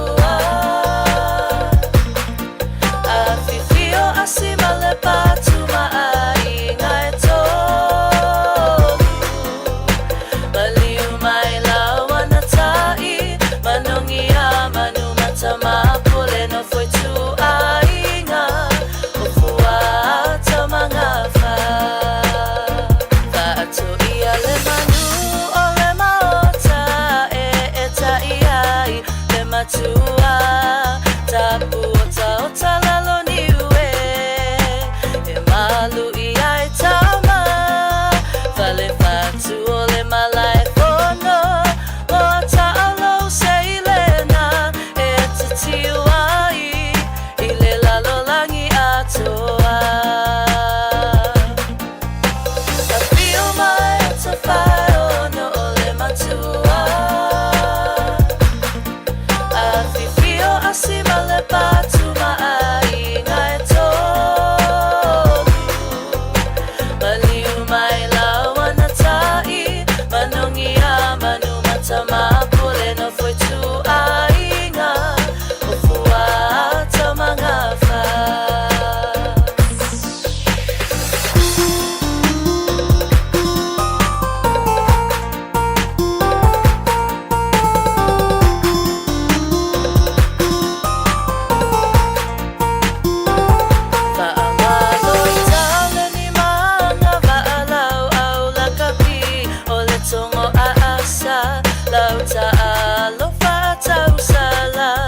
Tala no ai te ne matama tubu mai I Fiafianga no merita silau tupulanga mo taalo unu o tatiu ai ile nei vasa I feel my otafai no ole matua A Fiafia asima le batu mai ngai tolu Maliu mai lawana tai manongi a manu matama pule no foi tu ainga ofua tamangafa I feel my otofai no ole matua A Fiafia asima le batu mai ngai tolu Maliu mai lawana tai manongi a manu matama pule no foi tu ainga ofua tamangafa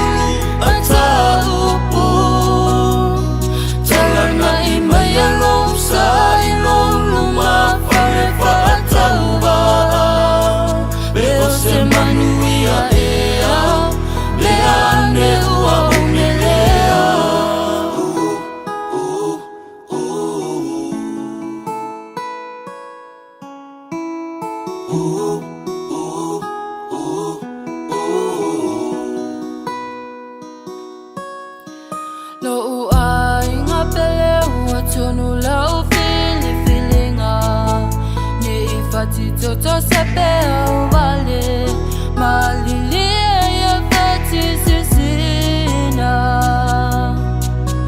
lo utau po fatau sala uai foilenga mapumaya ya ile natalanga manui ala tamafutanga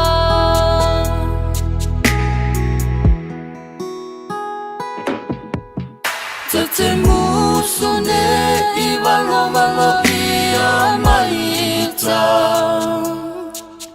le imo amolulu peniu pulu ata upu talana imaya losa inoluma fale fa atauba le ose manuia ea le ane ua umelea tete musone ivalo valo ia malita le imo amolulu peniu pulu ata upu talana imaya losa inoluma fale fa atauba le ose manuia ea le ane ua umelea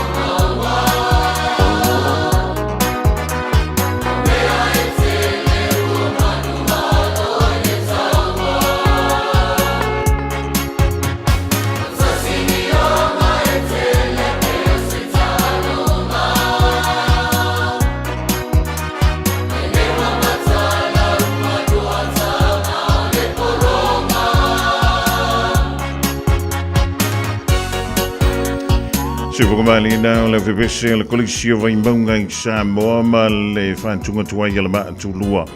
Ua whaingoi nā pese Fiafia nei ioi. E tau nei pese Fiafia pā whai o nei te manuia. Ia whiwa wale I se Malu o le Taeao pese Fiafia e wale pese leo tele. Pea whai te lua whiloa e te lua le I whiloa. Ia mal tama I tai nao kolki te le ni vaing o le Taeao. E whaatantala whonga e tulitanga tala mea nao le whiloa I makolkits. Ia e alui fo e whiloa I tangatana ia whea tulitou whali.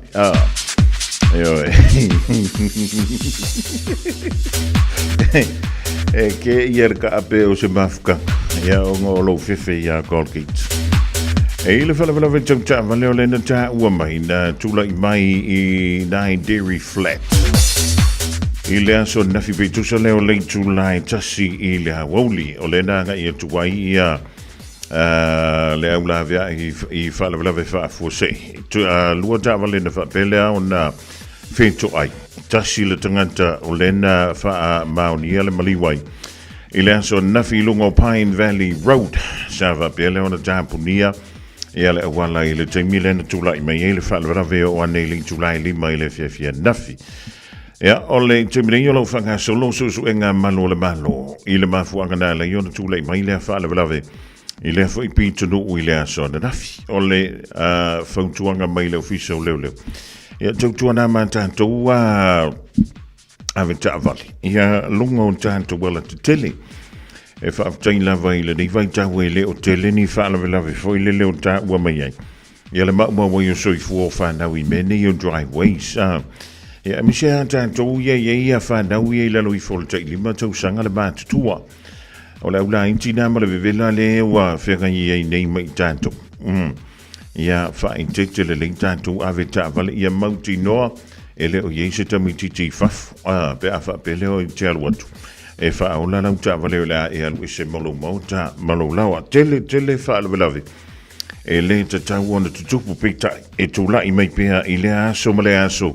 Ma waia soifua e misi lavana ia tātou walo ma whanau lait I mo meo a wala ia o lo ia I o tātou whali e lele ia lo va ai lele I luma o tua o lau tā vale va ai lele au tafa ia ma mauti noa e le o yeise tamatiti fafu o le 20 mine o le vevela e le maska miki ke fia moe umiai se I vanga nā I fo I leo lai tina e tais fulumon tupu tausanga lena ta a lo le po a toi ta longa ia ngā lai ki ngā hanga a asang kongore puku a ngai moi ioi moe ngā pepe ma kuwale au ngā sefe au le nei Taeao o le lamta inga nā ma le tima inga tanti atu iau au tafa e pule stafu le ingi le nao lona sa ai a whape ma weile soifu e o le ala nā o le tata longo atu peo ma se whau I le aso ma le aso e suli le pui ana I lo le tautonga fitia o whianga e le turu ma whia au mga haluenga tiutia ma whaiva halo whilima o le nei fo ia so tofi ma lo le ala usu ia ma lo fo I le moe ia ma le nofo le nei Taeao Manatu le mafutanga o e Malu o e manatua maita o tu mawita I lo fatu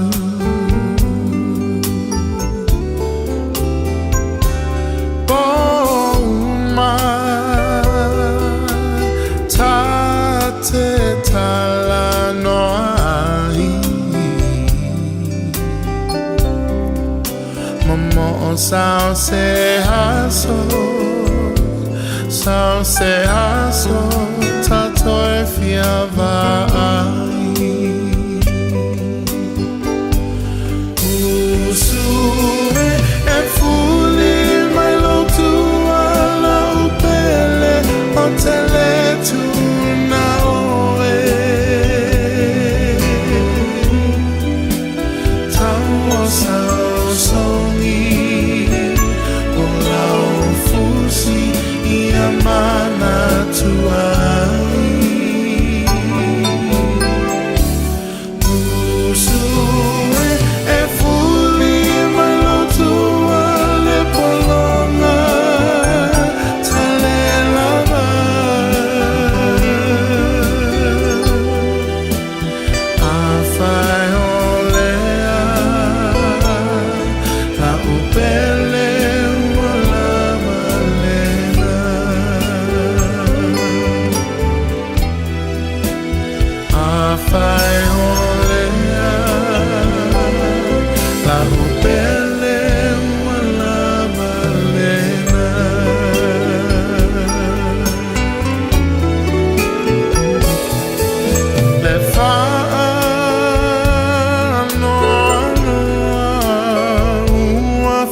oli mai.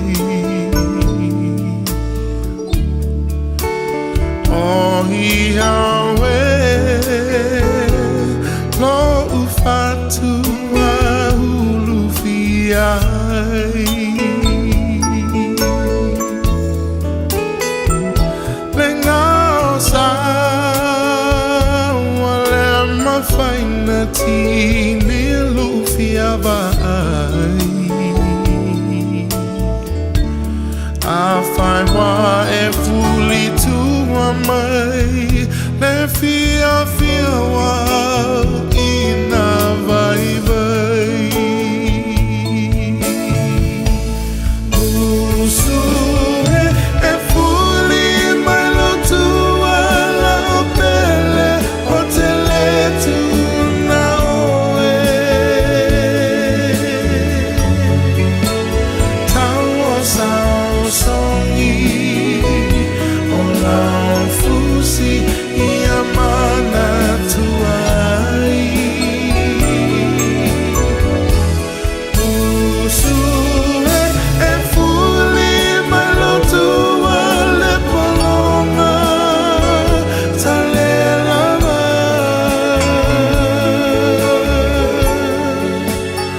Afai olea la upele la malena.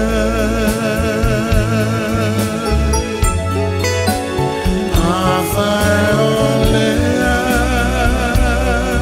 la upele la malena.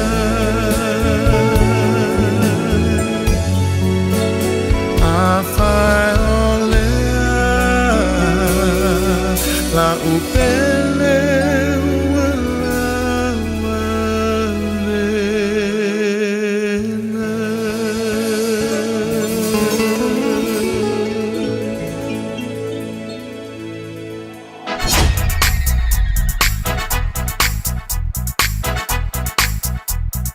DJ Magic.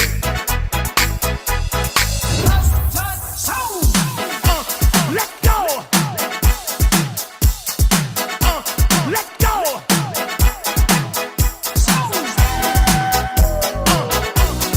Hey, what's happening? Oh, hey, what's happening? Hey, what's happening? We drinking tonight, girl.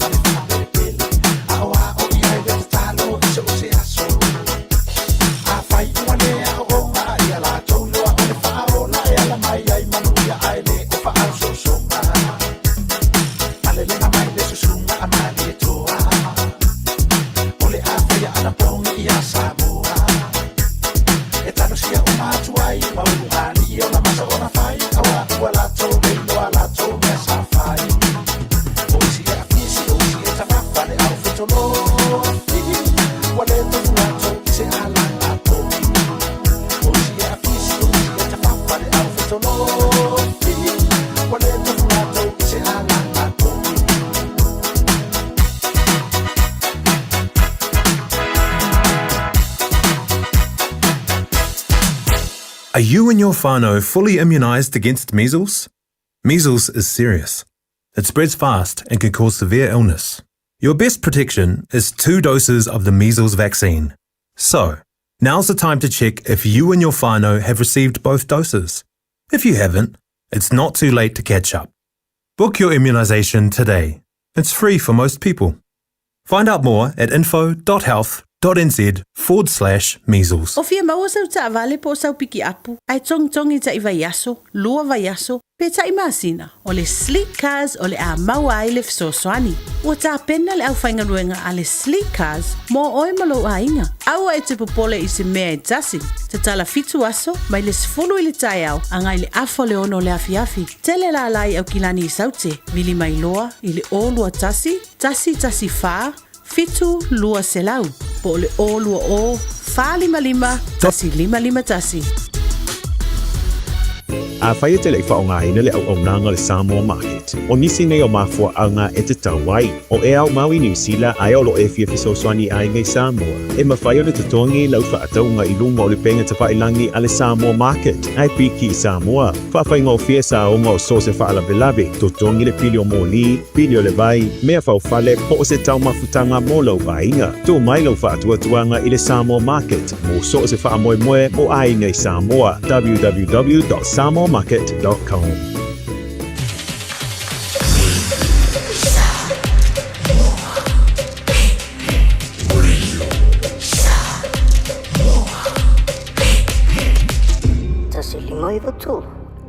Faitauina le upo le poto no le tautua matavela linga Fusi and Sons Funeral Services i Mangele ma Samoa.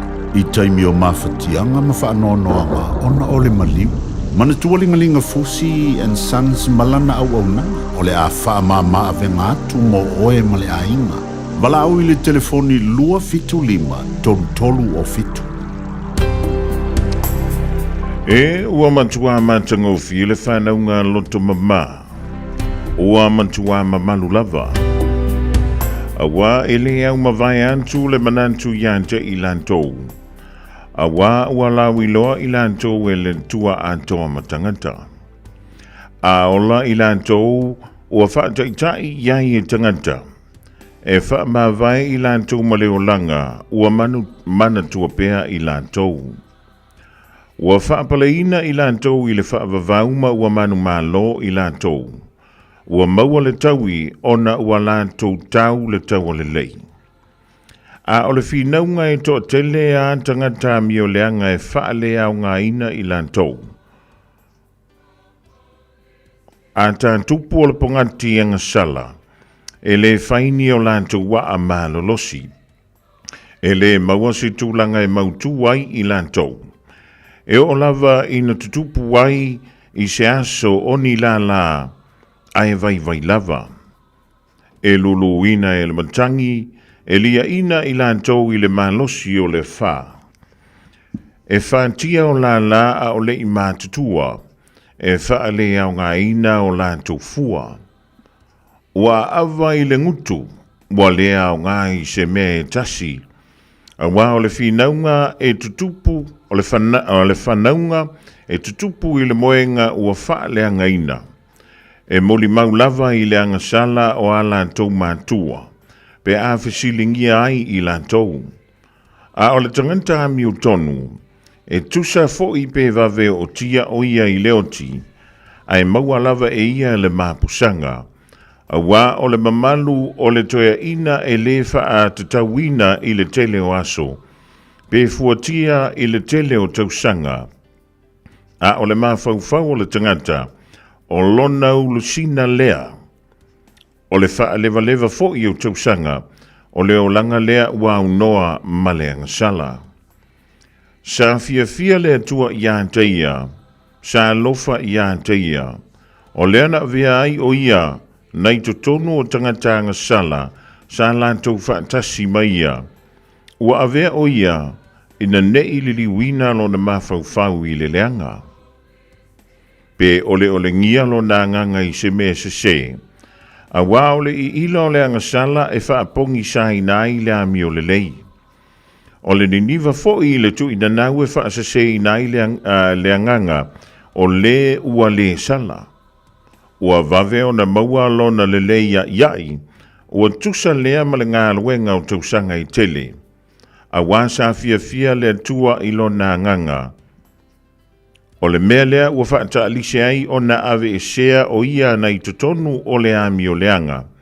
Ua i loa antu lea mea enu ese, a e la tau te le langona ma ua lalo a la tau le mana tunatu. O loo iai le alofa tuno o le tua malona ngā lofa. Whaatasi ma ona tangata pa ia, ma ua sila mai o ia, i ona tangata filifilia.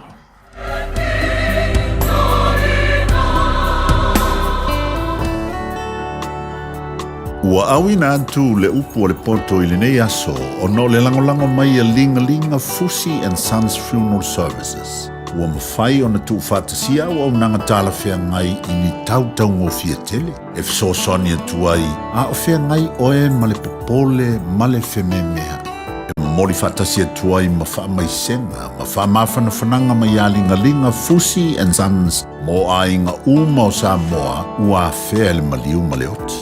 Walau mai loa ia lingalinga Philip Fusi lingalinga, to ia whaapō lingalinga, to ngia si ulavea, pesusu mai i le luas fulvalu Canning Crescent i Mangele.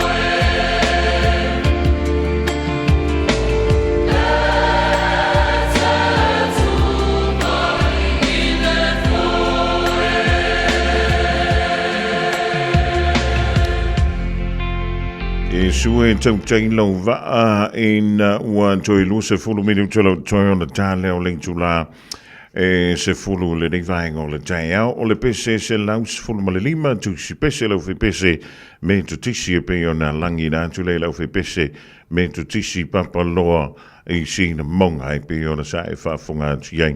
E tolo ngā tu le tātou polokalame dao le upo le poto mo oe ma ui tātou ma le dei vaingo le Taeao le wan tu e sfulu iwa mirute o le tāle o ling July se fulu. Got something unusual to get rid of? E-waste or a hazardous or random item? Don't just chuck it in the bin. Find out where it goes at aucklandcouncil.govt.nz/where it goes. Tāmaki Turiki. All together, Auckland.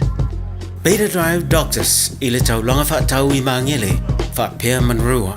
O le vainga o sosingasngase pe amana o mia. E whaatino e fo i matupui pui o le whana witi. O tupui pui la ko witi sfuluiva mo i lātou e sfuluan tausanga malunga atu. Whaapea matupui pui o le flu. Pala au telefoni 255-25 mo sauva no e whaatino ai nei au nanga. O fisa fo maa i mangele i taftafane o le McDonald. A manrewa i taftafane o le Faletusi po le Public Library. Beta Drive Doctors Clinics. E te manae maua se luma nae manuia o la wata li I polo wa fafine.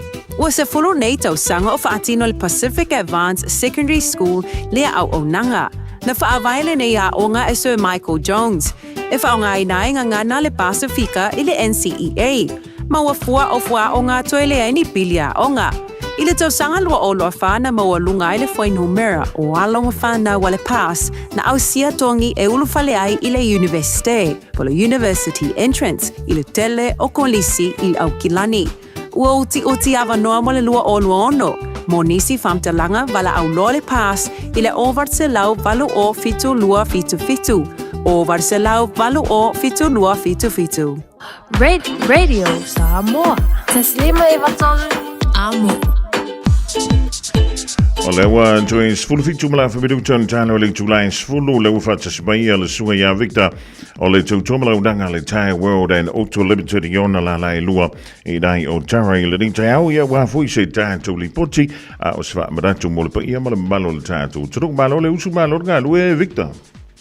So for le lo sunga se manu ia maro le unsa I maro pe le aro suneta o fo pa taro foi Samoa ia ro ta poinga I mota malao le Taeao nisi poinga wai bungo ta vare singa dunga ia kai fede muro sa ia o we fan singa ia o ke vas ia faisau maru Taeao ia duai ia o ke no ma ko piko ngi ia tawa se man ia me uma tai Io e longo fiana ma lo si fonga we fo I mai o le frai pankeki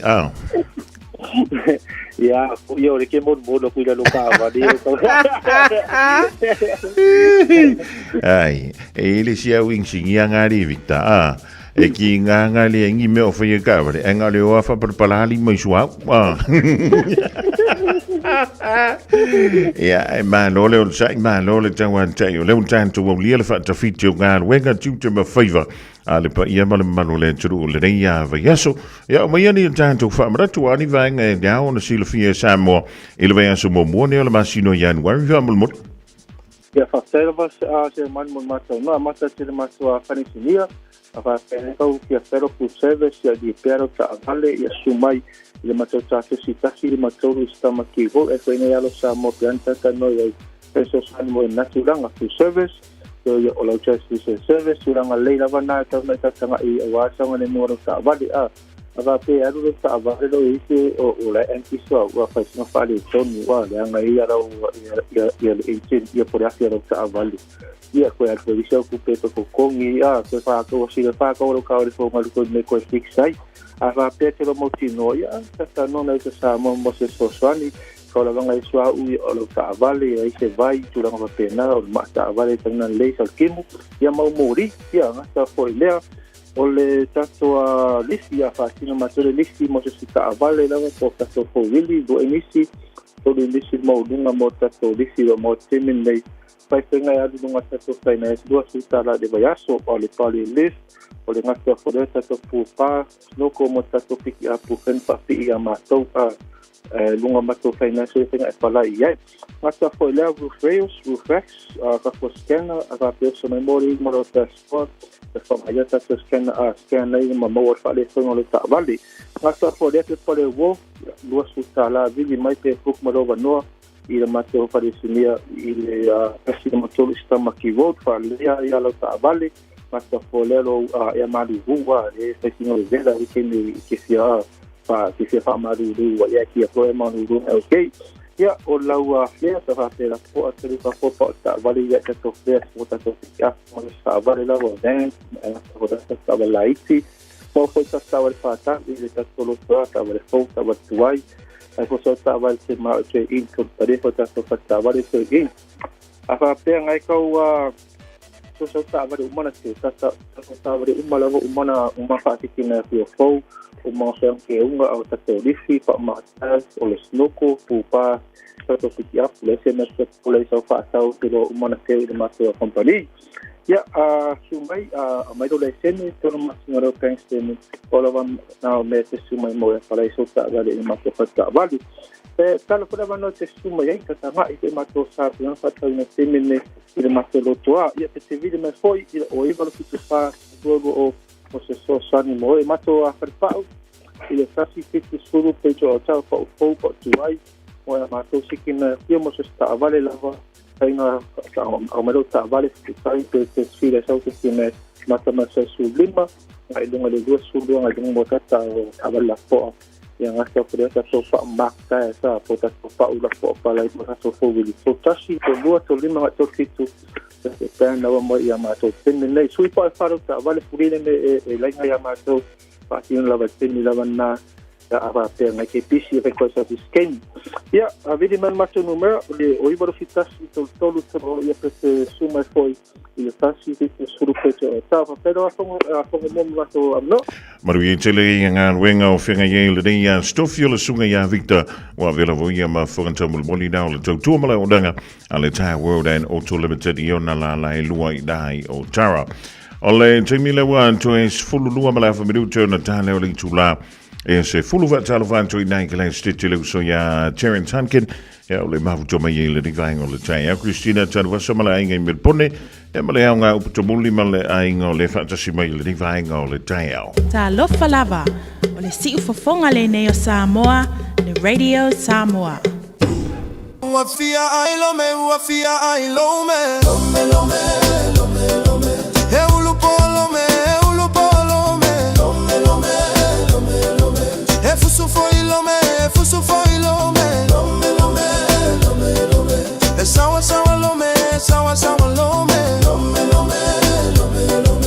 tafa mai ata leva veau o lome ua alue tafa ova ai se tagata ua vela o seti e inua i sana i puti aole matai ua tilo mai fea e aluia i le taule ale afa alogo mai le asemeana e sawai lauto fa se fa amole mole o italene i olome sina fa lawa se italiane ai lo tamanava ua mole sole lome se ua auga tete foliga peio se panikeke e sa mua ave o ua fuvae toi ave mau se vae e mastala lome e lo tu foi lome e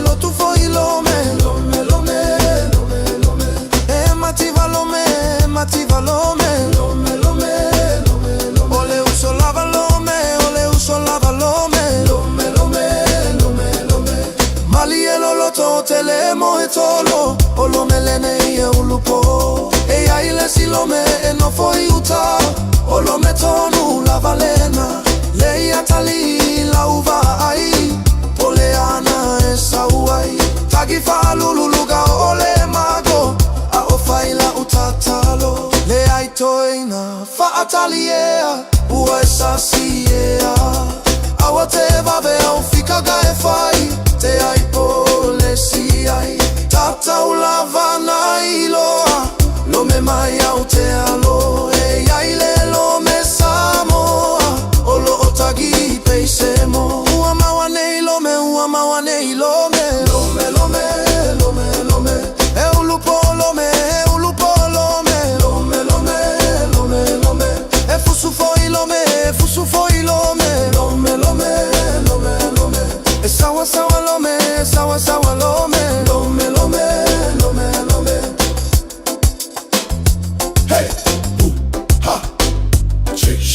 Chino.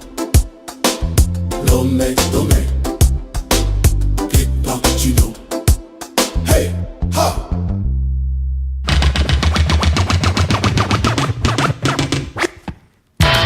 Mana ia vai u pola pesele fa mai o lo me ulu po o e sau mai ngā uta a. E te ua fasi se se e ila ulu po o ele ni aso e se si. Ia mana tua le ring. E se ale menta o le ulu po o. E se fo ele menta o le tula. E se mea na e lu.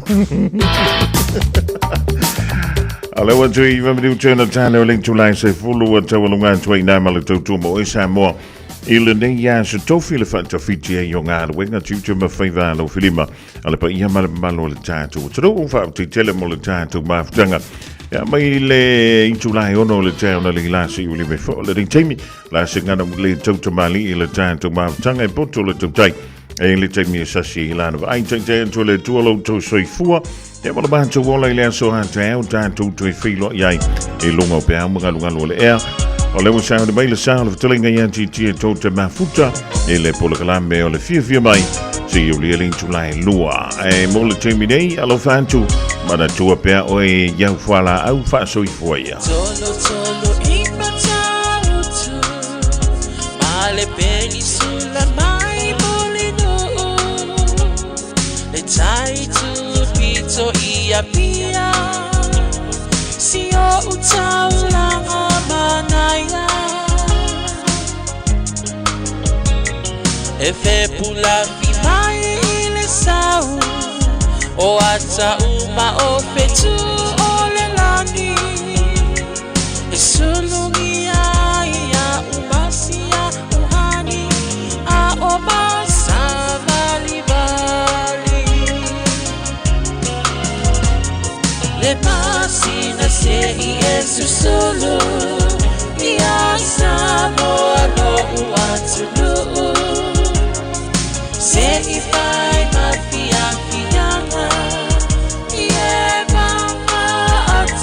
mataba olo sisi vai ma pepese matata la tulele a oma ema ne ilano ole ni na o masia ukele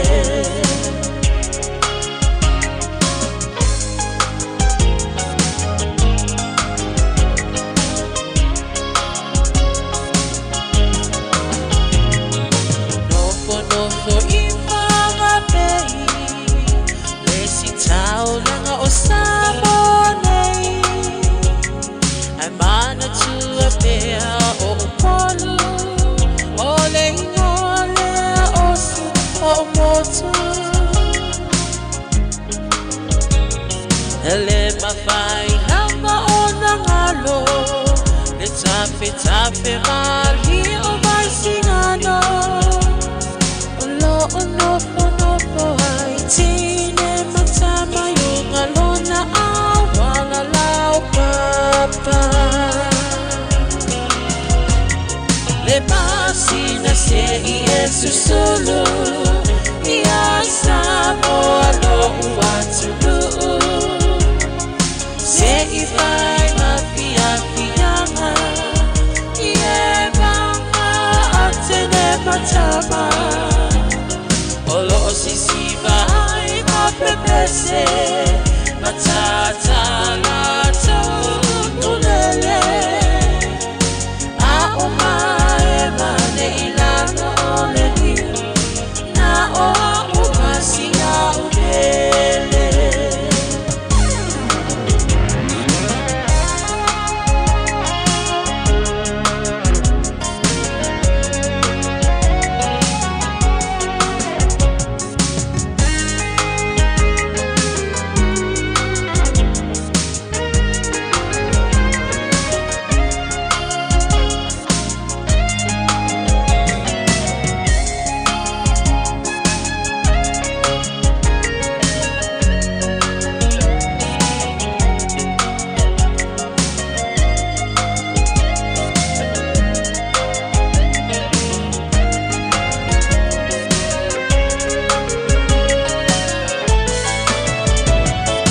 tonu matutai ngoa wafa ai ngoa ai Samoa le perina o le Pacifica e fai mamita vitanga ya ita wafa apea ona lauiloa ile lalo langi atoa walai ona to atele le au mai mo ia Samoa le masina se I esusulu ia Samoa lo watu se I vai Fiafia ie banga atele matama olo o sisi vai mapepese matata la tokulele a umae mane ilano ole diu na o umasia upele a umae mane ilano ole diu na o umasia upele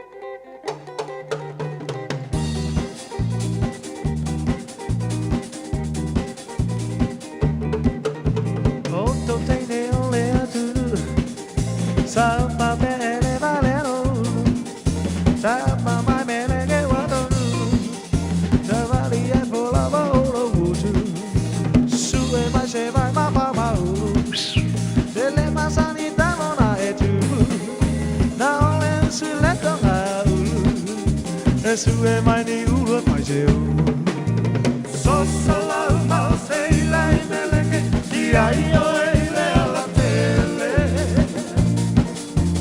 no pasa la ele ala tele masio ponga wata malepe ma podia sole pa pete dalla neole tama mai meleke ma no paya tu o de matele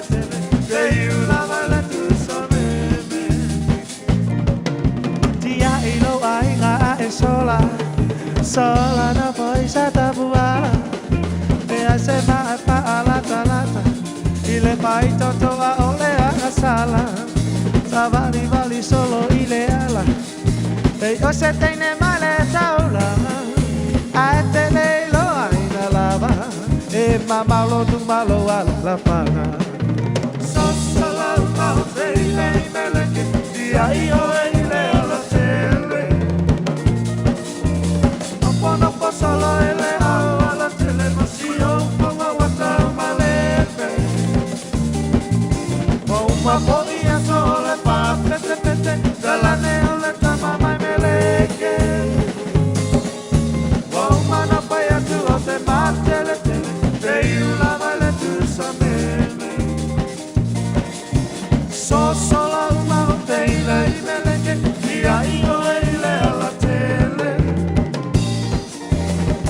no pasa la ile a la televisión con agua malepe o una podía sole pa pete dalla neole tama mai meleke o una no paya tu o te matele te una vale tu sameme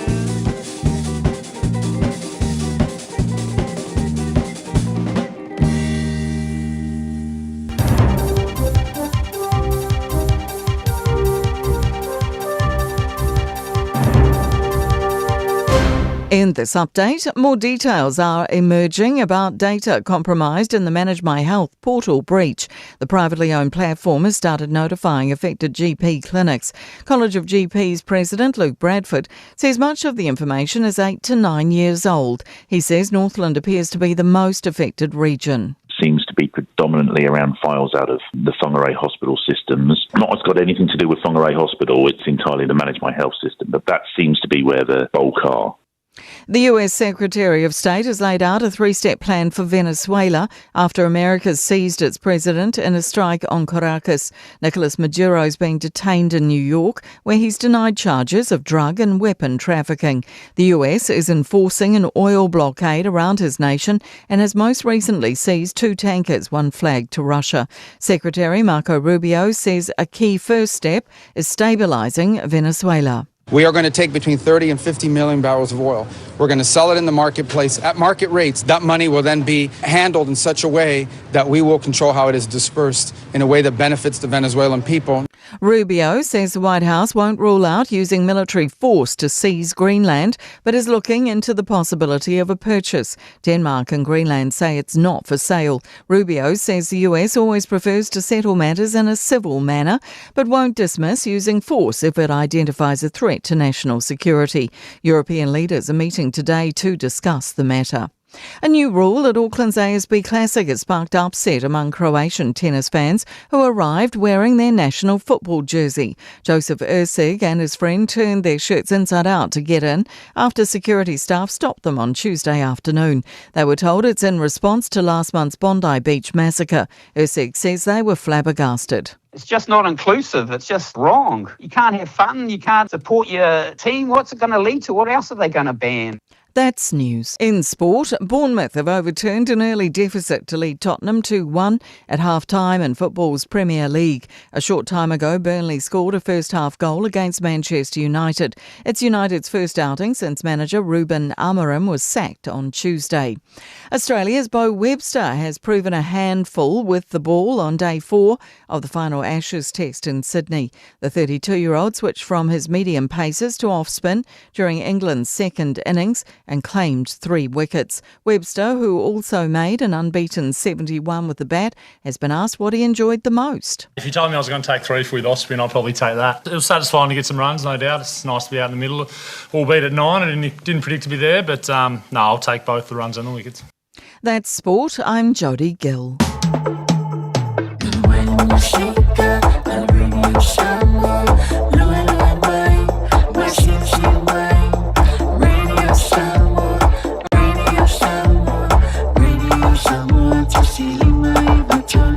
Radio Samoa. Oh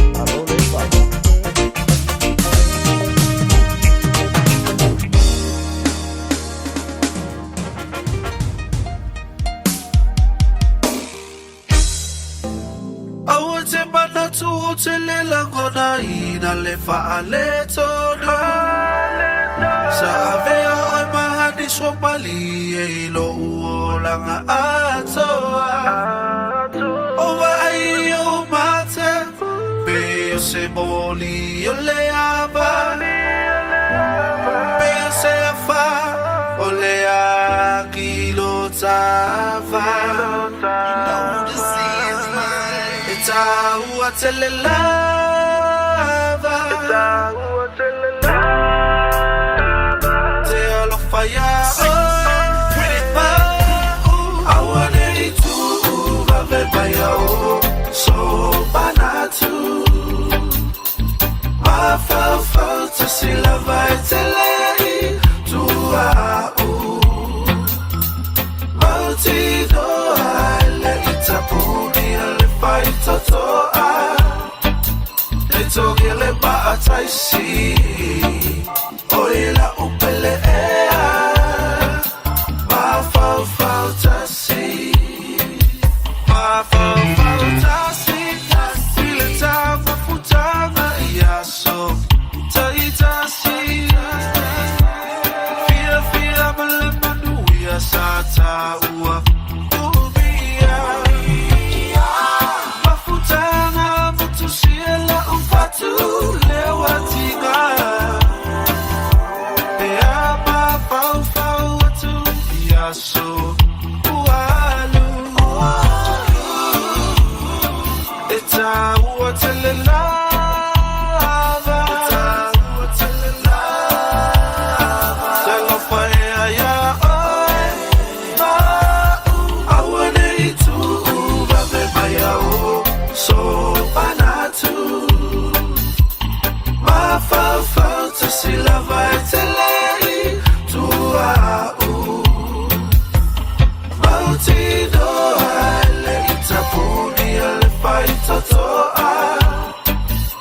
Togele baataisi Oila upele ea Mafau tasi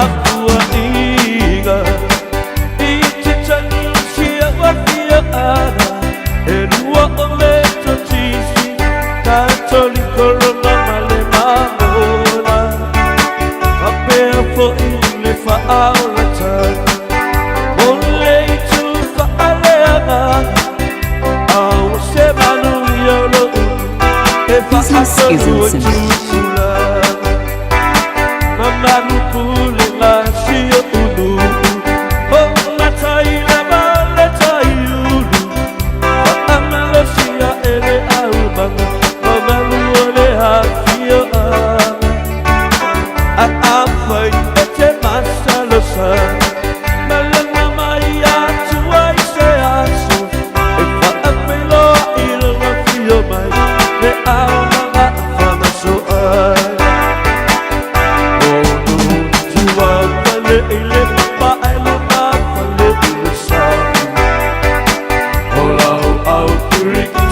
Petua, la silava ile la lola. Ora ui afo ile ale ila. Esa ufa atasi le tausa. Ai malu e kuna mai pa. Oa ole fa magoia.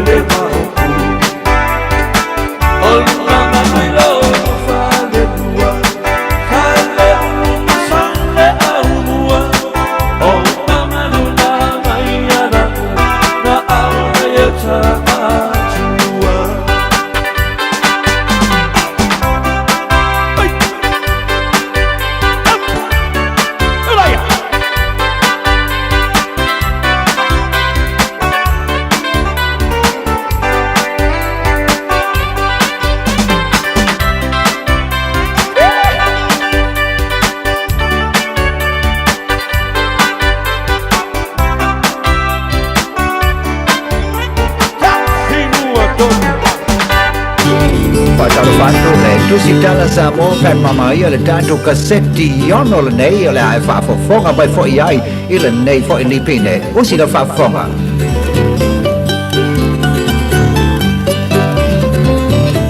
O le maanga mua la le tātou nipine pe mana ia pasi o tātou manta mua pola le tūlanga o lo i ai le tala le tau i nei le territorio Amerika Samoa. Ia ona whaasolo ale le tātou proklame awa e si la fia i loa e au le tūlanga le teimi o le tau ma le whaasolo ngolo i ai le lei. Usi le whaafonga. Vatetea mo mai lau ele over. Vatetea lau ele lo wala awatu over. Lau ele maua le lei atu oe over. Fia maua masina over.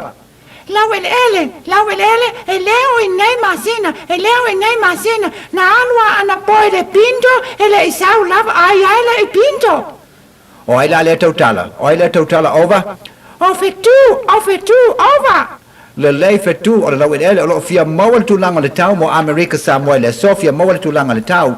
Le lei lau ele o le tala le tau mo Amerika Samoa si mai lau whaafafonga.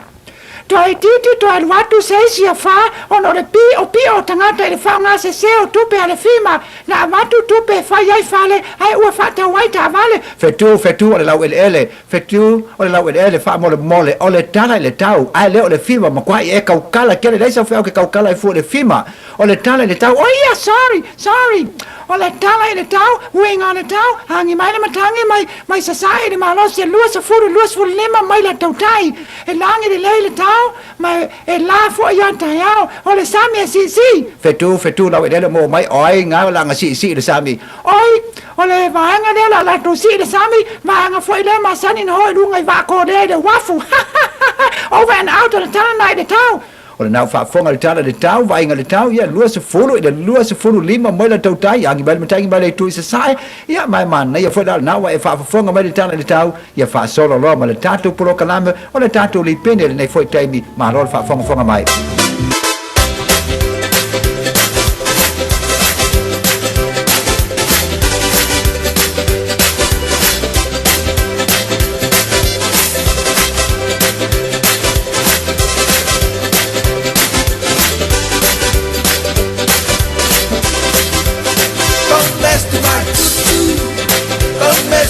Luas football 5 minutos leo tene le tula se fulu. Terminal le wa generator Samoa le wa yaita toi nei au kilani. Liso tatu musika fa Fiafia se Fiafia yo Taeao tu na tu ngol tua. Ola unanga le Fiafia mai le nei foi Taeao formal nei foi ya stofi. Ya ele mafuta bele tatu wa tunu. Ele nei foi ya so formal nei Taeao ma tongo fie de lo fo le tua. Wa mai le tua le ya se fa popo ya so tatu wola. Ia e whaua wai o tatu tiutu mga luenga pe o na wala unai tatu e le tu e lunga le whangai ele. Ua mai atu le tautua wala unanga le na ale to whaia whanga mua se umanu Francis Yane pe o na tautua le tatu wa tinu mal pakrama le Malu le Taeao. Ia leo fau tatu mafuta mo tatu te whtapa ili le Taeao fau le lofa maleanga le leo tatu mataisi do langi. Patalo fatu le pakrama le Fiafia mal le Taeao. Ile mafuta mai le tatu wa tinu o ila to umalawa leolo ilunga o pengat whailangi ilunga le tatu Radio Samoa le Facebook. Lunga tatu YouTube le nei Taeao, patalo fatu malanganga fa lalo malanganga Fiafia le Taeao, ile mafuta mai nei tatu tamam tira ma tua tu asini sile mboto balawa, patalo fatu pokalami ya te utolo le Taeao fo. Ai na kata foi le patalo fatu isunga fa fengainga ioi. Ele ma foi lava na tua fa fe loi ma patalo fatu la fenga luenga tofi le tua. Ia le foi lo mafuta mai le nei Taeao, iso se fata fa taulanga, ia via leli fa tai le tua.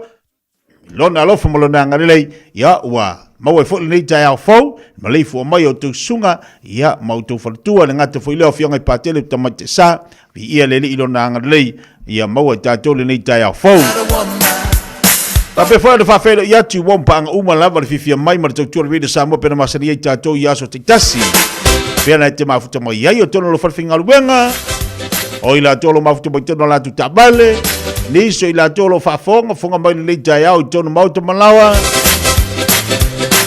la tolo mata mai tafa fia lo langi patalo fatu pokalame le Fiafia mai le Taeao fo ma lo se fua ma na yo le Taeao le oso mai le la angi Malu fo sa video la tolo le Taeao le lo fo le male ang le yo tatu te pa isi le langi ya te tanto ina ua tatu mo le Taeao o Fiafia le Taeao le aso tofi pe ia wale vanga makar kausanga pe ia wale var falo e tatu le tausanga al mele wo iai le o tatu aso valu le nei ia o le nei masina momu ai pe ia wale va mo ila to ia le ala valo malolo ia matu o leva ona oso ngalwenga amata le tausanga ai pe ia wale va ia wale va ba malo tia te tau malo tatu watunu awan ngali ati oi lunga tatu Facebook malo tatu YouTube na lo watu tatu fasalonga ya so atole nei lo motsi ai tatu fasalonga lunga tatu leitio ya ono niso vai ngolo fa lia tatu pope na masani ai ya mole nei vai so na lo motsi ai tatu fasalonga ia ile Taeao nei ma ngai ar ka ko vai lunga Facebook yo ka ko vai lunga Facebook lunga tatu YouTube le nei Taeao vai so atole nei tatu vai lunga pokalame Fiafia mai ilunga tatu Facebook ole aka on be sidam tau ole mo Fiafia mo ole ata ala fa mai le Taeao fo ia ile lofo le li ia tau fo na sui le nei tau sanga ma sui fo tu inga ala ia lai tatou ala le fiafia ua mawai atu le la tau sanga ua te le fo i mea sa tupu o mea na e le fiafia ai ioe o mea sa e ita ai lungo penga tawhailangi ala mai le Taeao ala e kanga kwa fisi aku urunga ki kaula pokala me le Samoa maulo inga aua alo koe fisi masanga fisi kaua koe lo yo e pean tatu amata lito sanga ole mea muala ngi kau sanga fa ungal tau sanga te nei me ole sa fa ino tilo tu itono tatu tino Samoa ke le mo sa fa bo fa fo tupu fo ile afio anga ai makar kau sanga so e se foi la ka kilo kirungo penga te failang ole me ole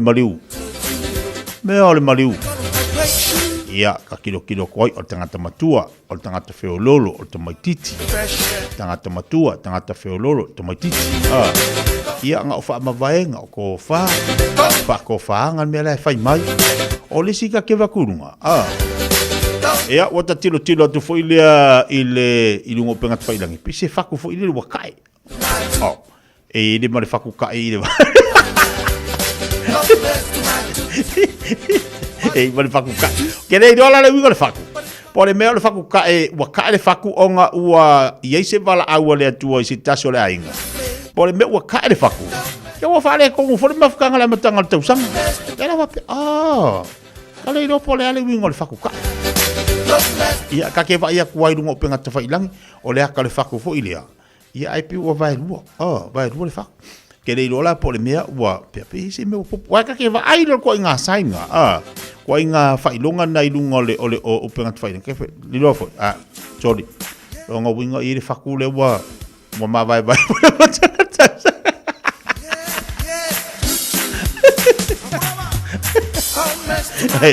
oye por ka ko fa ku wa ka e abaka ngol ka usanga la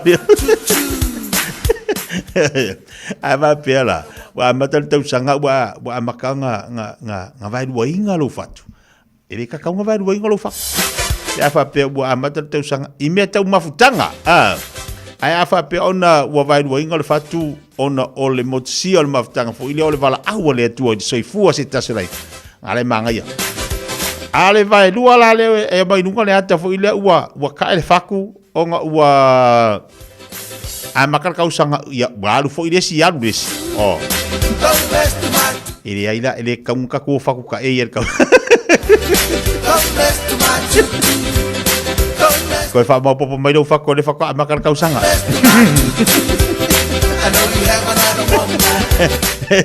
o le faku yang wat ile ka ya afa yang wat ya afa pe le fingal nga o le wat faku ka ya dia koe kau fai kau koe tau fai mai se me koe fongo mai faku kuku mai ko au quero faku au quero faku mama ngiga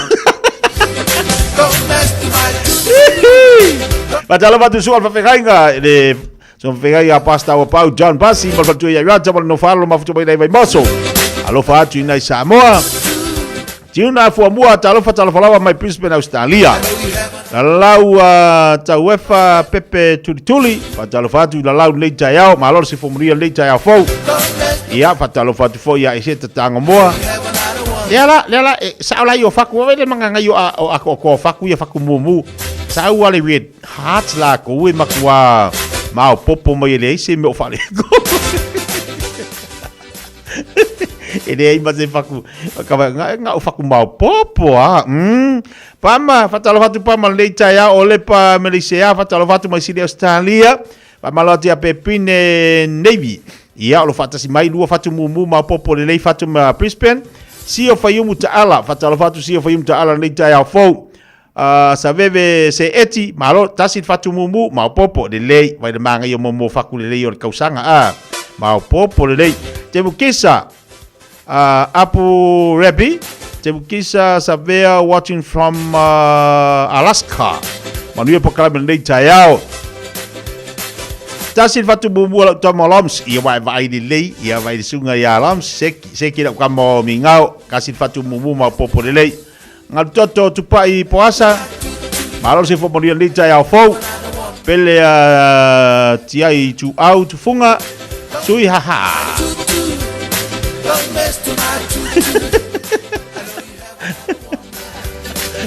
Ele ai.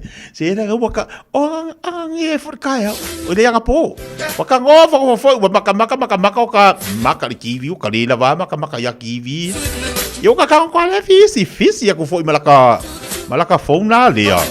O ka ko a pe ko lu e fa ku ka e. Ya o ka va ya kwala o ka ya I falalata I do.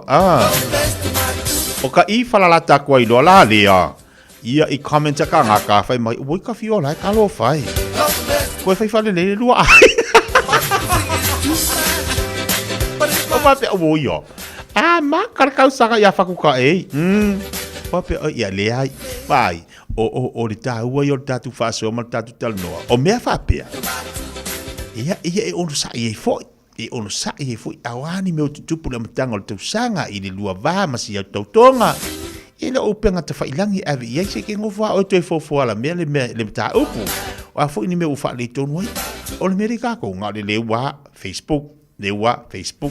E pe ua mapu kako runga Facebook. Aka ko wa aida I commenta ka ngaka lea mai. Ola.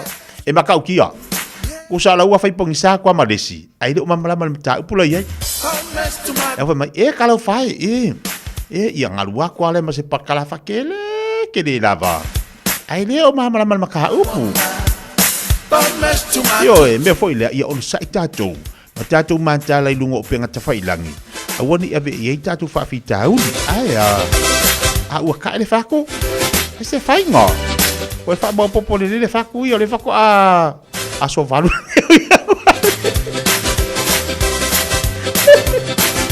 Ai do le ka le fako. Ai do le ka le fako le si ala fu ia. Na kiri anga nga ka ele faku dei I kala isi le fa ya ka ole fa I on sa ya ruia ko ya ale mela le ka faku mai ya aya wa avio ya le fia mal fia ka fiofi ngal toto tu pai po asa malal se fo mo dia lecha ya Immaculata Morena tamasi italo fatalo falava pele Taeao malal se fua Helena Ulaula Malo mai melpole Australia Rosalia la fonga. Ai vai faku yo mai o melpole nga faku lang moanga e makwa ko Maria pa yala la talo fatalo falaba. So ita matai fatalo fatu le Taeao tasi fatu mumu pataba fatu ato le. E mo saka faku mumu nga. So na lote mo eva mai Alaska fatalo fatu le Taeao so lo fa ye Rome malo se fu monia mai sidi Australia.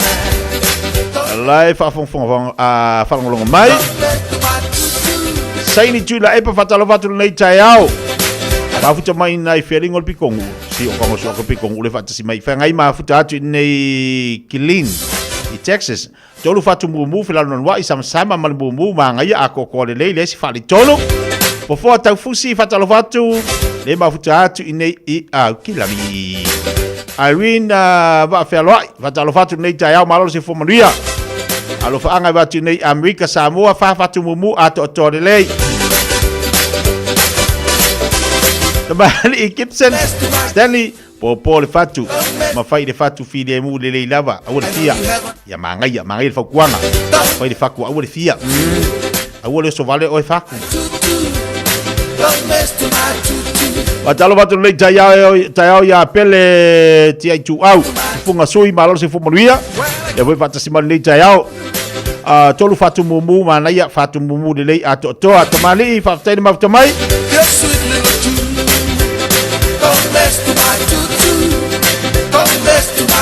e oi pe ona tatu tala no le Taeao le manga yo lu wala mal Taeao le te Fiafia ma wole ata le Taeao ai ala mai ni te fa no ma isi be mama foi lo loto e fa tu foi unha luenga se unha luenga pe fa kwa pe di ato tolo Fiafia ai ala mai ke Fiafia ke vai pole le telo me te mafo foi e ma faina e fa ai se a fai ma le loto Fiafia sina re pena fa talo vatu mai lo hat dasi fatu bumu wa vai le wa mai fa ko wen kongi tele la yo wa mai fa ko wen kongi ma kwa ko le se fa ko a me va ko ma vai Tuna fua mua Kolu faku mumu fa fikai de ngade le fa mai maha Matala si do tala tinganga fa tele mafta mai le nei Taeao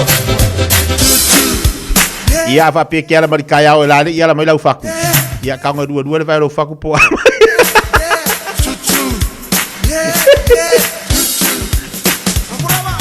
Ei va pe o la mo lau faku ale dio. Ah. Fai ma ka ngo dua ku longa vai po a mai. Pa ke i mari faku. I know you haven't had a woman, but mess to my. Ia bete alu fai sei puti o le Taeao. E ala isi au fatu tau sami pe ino ina sana i puti o le Taeao. Ia nga ilola i o le fatu le fatu. O le faku.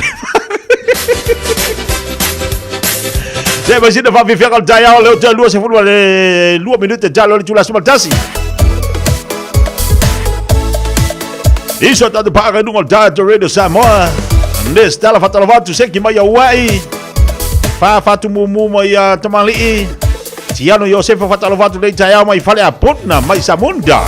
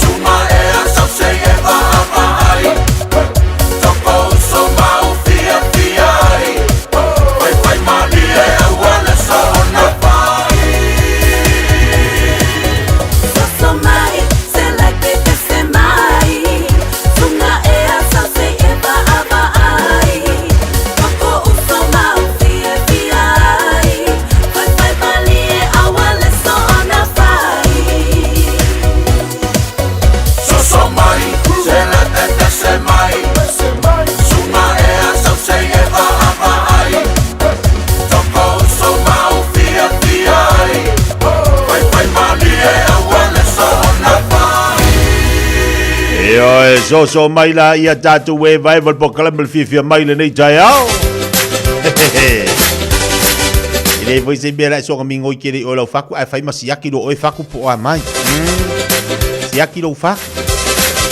Ngi e a ka aka ngi kai au ai ke fu wa. O fiu oi fa ku ruma kau fa ke kal ko fa le ko. O le albe ka fa le fa ku fai de siaki. O ngal tala fa de siaki mfa Fiafia lo ma fa fa war ke le nga me ke nga fa le ko ngoi fo tatu fatu. Ke le me be se tatu ma fa fa. Ya wa ba tamali fa mai le bo le va ka fa le fa ku Malu ka de mol. O le bala ka la mal fa ku ka mali inga ni mol. Vale lei dau pepe fatalo fatu nei Taeao balon se fomoria. Talo fatu se so ya nae tasi le fatu nei no.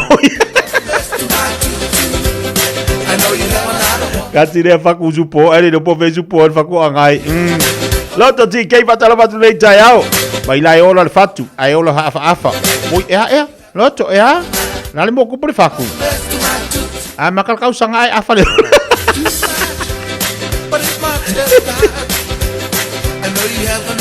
Esa ole le fa savala fatalo fatu nei vai ngal Taeao fai mai ole tele fatu tamai jol papal fatu tol ngantama fatalo fatu nei Taeao ya Jerens Hacken tanga le fatu wa kuai le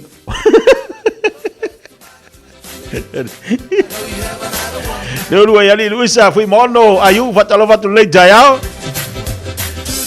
Matalele Milford fatalo fatu manuia tele to sanga fo fatu mai sili Australia. Pai mai makwale ai yang faku mumu ngai. Ko ya o faku monga, bui kalo fai ea. Ngalu lua lima ma baku. Tupita tabita lolonga fatalo fatu dei Taeao fo. Delu ya li Luisa fui mono ayu talo fatalo valaba. Pa vai tawa Juliano malol se fo manuia. Ia Fiafia ia ufatu mata ia kalau fai mai Australia kalau fai alo faku ko faku Nau COVID to masi ngau fatalo fatu manuia tele le Taeao mai siaro tasi fatu mumu ia la foi maka le faku mumu mai oi siaro se mukisa fatalo fatu le Taeao fo fa malo atu ia lai fale aba lau fau Malu Taeao manuia sale burianga mare tele le tau nei ata toi palauni fale fa ya fata e mai ia le faiva o kaka imanga ia ai fusi alongo ia fai mai buia wala o kamale mako le makapisu kai manga ia fata lo fatu nei Taeao malo se fumoria Filipaina sione fata lo fatu tatu paklabe nungal tatu tau tua mai kedo faku ia va mai Ero le faku mumu le fai mai Australia o kau lengi faku mumu o kele faku lang moanga nga faku lang moanga ingo po sui faku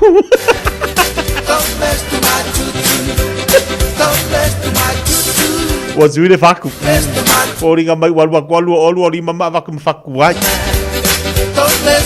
faku fo tau le kala lo makuanga long kokongi nga mau siaki fo Sa wal kokong lo makua kay mi momo wa sa wa siakil kokong malom ko sia lo kokong ba ko ngol sa finge ba di finge de ay ngo fa siaki mai ka kokong ili ko amin kupe ngo fa siaki lo ba ko boy ka fiola ka fa fe kai siaki fo wa fa ku fo wa I know you have another one so yar ka sanga so wal fa ba yo va su ya ko fa se faku fo ya isuzu ya fe ka e mai o dele ya makale li kausang kali mani so tato musika wala fatu ai mole chelo fatu ai nungol tato Facebook China fatalo fatia China mai Gold Coast tasin fatu mumu dei dai o ato toa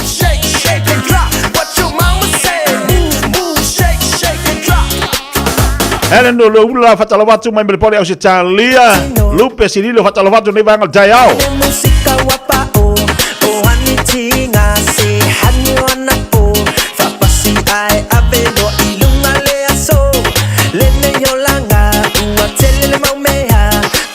Familia fole asai fuale sunga ya le uma tu unga welese lo smaliva tu sanga le sofa tele tu netu sanga tele fo ya oe ya lo fole tu te fo poponisi aso mo sta sanga se tele awa ya utiti mo fai vai tu no laenga mai se fo le luaenga alo fa anga mo tu ya anai mo tina ya wina ma le ainga to lava ina I o ta ho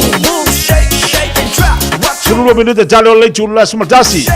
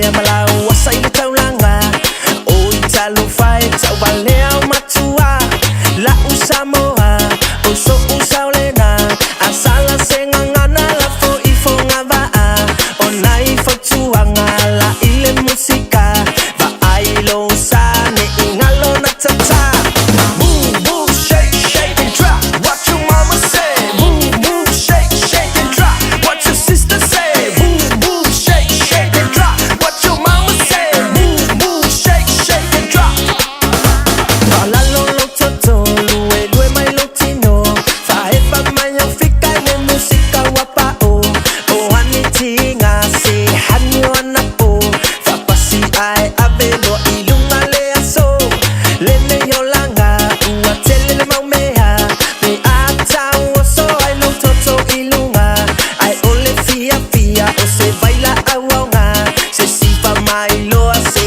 papa mama teine matama la tupulanga ole tama poto fiafia itina ai ole teine valea malau wasai de taulanga o italo fai tau valea matua la Samoa o so usaulena asala senga ngana la fo i fonga va o nai fo tuanga la ile musika va ai lo sane ingalo na tata 1 2 3 4 get your woman down the floor gotta get up get down if you gotta get up get down 1 2 3 4 get your woman down the floor gotta get up get down if you gotta get up get down move move shake shake and drop what your mama say move move shake shake and drop what your sister say move move shake shake and drop what your mama say move move shake shake and drop 1 2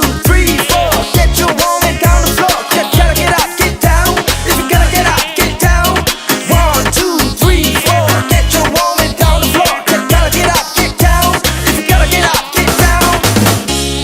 It's summer, a time for gathering and reconnection with the ones we love. Right now, measles is travelling across the Motu too. It spreads easily and can cause serious illness. We can show our care for whānau and protect them by making sure we're well when we see them. The first symptoms of measles can be a fever, cough, runny nose, red eyes or rash.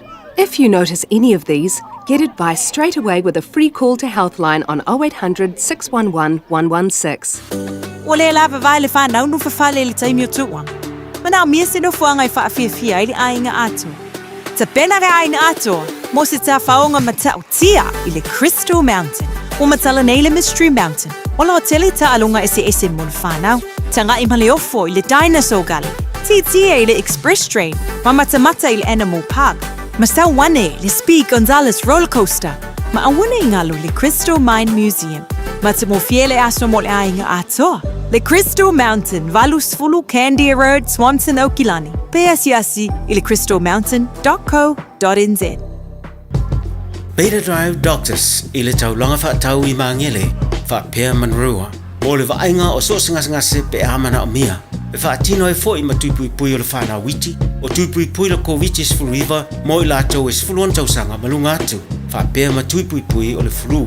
Pala au telefoni, 255 iwa valu. Mo so wanoe whaatino ai nei au nanga. O fisa whama I maangele I taftafane o le McDonald. A manrewa I taftafane o le Whaletusi po le Public Library. Peter Drive Doctors Clinics.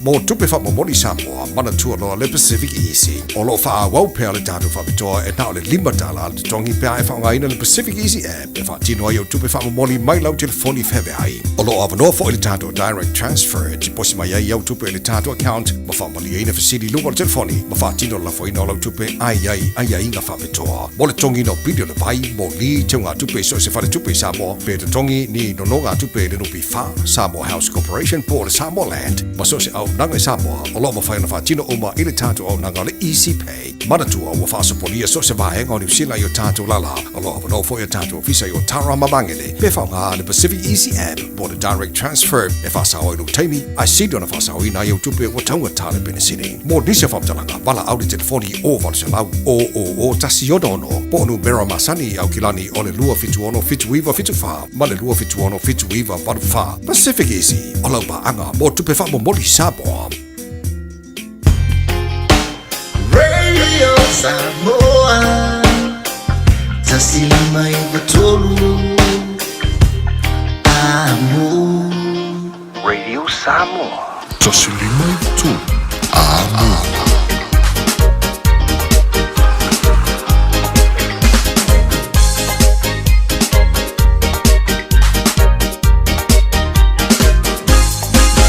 Hey girl, take it easy, slow down, so far on my knee feet.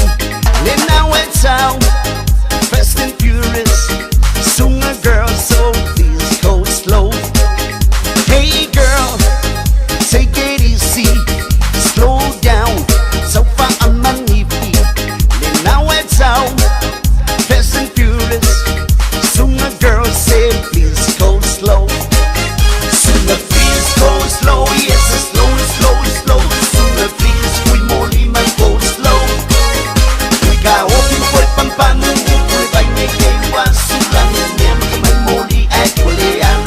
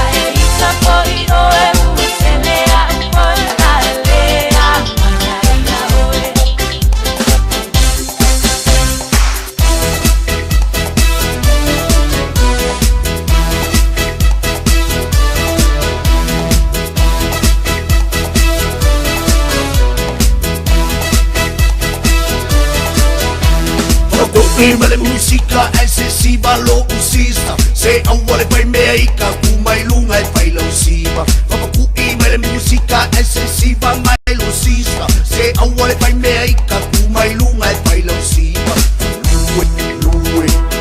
Lui lo usista. Lui fai lo vita. Lui lo usista. Lui fai lo vita.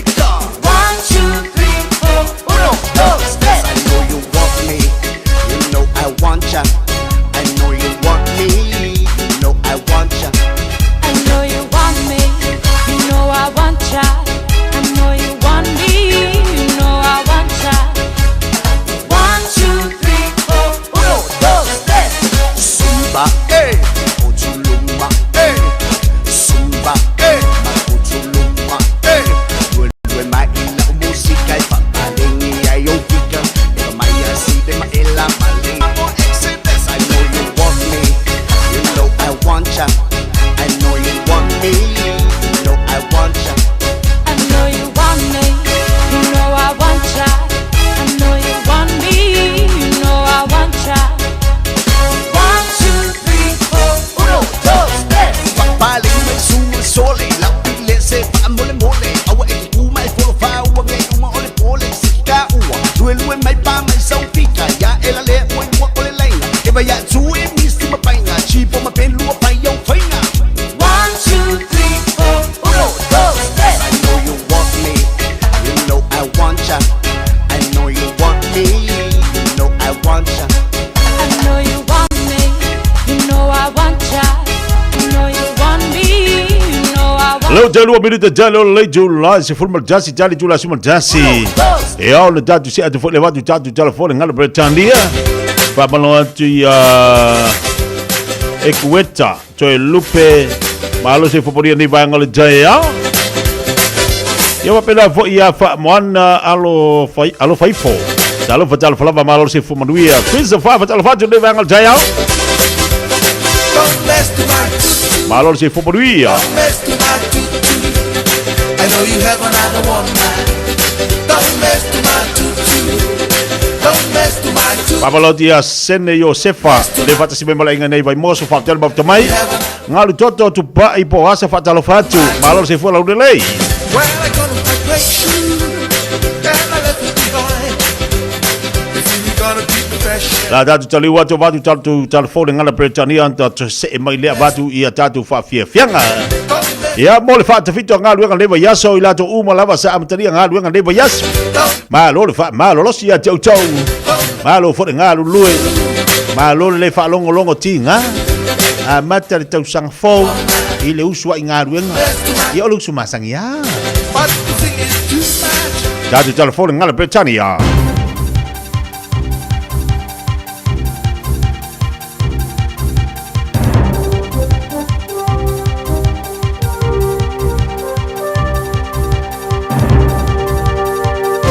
In this update, we're learning more about what data was compromised in the Manage My Health cyber breach and where. College of GPs President Luke Bradford says Northland appears to be most affected. He says the documents are predominantly from 2017 to 2019. Bradford says he's been told it's mostly inwards letters, predominantly coming from specialist appointments in the hospital system.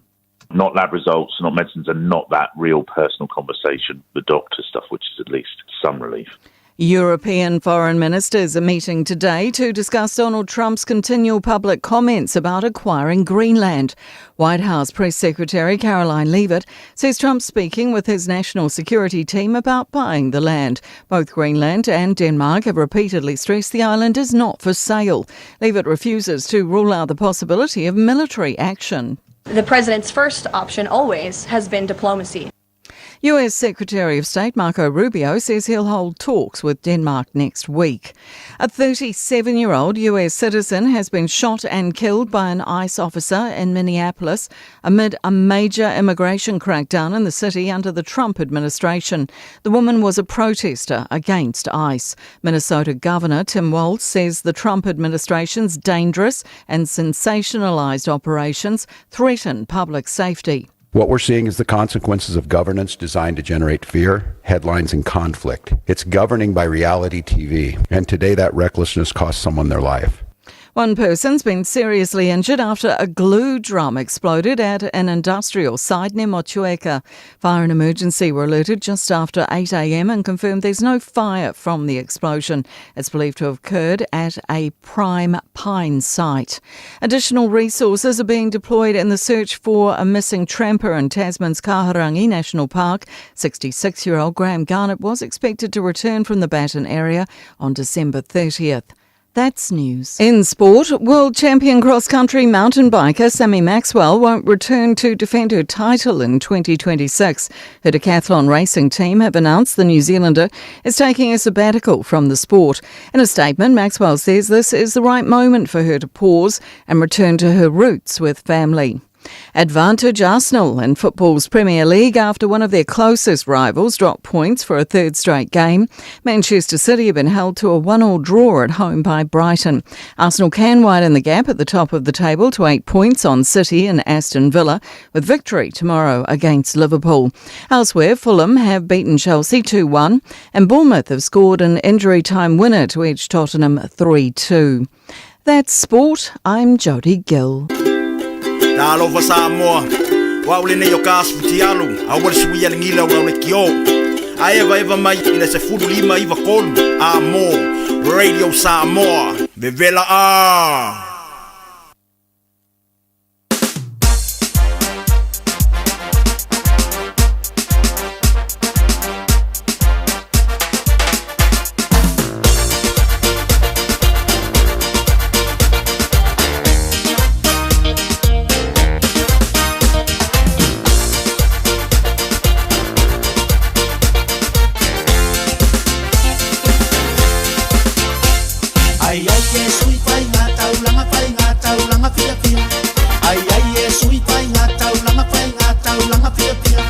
Ia lako lau tupe la taulanga malelo tamalie.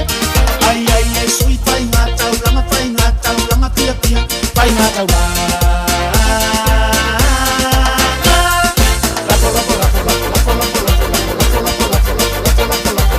Lau tupe ile tura. Ave ave ave ave ave ave ave ave ave ave ave ave ave malelo tomani.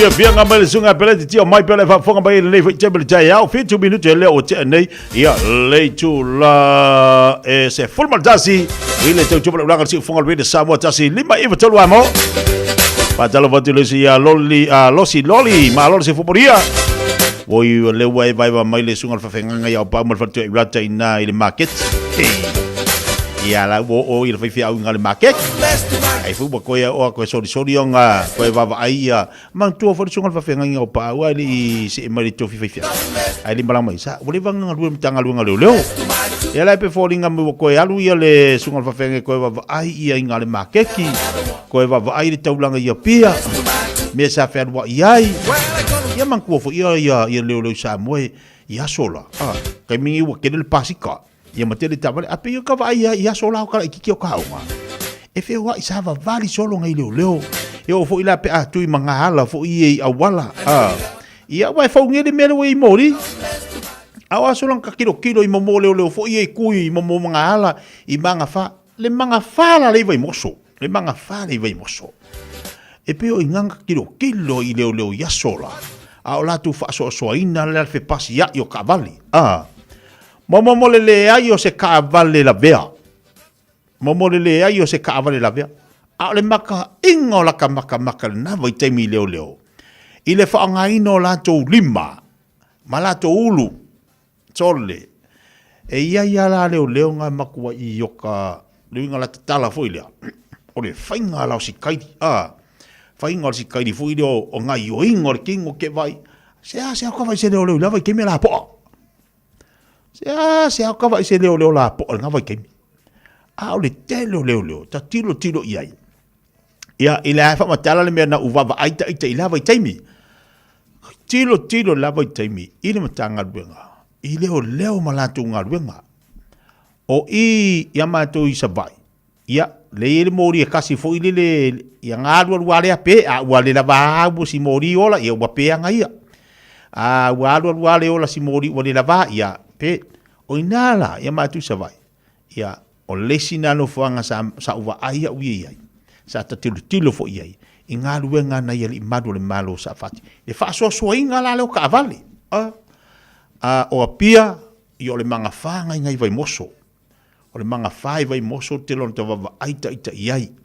O le mana tolu li pe senga. Ta sinano fuanga. Ia pe o le taulanga. Sole. E iai la leo ngan ka vai laso. Sole. E makau kia la ia la te unga ioinga. Kama fo ila le si ka ofi la I kuerua. Kongi va pengei. Ka ofi le saudanga vale, ka ofi le ngavale, ka ofi le kamakau.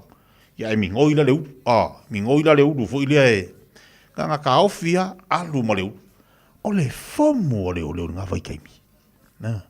O ka se maanga ia lata tilo fo ile ile mtanga luenga. Ile o leo sa faati noina. O a pia, ia o le taulanga ia pia na tele no ta va ita ia mata autu o tasina no foanga. O le manga whafo ile ngai makau kule mea sei le penkere I se di asola. Ta sina no whanga te tilo ia I ngai oinga leo na whaiai. O le winga la utala, le winga la utala fo ile le whaiatu. Ile swinga le nei taimi. O moli, aua kele nga lawe veta avali. Wa tele na lawe veta avali. Ai lawe vea I kaimi I moli. O leo whawhai ngofie. A le nawa I taimi. I lata tilo ma lata wawa ailu mtanga luenga leo. I le lata ufo inga yoinga. Sole, le maanga ia. Maanga ia nga yoinga ngai leo. O le maanga ngai o fai kingo kama. Ia sea o tawa ai. Sea o tawa ai leo ina wai taimi tau telin tawa ita. Pio le tu paoli. Tilo ta ita I leo. Ia akawa ise leo nga vai kei. Ia. Aka wai se leo nga vai kemi ke va pe ka ke fifi. Ka ke fifi foi lo ka va ko leo. Ia ka va ia ku leo nga vai kemi. Yo ka manga ku ai lo le kangi ri si de kangi ri ska mai ki nga ke ri po fere ngu ke le ka o ko ngu. E wa lu la ko le wa la ku ngi si nga leo. Ia wa lu ngi la ko ka mai ki makangi no ki nga no ki. Ala me kangi. Ava ku ngal ka mi sa leo. Anga sa le sipia leo ia ka va ele le sipia leo ya soala sa le sipia leo ya soala nga le sipi pa nga leo ia ma ku sa va nga va le sipi nga leo ma kamia ka maki o lonki ola me kangi PPL le sipia leo mo le PPL Ok, vai kai. Wasi asa ko vi ves. Ele va peo ka o vi leo. Ole swinga le vende vai tai. Ya no le uta tilo fo ila tu wanga I mai nei. Ia ila tu wanga lu Samoa wa li tai ila tu le telo nga ruenga. Ia ai fa malu tu tanga ruenga le lo ila tu fo tiute. Wa te le swinga nei vai temi. Awa kele fo ima mea wa tutupu ina ia malo le malo. Ia malatu fo inga luenga le tue fa ingofia na fa niva I teimu wa tele. O ka o kalima ka o kiongi kemi I mtanga luenga leo. Ua tele ia mea le ua nga I ele latu o nanga malatu tautua. Ia ele tue fa ingofia fo inga luenga leo. Ia mtanga luenga temi nei. Ole me taua. Ia maua latu malosi. Maua le poto mai le li e fa fo e latu nga luenga. Asa ka ikanga kilo lava I kaimi. Ya le langa leo I malau ka malasunga fa fenga inga ya upa. Kai minga nga lu foi le au si vai o wala ki o le mau o me.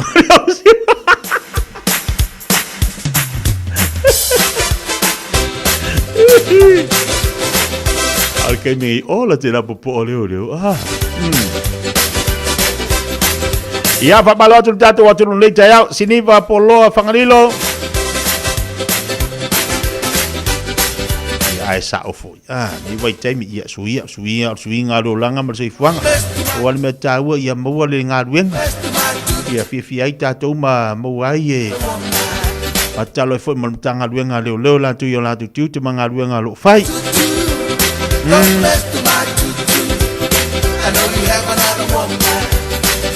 Ia le fata si mai diso tatu paanga ina Wellington, le fata si mai to tele la tau famila seki Wellington le Taeao. Ma ngai ia Malu le ngosai.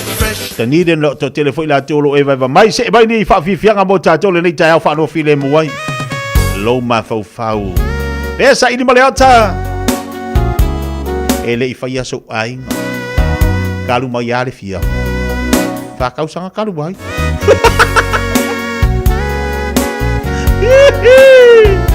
Ngavala-vala de oki. Ai di fa pia ngavala-vala ole a wa dia.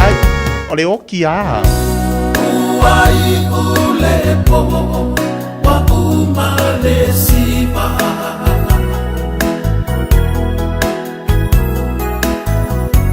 Ile pese muli na ove fusima wita.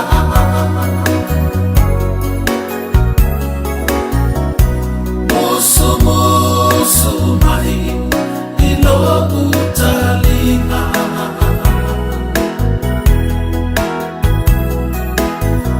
Fesili mai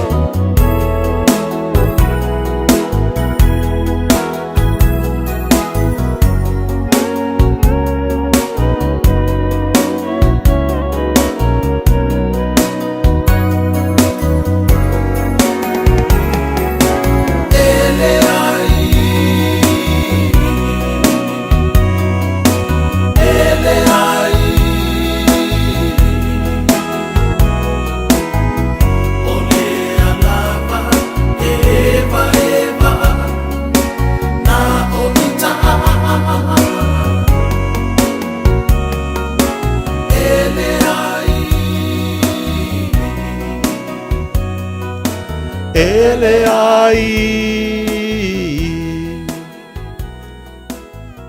o le alava o te nofo na o ita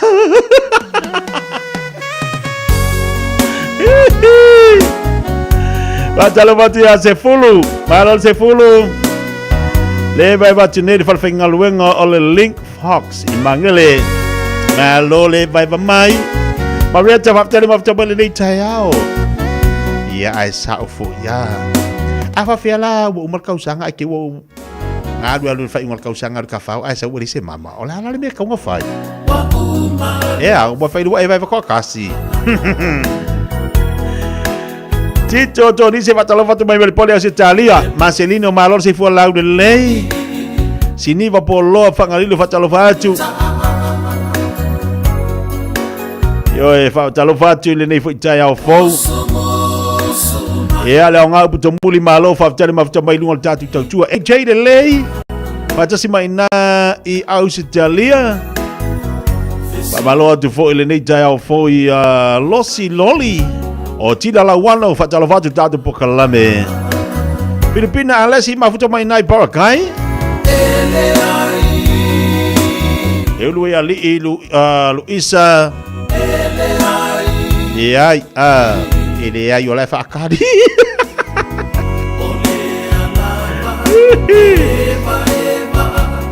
Rita Lanax vai mai le ai ngai ai sa o le leia. Au ar kuwa ai fai di le. Olo milo fa talo vatu le Taeao. Pa vitali ma fa mai le tauchino. Joita mataia fa talo vatu. Ya nga oloi makamalingi ya Ba Fiafia nga boli tatu wantino. Betapa le lunga la jele fa maloti ya tau malolo sai te mangalu ngai lunga le wala. Na toi fa ilo tu la boli tatu wantino le nei Taeao. Ol nai fa le tonu atu tatu le tio. Ya ole fa na wala wenisi ol tatu wantino fa malu watu. Olo fa le tonu tatu so ta inga tu langa olo fa fonga mai tatu le tio. Tono lo moto mo lawa. Ia po la to foi o lema futo bai lungo tatu li tio tono tabale. Na lai fa li tono wali tatu wa so tainga. Ona o li tatu pou mafu anga na. A lungo tatu Facebook mo lungo tatu YouTube le la valo awina tuai tatu fasalonga. Tatu weva eva ngi kaya. O so lungo kako Facebook. O so lungo kako Facebook kako eva ngi kaya makako kalkari ai. Yo e makako o ya nei Taeao. Ma wai fole ata mo tanto. Matalo watu ya fuataina iona mayava. Ma futa atu nei salonga sa vai. Talo fai se matu moti sala fai. Sala fai au de lei. Sili atu lona la le lei ma au de lei tangata. Ta fito api saloma malor si fopodi lei Taeao. Sa mau fatalo watu le fatasi mai nai le fale mai mido moa.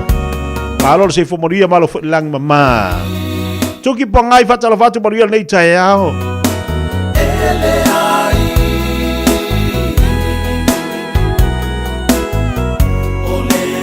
Fatalo fatu pokalame nei Taeao. Ia inisio e kale sielo fe ngai la tu malato fontanga pe ona ye le Assembly of God. Church of Samoa lo ia la tu fontanga o la tu malanga mai Australia. Ia mai se la tu o lo I nei fo I New Zealand. Ia o lea lao lo whaire fontanga ni so tatu I kalesia whatalo whatua ni taitai. Ia maise ia sunga I whawhengainga mo lato whatua. Ia mali toa tele I lato le nai malanga mai la usufono mo ni tele fontanga lo whengai mo tau I nai mangele. Tari tua mo sa whatalo whatu ma lor se fua mo ni nei Taeao.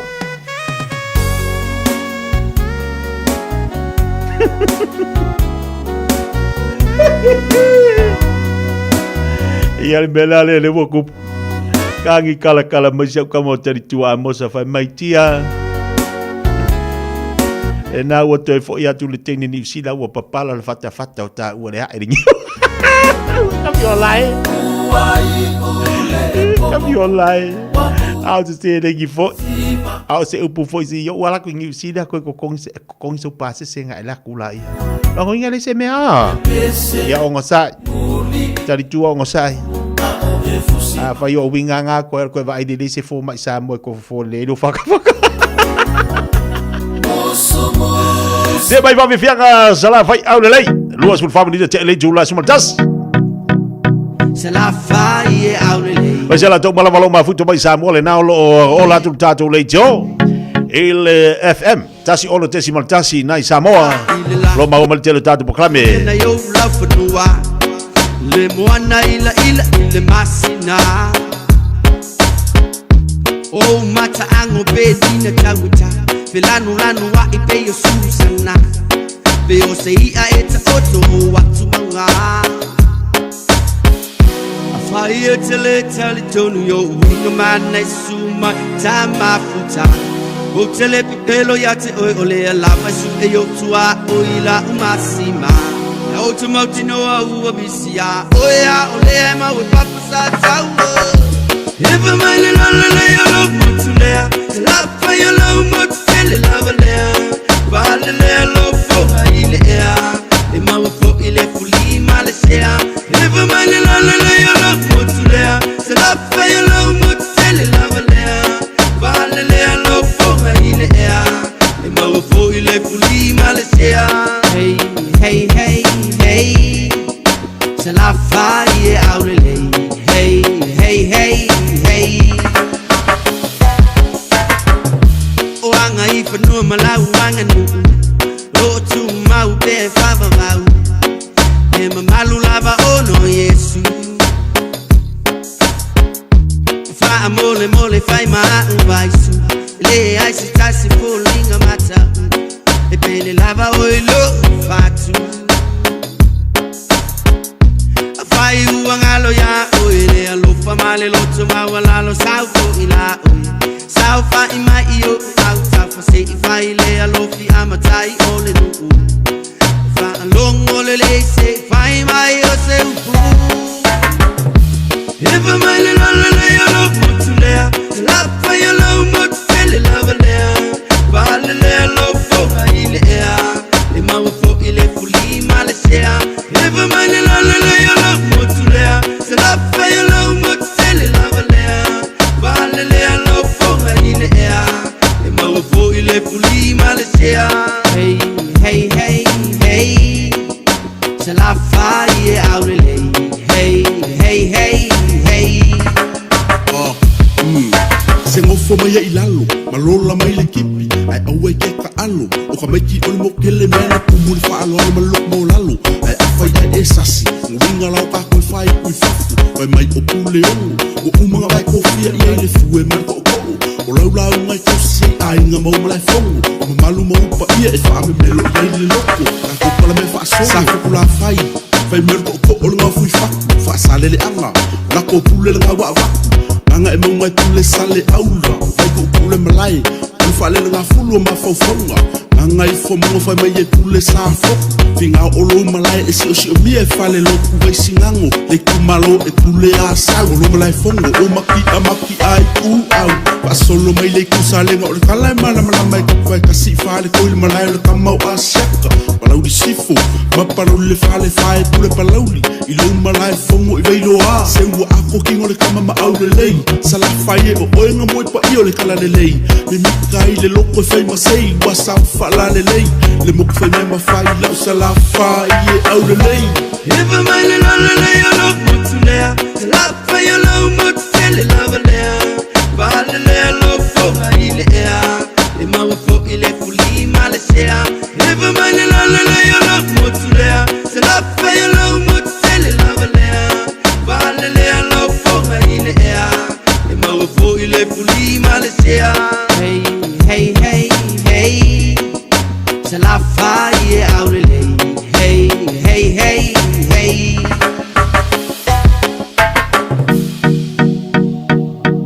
It's summer, a time for gathering and reconnection with the ones we love. Right now, measles is travelling across the motu too. It spreads easily and can cause serious illness. Before you visit whānau, make sure you've had 2 doses of the measles vaccine. It's the most effective way to keep the ones we care about safe from measles, especially if they are too young to get immunised. It's free for most people, so contact your healthcare provider or visit bookmyvaccine.nz before you settle into summer. O le lava vai le whanau no whawhale le taimi o tuan. Mana mia sino fuanga fa Fiafia ili ainga ato.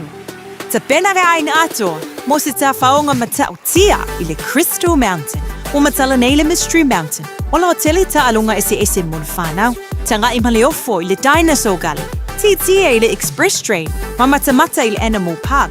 Masau wane le Speed Gonzales Roller Coaster. Ma awane ingalo le Crystal Mine Museum. Matamo fiele aso mo le ainga ato. Le Crystal Mountain, Valusfulu, Candia Road, Swanson, Okilani. PSYasi ile crystalmountain.co.nz.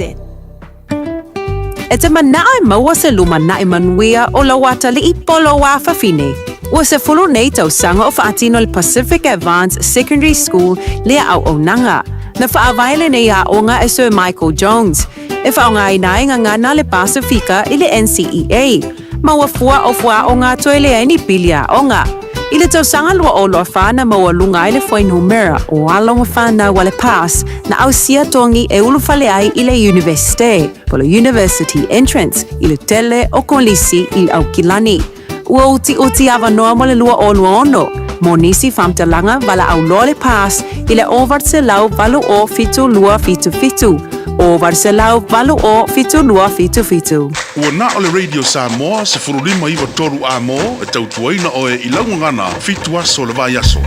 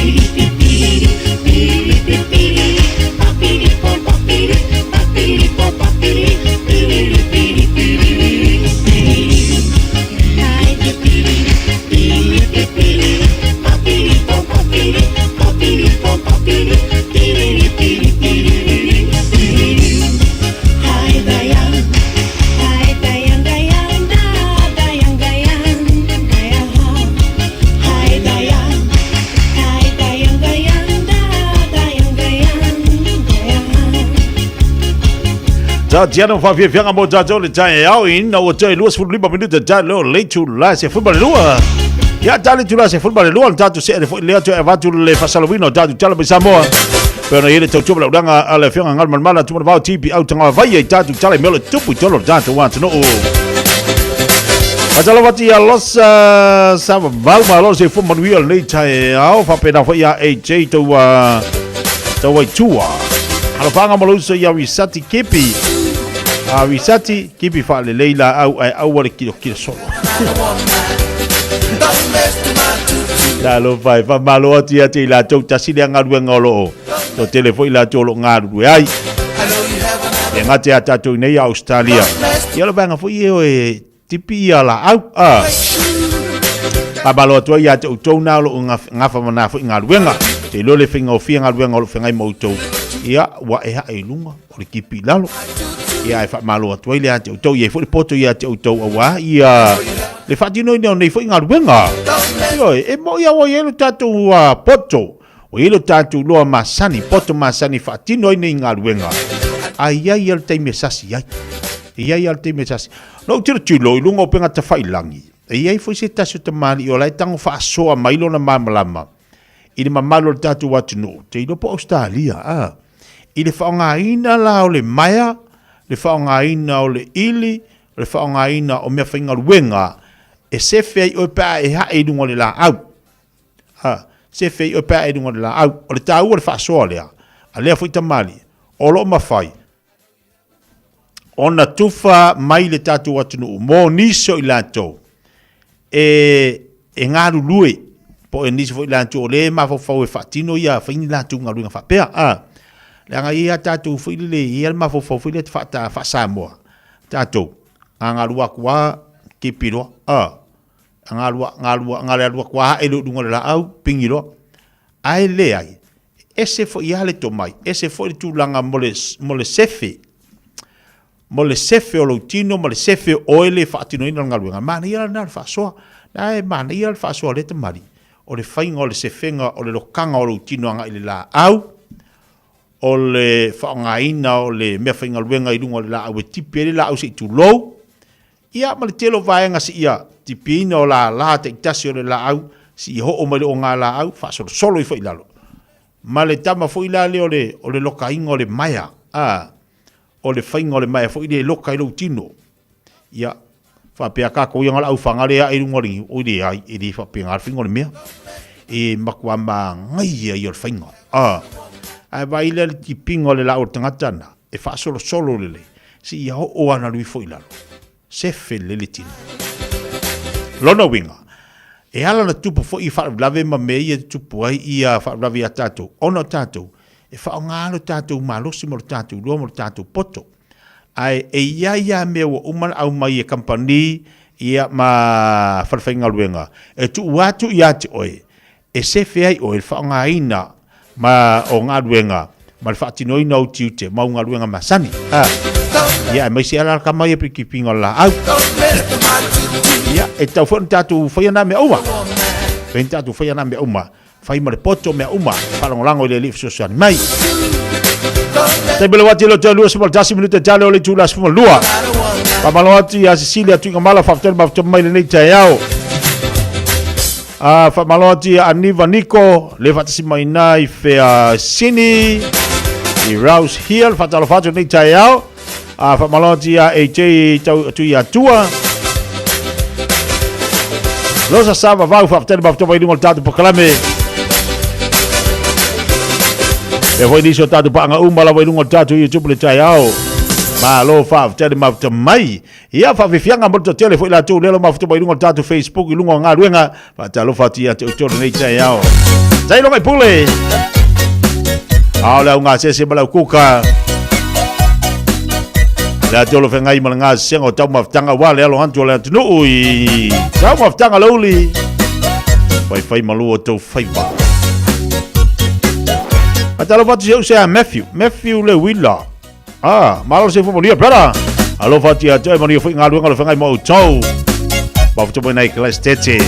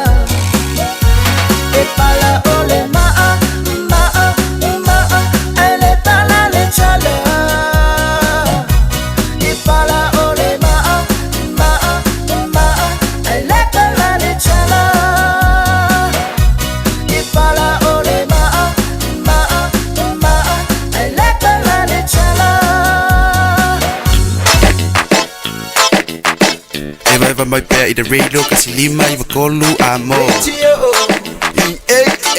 Au ngate sunga mo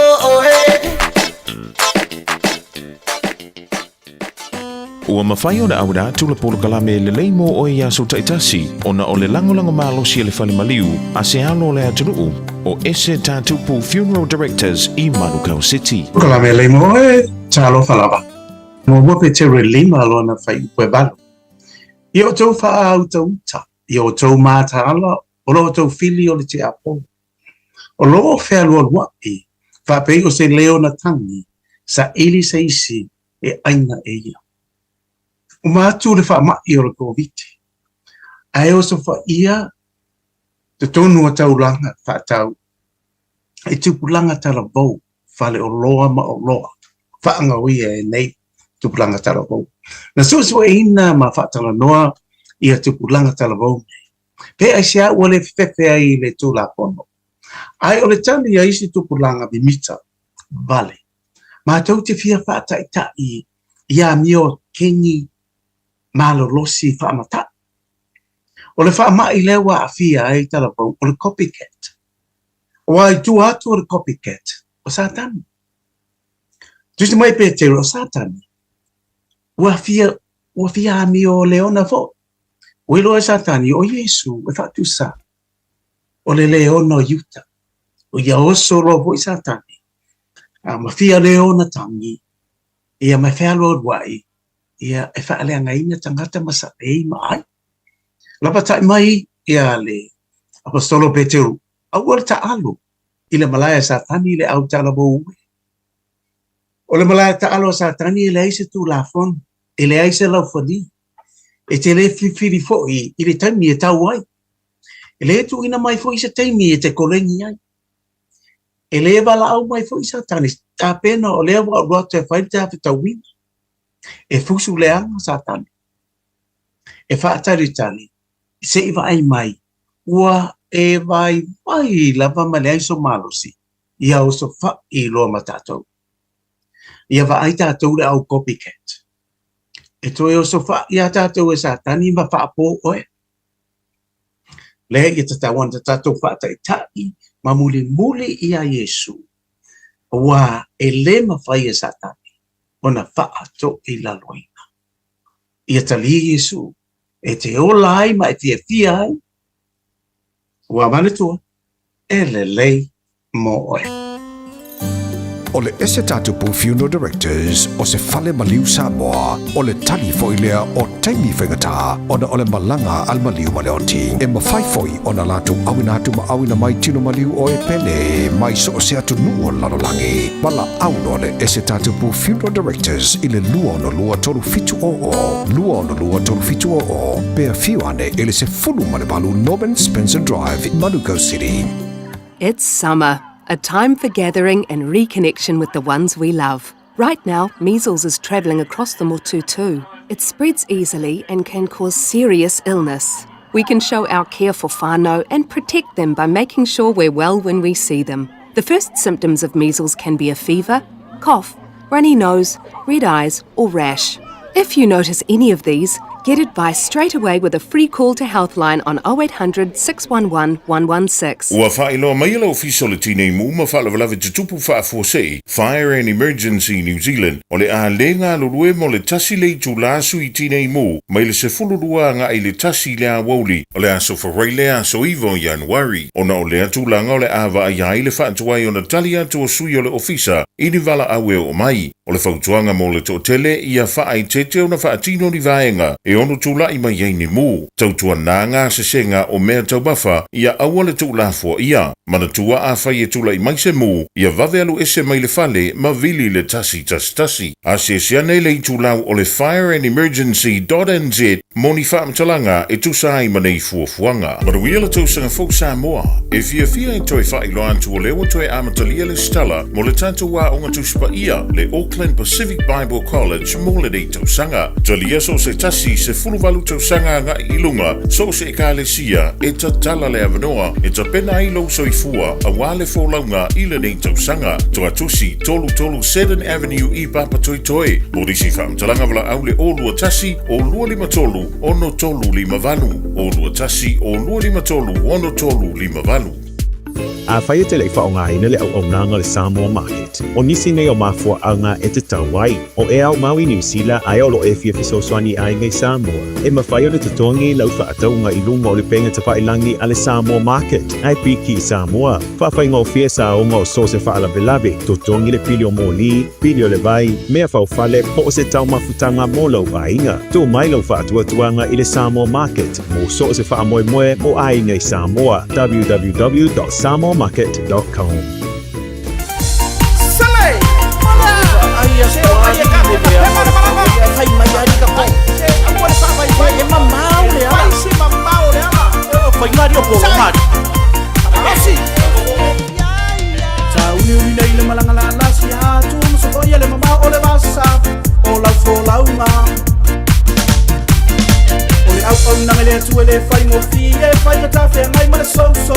O pe au ina langa shalala aua aua ea shalala e te mana tu fata wa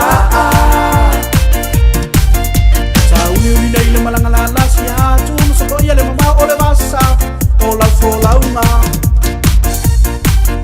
o le au na le tu le fai no fie fai na ta fe mai mana so o pe au ina langa shalala aua aua ea shalala e te mana tu fata wa Sina pansuanga, molo palemanga, e fa amalo si ai lo uso, ila malanga. Sina pansuanga, molo palemanga, e fa amalo si ai lo uso, ila malanga ia tau lai pere vai i le ola ua uma na saunia mo i tato uma mo le tau sinionga se au le whawai vai finau le tatalo maturi vai mana tua le tua iso se aso se lala aua ea se lala e te mana tu fatau waa ia tau lai pere vai i le ola ua uma na saunia mo i tato uma mo le tau sinionga se au le whawai vai finau le tatalo maturi vai mana tua le tua iso se aso se lala aua ea se lala e te mana tu fatau waa sina pautuanga molo palenganga e wha amalo si ai lo uso i lau malanga sina pautuanga molo palenganga e wha amalo si ai lo uso i lau malanga Loso, Malalo, Mafaha, Malalo, Yafaha, Malalo, Yatuma Peri, Letan, Savio, Ola Pele, Away, Ola Fatale, Oma Yasolo, Loba, Tuma Peri, Letua, China Pantuanga, Molo, Palenganga, Efa, Amalo, Siai, Loso, Pila Malanga, China Pantuanga, Molo, Palenganga, Efa, Amalo, Siai, Loso, Ila malanga Te loto, mawalalo, mafaha, mangalo Yafaha, mangalo Yatuma kai leta talo Sauyo e ola pele Awale ola fatale Wama ya solo lowa Tuma kai letua Sina pantuanga Molo ola palenanga Efa amalo Ya, ole tatou pese famalisi au na mo tatou le nei famalisi au lau malanga famai atol po krabe le mo oi. Pe ona ia foi se tatou ri tau mo famalisi au mo tatou le nei aso no toe valu minute. O le tatou le tula se ful mo le lua. Tali watu tatou la nanga tatou tu al sunga ya tongisia. Sunga le pulo le tatou mega kans. Ya wa fo tatou no tatou wa tunu le fata fito ngalu nga mo nei vayaso. Talo fa se uso tongisia malor se fo manuia bayan de sofa malor se fo la le Taeao.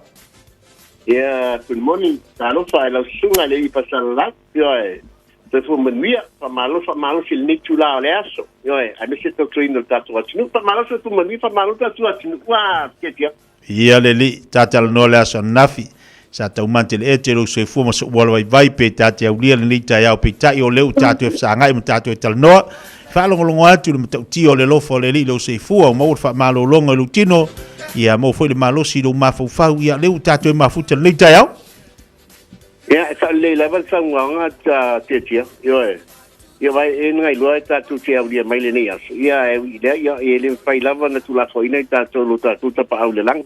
Yo ai fa malo lo tetia ile mana le malo lo tino tu shit longa fa ponga Samoa. Ngai ma fa ina tetia.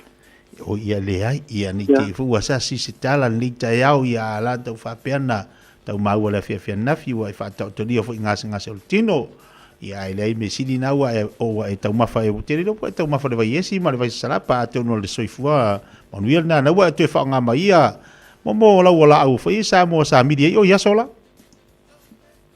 ile eu tele fa nga vai la to via na le pavale vai a tonisia la to fa nga o le vai le a il fatto tua o il fatto tua il fatto tua le ai se vai sidiatu le ai se vai sidiatu fatto tua ai se le matongo fie o la sei o la o la ula le te ula mai ai oi matongo fie tu la uma le sisila malu la nuwa e o le malita e o te tia malo fafta ia wala no sa ni fa me fonga mo na wa fa so manu ia wa le wa to fo ila la sa mo le sa media o ia sola ia le aila ni na la sa ola le wa to wa fanga ina fa tu ina wa le to fanga ina ia la pu sa media o ma oficina tu longa la vole ngana ea amo ka la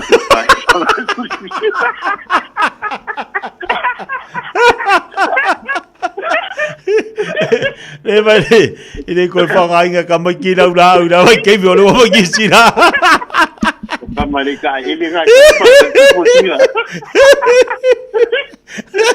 Oi, ya kama kale si ia kuaya, kale ala bela kaulasi ala kau pupu ia kale pami di do.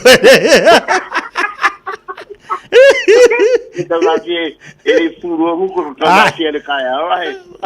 Ngali puvai. Ngali puvai ya, ngali puvai a vai la leo kaba ini mar kaulasi la vai kai mi a. Ya ngamang uya ya mak ya. Ya nang uya ya ota bawa. Ikai no ya.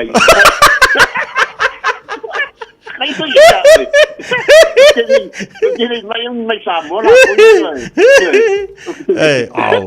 Vai ni bogi mai Samoa. Ava kule pule lo ki gol pua. Ya lelei. Malo va ter lei Taeao no tataimi. La foto lo sugal di pule. Ni si foi vai ngol tau dangam tata tu. Ni Taeao la nganga falal. Ya, papai te lava la sunga te tia, ya, para wa pio nga fo e tau tairo tatu po kala me tiche mai, o wanta pong anga Samoa e tula pio ele le ke lope, tonu foi ate roa, tonu Samoa i fa pe foi una tatu uso, i Amerika Samoa, papai te lava la sunga te tia, e fa talo fa tu Samoa, e lava te lava male fa anualo, ramata mai lava i mawa tele i se pa ia lava se i titi, yo e, ya, e fai lama fa agaloina, foi la afanga benga tofi le tu, aso se to bine, ye, no fatino apel fina ngalo lo tatou tapa au le langi ia wa fo ia to finga o to fia o to tulonga ia to sunga ia if sunga fa finga nga to langi faltua finga fa patele ma patele ia finga to mai kaitsa tulanga isi la e kali si ia e mole tole fa tai ma fa malo o mikakas ia ai ole amatanga fo le nito songa na to ia tam fa ia fo le sa idi so swani ia tampai fai la mesa ili so swani fo ile le mo ta tu tanga sa mi se la bala matanga ni tau sanga amata le kemi te fala ta pe na tu yo ta tu wa inga i matua ta pe nga alu ma fa na o wa fo ya o onga i o fua onga tu langa fa pe nga yo ya o tu langa la to ya e mo so swani pe fa ta na ta vale lo be ka mo tu so swani stupi ya fo i so swani mo wa fo fa ta o fua onga pe fa ta mo fo yo wa fo yo na onga le fa na nisi tulanga mapenga e mafai na bala amaita fa sola ia a fo ia tulanga fo ia le la fanga solo tato tolu to sanga la mato te ba e lo sa e se de kino la bale tolu to sanga yo e a fo e service ai o meka kans e fainga le bona fitness lo sa tolu to sanga mato te pai ai a fo ia male listalino la bale ia tulanga fa penga sa mo ia pa mama benga presidente no la ia tato ngana to ia fa tanga to ola yo tulonga le ngana to nga fo itala uia tatu ngala to ia le se fa mama abenga le pito sila tu se tanga te pole fa tau se tabale yo e po ala me to que se tanga fa tau o tu tonga tabale ia ba ai to sia mo me ka kanslo sa mo le to sanga mo le to sanga mo la con karate o tabale la ba to tatu lo toa le mo tatu commercial events, sabe, foi tanto family events, está com family events lá, a mata mais se fulu lua no fora,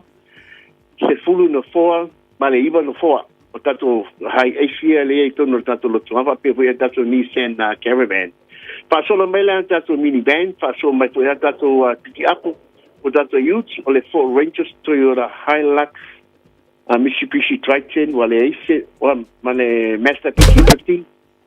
Wele ai fo i mo le se kato hole in Colorado tulanga fa pera te pika po mai on te joinga ni si tulanga ia fo i te silai mai paise tal sanga ia ele ta vale faila tu filinga Samoa ia sumai meta mai au mo so sani mo foi to refer Fiafia lima salanta la so se ta male and wa fil refer fee o ta to pick up de real bala mai filmai ta fi manama ni si tulanga meta finance ia pa so ta emela tu sia pe sumai meta mai au ile lu salau kebeni stripe ine papa toi i manuka bu salau kebeni stripe e ame futa le nai Samoa ole o iva lua fitu lima balta sua o iva lua fitu lima balta sua a te tone tong sia febe ai ole o lua tasi pa fitu ono lima fatas mania faiva no filma lea se tia o te nei pa mania le tua pa fa se foi le uso te tia ya sai foi le songa tong sia lei ole tu tong sia pe na vala pe na mol so ta inga nei Taeao por nei foi oli olo tasi fa fitiono lima fa tasi olo tasi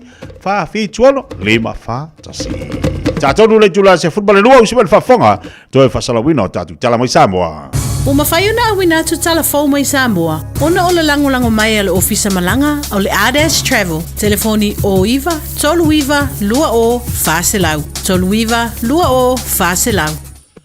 O te whatalofo lo tātou o tino o whelo ai fo i le nei so fou. Si mai al whafonga tala tau longo mai lo tātou o tino. E ui o lo tālia nei e le whaipule o vai maunga lua le teimi o atuai. Le wha maoninga tusia o lona leto e avea matai tai fono o le komiti. O le fono wha vai alo nei tū malo o wanga luenga o le ati nae. O nuu mafio anga o vai maunga lua i le polo keti o le miliona. Ai o lea wa wha alia le tofi o le tū malo le tō whale na tae Victor Tamapua. E le eise isi mea na te mawhai. O no lea wa wha ailo le fina ngalo le pāle mia. Wana o le tō lua sui whaipule o le wha awhale tui o le lātou pāti wha upu whai. E pui pui a ia te tau tangata ua whiriwhiria I to whinga te whono. O lea songa fua a sau e toi amatai ngā rue ngā whono whaawai uma o I tū malo whaapalo te limas futasi. Mo o whaelo e sui whaipule o vai maunga lua. O le a whaatino o na tiuti o le whaipule e lango I ngā rue ngā uma o le ati nae o lona I tū malo. O le whaelo inga le te tai o le malo matu stala a o le imae a ngā rue ngā le tausanga le te nei. Nei ia whaelo ai wana o whaipule o vai maunga wha, wha pēr sa whatalua, sui ia o le vaenga wha upu whai e pui pui a ia te tau tangata, sa tālo sanga I tofi te whono, ma watalia le komiti na ngafa ma whatelanoanga o ia to whinga. I le telanoanga ma le tō whale na tae Victor Tamapua I le solulu le nei vai aso. Nei ia whaelo ai, e alofa I whaipule o le lātou pāti o le teimi mua le nei, wa pale atu ai I tofi o lātou I tū malo, ono le ale maua le awa noe se e iai, I to whinga te whono. Ai mo ia, o lana whaafitai, ono lea na ia te tai le polo keti le malo I le paya inga taruai le pāle mene, lea na amata whaatino ai le whaamatu watu, o le tai miliona tā la mō ngā ruenga o le ati nae, o I tū malo whaapalota uma o le tātou o tano. Whaalia le sui whaipule, sa tālo sanga le to whinga te whono, mai to tolu sui o le komiti, na whaia le whaatelanoanga po le interview. O le wau mai se tūlanga whalawa I tele se whina ngalo ni tanga ruenga o leo, whale pui pui ma le toi fuata ina ua whaelo ai.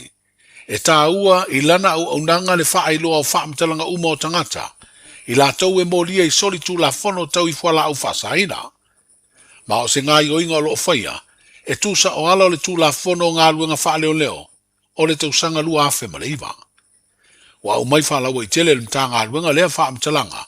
Ina ua tuanai o na wha asara lawa I ata ma wha amtalanga umotanga te limas fulfana puina, tau fia ma molia, I le mai au nisi o sa whainga na sa idi ai ma maua nā koti, po o whala u wha saina, nea nā o fia ai ma le aisa ma le maruana. O le tāua le wha ilo lau tele o ia wha amtalanga o wha ilo e mtanga ruenga. E tāua mo le pui puinga o a onga ma whanau. E whaatau ai le tūlanga menino, ma le mautali atu. Whaamalo si ai le ngā lulu e whaatasi o tangata uma, e tāo fia ngā i o inga soli tūla whono.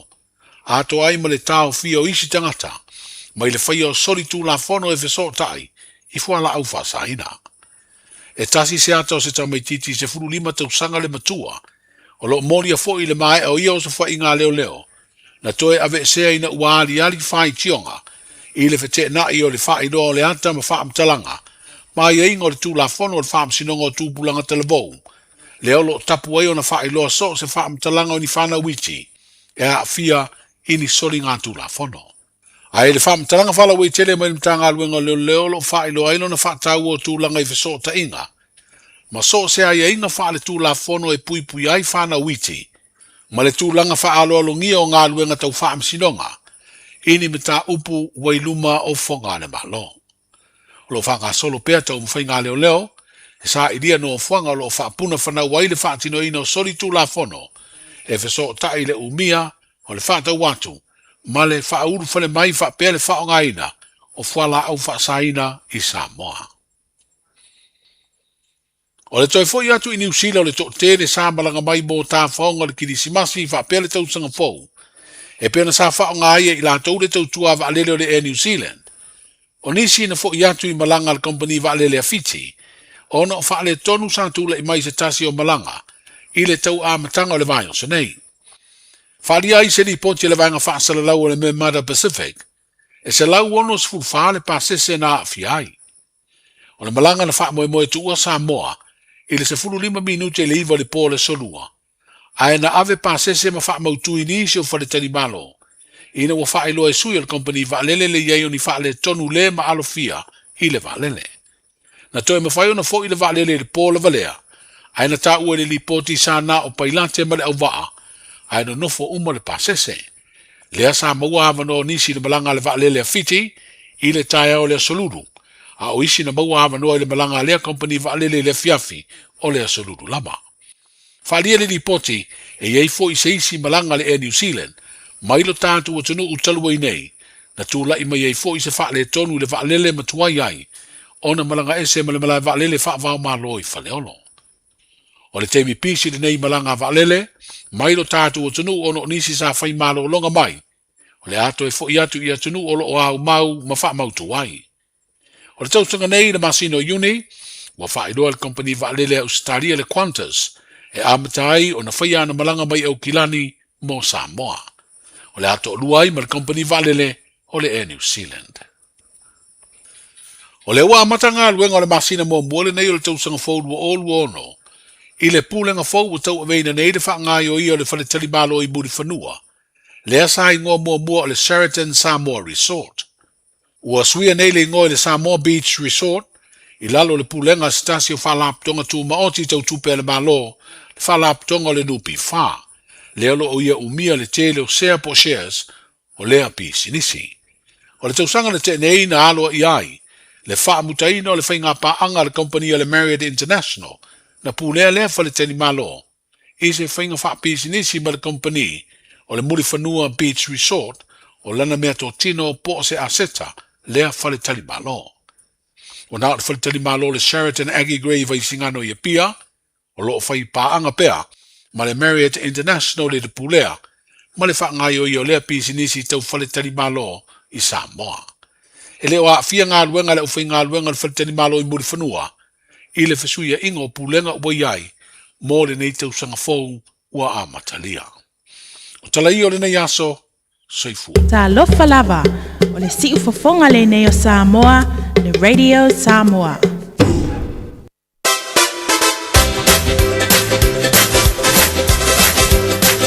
Nau whafonga le tātou tunu le nei o le tau whasalawina o tātou tale mai Samoa. Pei ona ele tautua wha o pēr le whionga ngaru mana tipi au tanga vaia.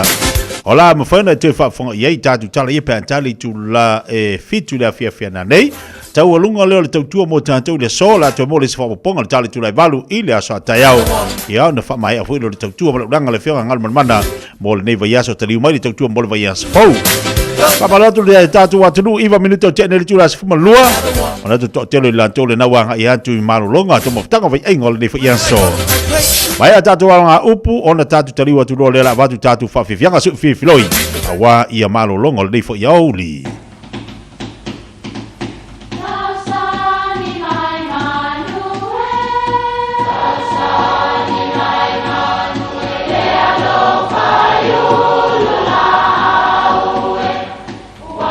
E o whanga manu i ululu o la au, awa e whawhanga i funga o la au.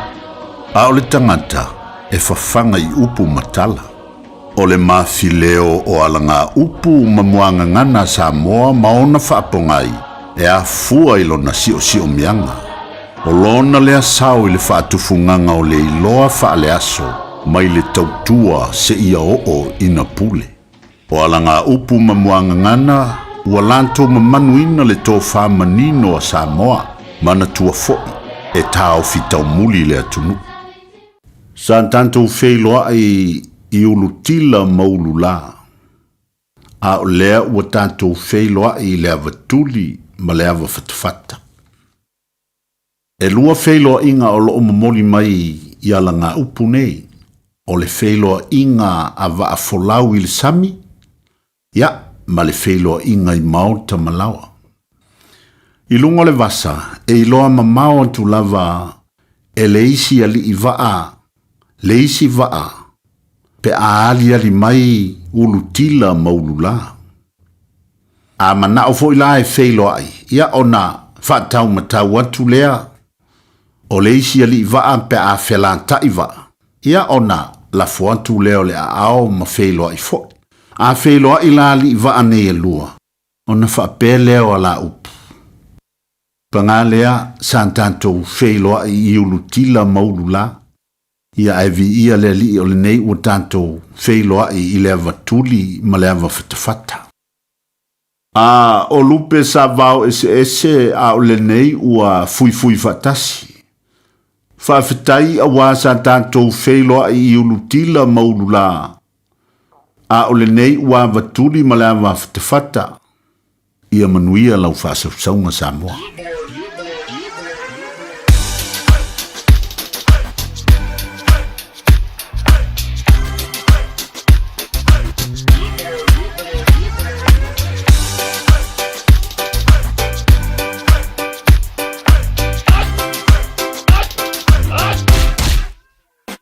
Omi te tonu lau olu au Baile pepe se nei mai mau A fifi Malu o le tama Baile lau ulu ne ima tala tala Le lau whai whapito i te tonu Vai ima sai pape o se pomu Le la mai loa o le tama Se whaala i titi se nai au mama Tawhia ai I se palu sami te Tawhia ai I se palu sami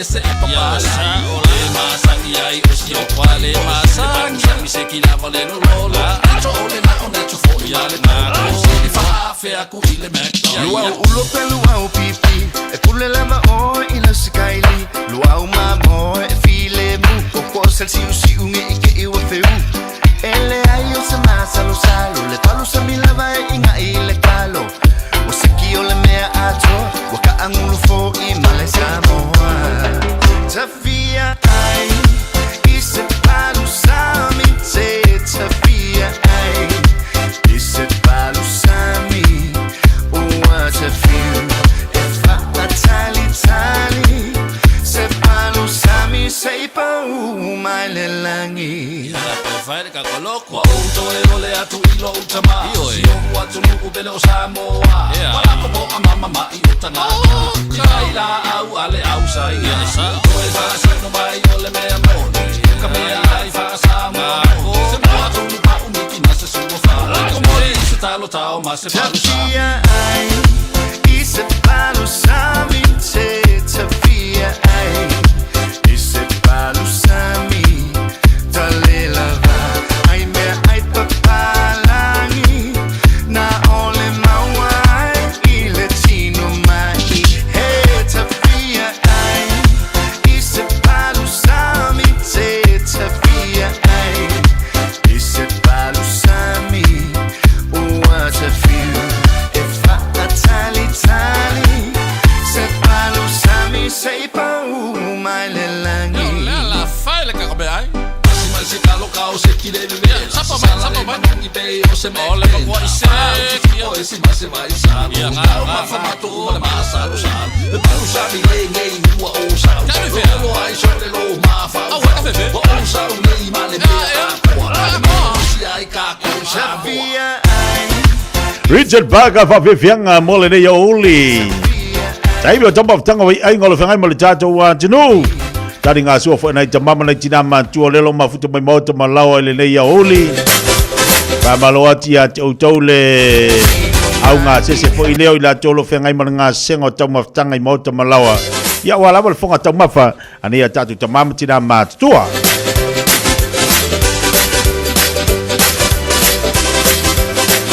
O por PCP ona mai Richard Paka sidi ale paru sam.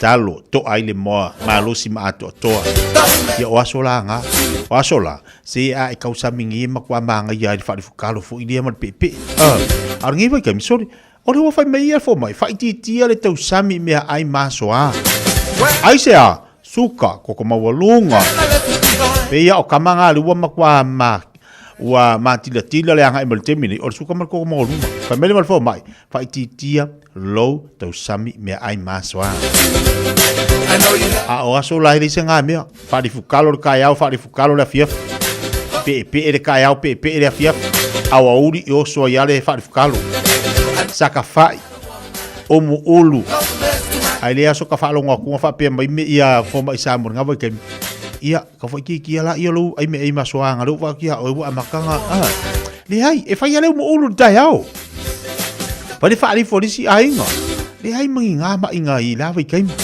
ai vai e si dia me sa mo to ai mo okay lo yo ngon fe su ya yo be ai ngi vai ke mi ngi vai ke mi ka ko ia le su ya ia le tele tau mafa o le wa tatu tango lima ia pe el mafu angal nga wa le wa fa asa tu ia fai mai o la e to apa tu di tamo fa di futalo o woni to apa tu ya ulu o taamu o tamana mo wori masoa ia mo ia o le ma pa vai ka ko le mai ngi me fa sa sa mo di singa me fa sa wa le ngi me ka un fa sa e ki kausa mia o ila o fa alif ya wa ya lu ke aval falesi ainga e pi o ko fal nga ainga la fai mala tu farif e ki kausa mi o ke le la ko ku si mai se no ti du mal fai ko i du mal pola nga ainga wa mai kaminga o la fa de polosis e mai sa fa de fudu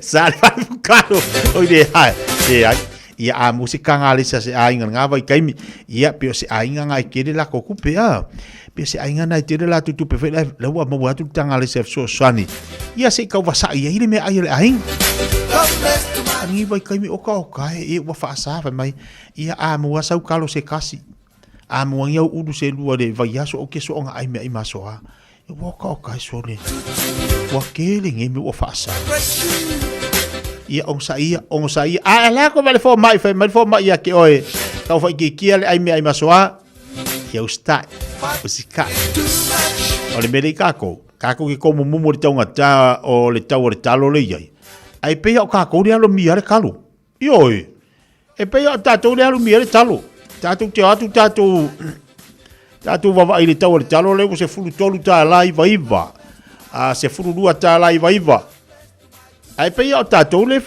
alo mia le talo sol ale makua i alo mia le kalu o kako ia kua ko dole male bua sau male sua mamoe le mai mal falai so si lo makua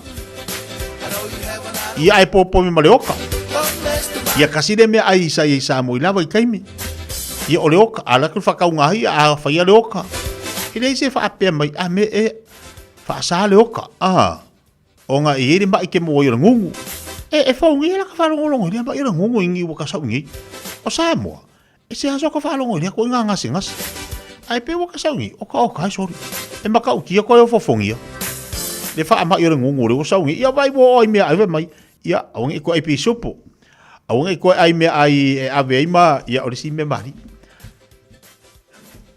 waka fa longo ko ngi istangata fai mai o le tana le fo mai e sani to e tau samini me ai e ave ini momoni me ai mumu fo ia longa wingo fa sale supo e avea ir kamako wala mumu kamako fa sale ai tu malo sos mo fa sanga nga kausa mi se meat fo idea e le vela long kukanga wa fa ai o fa me ia o haunga fa me langa e fa ke langa ma inga ngungu ia fa sale ayoka fa sale ayoka ia o le ngungu fo ia wa vai de makau ki o me ia wo ia fa sa so e o sa e un alu fa pe sal popula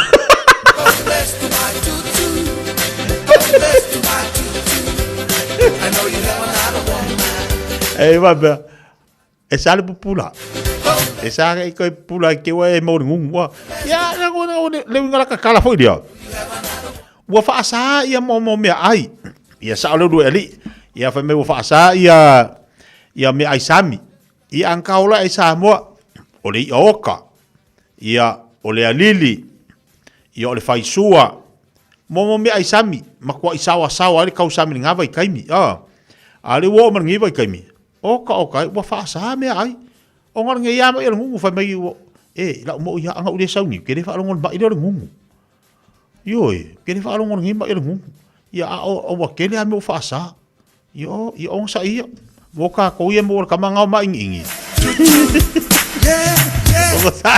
o sai ole fa ia ole me ale sia ko inga e kau sami lo lai mo me ayoka kau sami lo ko inga mo mo oka e vai malia ko inga kau sami dang oka ai ingulang fala anga uma kau sami pingi lo malang ka kolunga yo ia nga malia ko inga la wai ingulang ka kolunga la wo mang ai lang oka e da tau fo na tatu si stai fo mai mo tatu lo la veve inga se tu mau tau ona ustai lo fo mai ya fai mai ku fai mai kausami the humans are a primitive fai mai Taeao Mes fala inga la te bafuto vai lungo tato Facebook mo lungo tato YouTube. Tato se di Fiafia ma te vacca.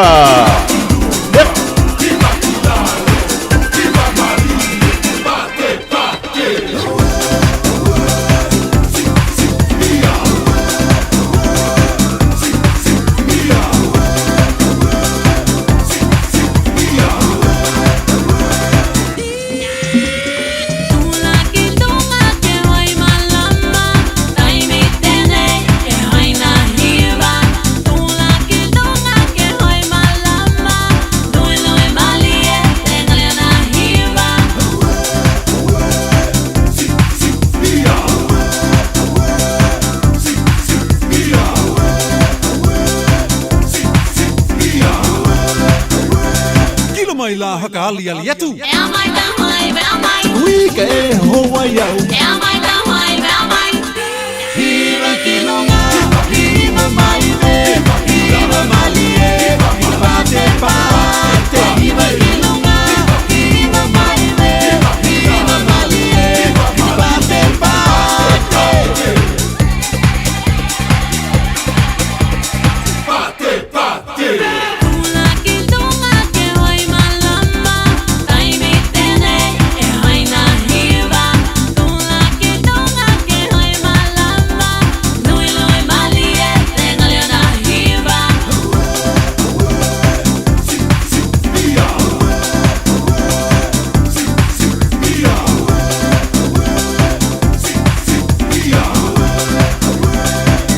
La hakali ali atu. E mai ta mai, e mai. Ui ke ho wai au. E mai ta mai, e mai.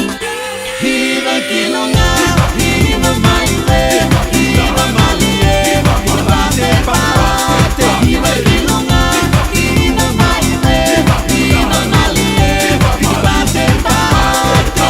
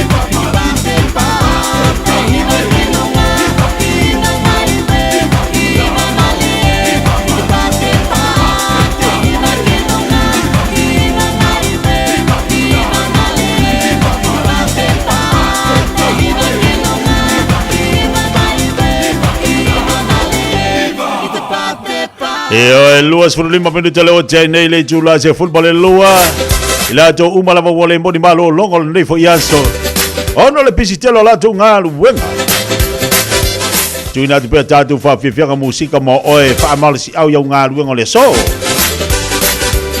Tamam tira matua to fa talo fatu ya to ni si fa la tolo fa to lio no nga singa soltino la to mala lo mafuto mai tolo tatu fa mai o la to tono fa poi ya lo fa to po clave nei fo ya oli ma talo fatu ya Cristina tanu vasa malo fa telo mafuto mai nai me poni Australia Luisa tu nai fa talo fatu leo mafuto mai nai Hurricane fa talo fatu Pamaloti se ya Michael mai Wellington alo fatu brother Michael pen fan do vala malta telefoni Michael e fa fonga mai Wellington vala malta telefoni olu tasi olu fa fit fa lo tolu ai te olta telefoni pe a manava a fa lua Marietta fa talo fatu nei fo yaso ya olesi fo ila wa wala wa mo le sponsor ngi ya uli ia kama fuinga nga mata o ngalua ma ia sau ka lunch yang ai kolo lola ia leo mo maka fa maka I pepe anga pie kau de pula si er wa ko kan vala a wa ko foi la si tau maftanga manga ia o ka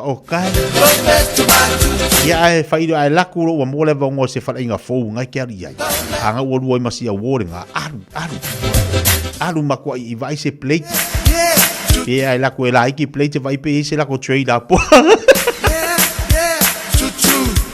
oi pe se la ko trade up si as la me ai ia ngai ping ia lo o ia ngi fo ia uli ku sa pe ki ngai ko ia mo le valo mo le vano e fa ile tau maftanga ia geseri quafo Luas vol fit to be the tele jula suma lua ilalo melo lima Luma ilalo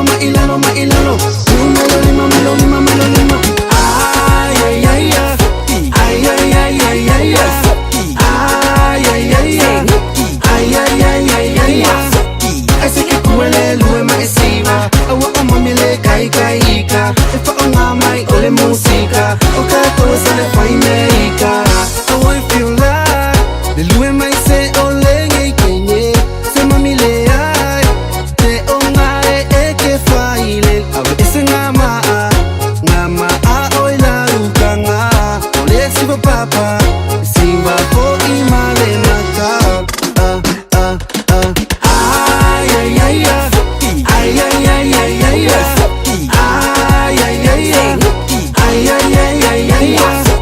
ese que duele luema esiva awa mami le kai ka e fa ona mai ole música o ka cosa le fai meika ale uwa ye na sole uwa o ke le oloka ba ai le o kingau ai a kiri ai o e fa pau se fai fa ale le mai foi o a ngai o ke le ko foi a o mami foi le o siva on ka ko ke le ko ika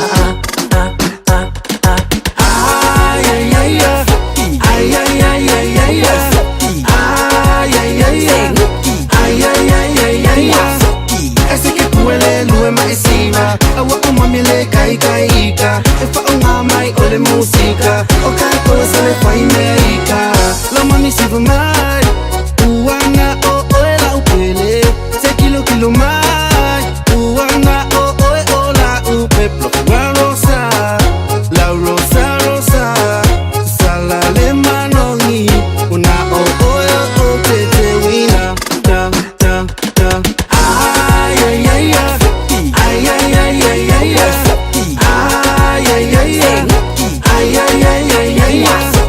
ese que duele luema esiva awa mami le kai ka e fa ona mai ole música o ka cosa le fai meika e ka siva mama lo solo ia tau tuna tau siva for fua olo o siva tu for yo tua awala vanei e vave fa tali mele tata vale ole olo fai le coloca o manere o poesia lu le palola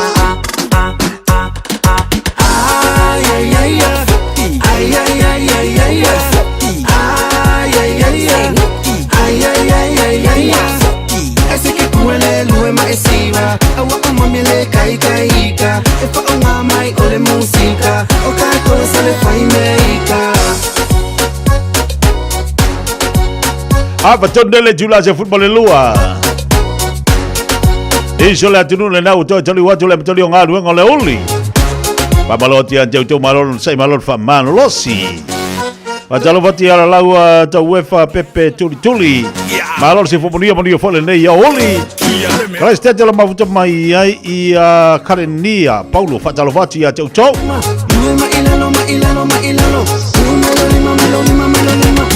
Ya maila to umala vale fa fonga mai lunga la tele talo fai.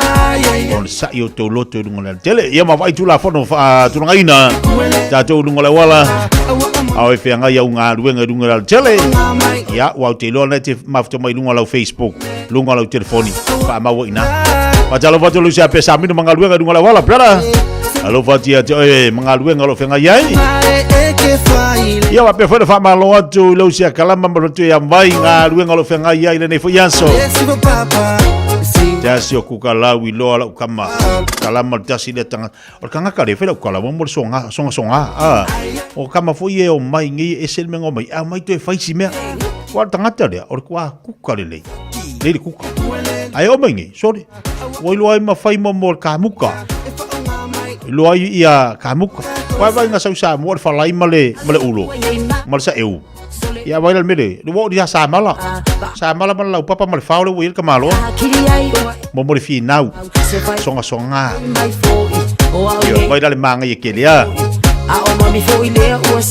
o le fi nau tatu atunu ni a ele fi nau tele mo se mea e foi te mi te ma fo se me fia fai e ma fu na ele ma fai na fai o lo le tango fai o lo le tango fai ai ma fau le fese mea tango le fate te on fai ai vai le ye e fa pe fai atu la mtanga le lei no e ke fai momua ngai kilo la me le fa le todo to e fai ale fai fa lua fa todo fa lima lo vai atu a e le o querer swinga ya ngala ngai lo le haila o le fai ma so na fai ma lo fie fai ma ti le lo ona le lei Patalo fatia sani saini Jenny fa tu po le fa ngong mai balainga na o ta ho malor se fomoria e ala unang bertua al premi finance nai o ta ho e fa ngong mai sunga Steve fa pe foi Francis fa tele bafto mai lungo ta po club le fo ya oli Pado fi man le tato want to know le vesio la oli ina fa vivianga mia mauto tasi ansuao O por pese au nei tafe o lo imanta e fa va au la va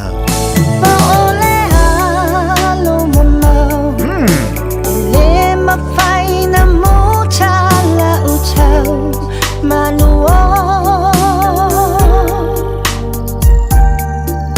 a fai te tafea avea uma se pone te fa o peo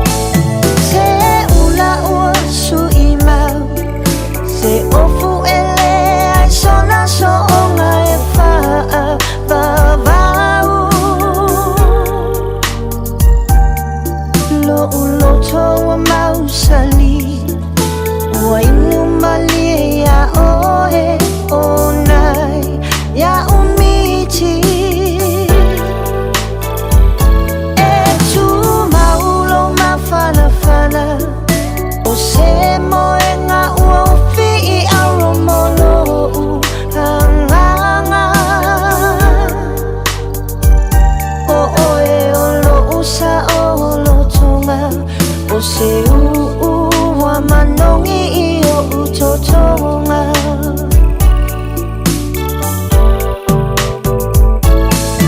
A e sautia I le sau E tatala tulo fatu e fai mau I e afu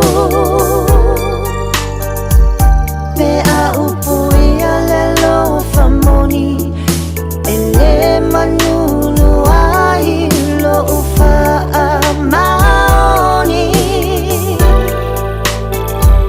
O te tatalo I le langi Ia fusia le tama futanga I le fea lo fani O te oti I lo fata fata Pe a uma o lo une o langa fa a tauwaa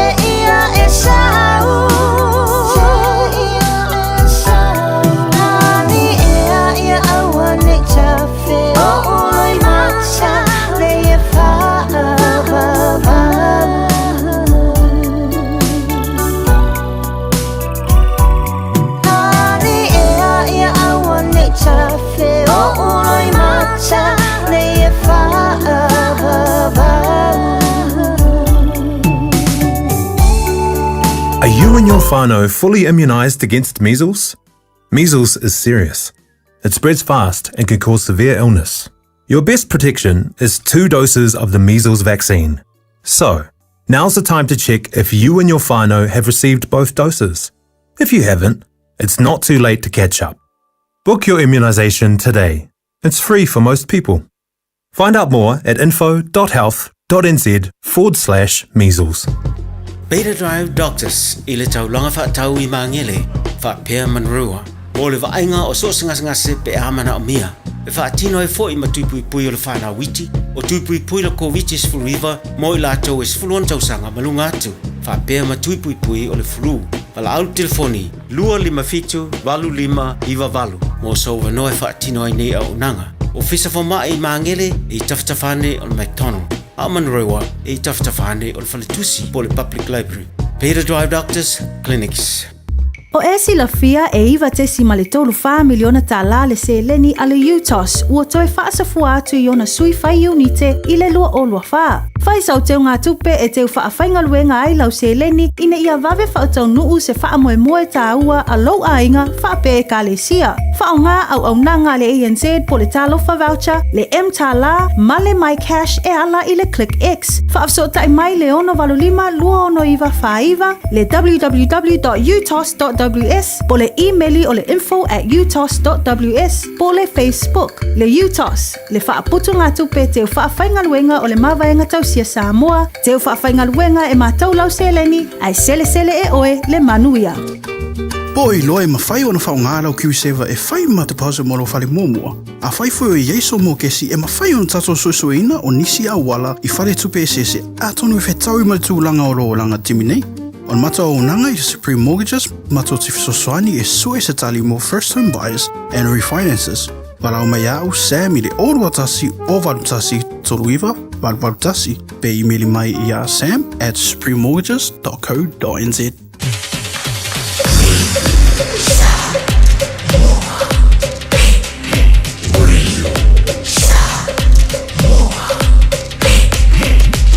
Tasi limoi betul, amo.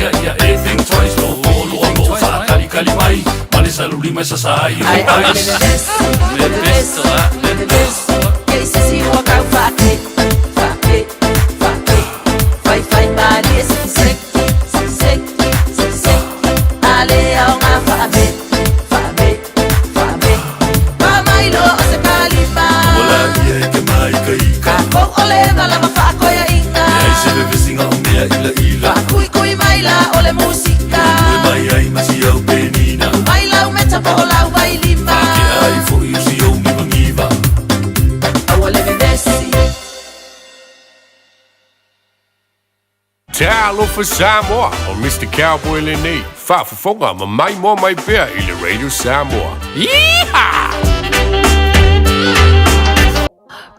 Radio Samoa. Taslima Ivaton Amo.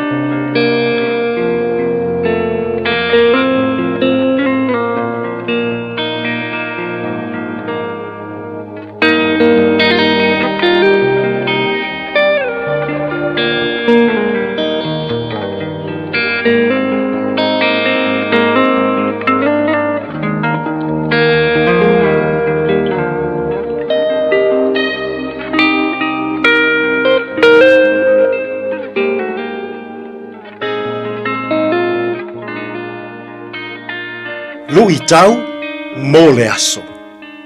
Whaangota I le loloto. Fishing in the deep. Luka lona mata upo e 5 a o lona foi upo e 4. Ua umala na launga. Ona fetala yatu lea o ia I a Simona. I nā tu atu ia I le loloto. Matu uifo ai o tou upenga. E maua ai ne ia. Whaangota I le loloto. Fishing in the deep. Ua au ina le po. Le ai masei ana maua e Peteru malana au whaiwhaiwa. A o ngā samia. E matua poto tele ai Peteru malana au whaiwhaiwa. A o le aso lea. A o le leide po. Le ai masei ana maua. Ai whaalongo tu Peteru malana au whaiwhaiwa. Wa fetalai mai e su ia te ilato. I nā tu ia I le loloto. O le mea mānaia na whai e Peteru. Ua usitai I le whaatonunga Yesu. Ua tu ifo la tau penga I le loloto. Whai mai le tala Ioane. O le taimi la valea. Na tele ai ia na maua. Ua tumu vaa e lua. Ua tali ngoto. Ina ua whaatumu ina e lea tua. Ia I o la tau vaa. Samoa e tele taimi. Tātou te sā ili ai. Ai le ai ma se mea e maua. Tele taimi tātou te ngālu lue ma tau mawhai ai. E le ai lava se suinga le lei. Tele foi taimi tātou te tau mawhai. Tātou te whaamao popo. Tātou te ngālu lue whaatasi. Ai fiu ai whai. E le ai lava se mea le lei e maua mai. Whai mai e su ia Peteru. Tuu I le loloto. Samoa o le loloto wha Yesu. O le loto e ono sai. O le loto e wha maoni. O le loto e mawalalo. O le loto e tauivi. Ma le loto e fili ngā. I le nei fo I aso. A o whea ngai I tātou I whea au mga luenga. A whai ua e fiu e sā ili. A whai ua e fiu. A whai ua e paso.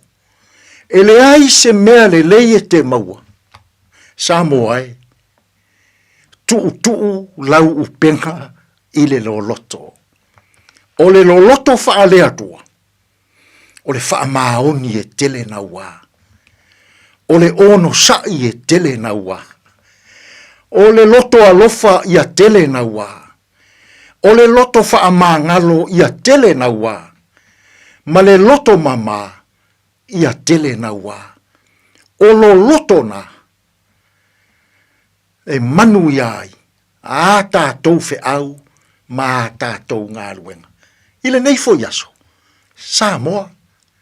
Ai ape a se I tuu ia. Ile loloto. Lau tō whā. Ma lau wha au tautanga. Tātou te tālo. Lea tū ai. A o maia Samoa. Ia tuu a mātou tō whā ma wha au tautanga. Ile loloto. Ile wha maoni. Ile alofa. Ile ono sai. Ma le loto wha maangalo.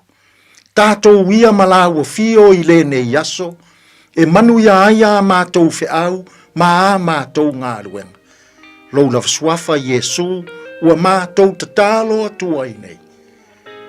Amene.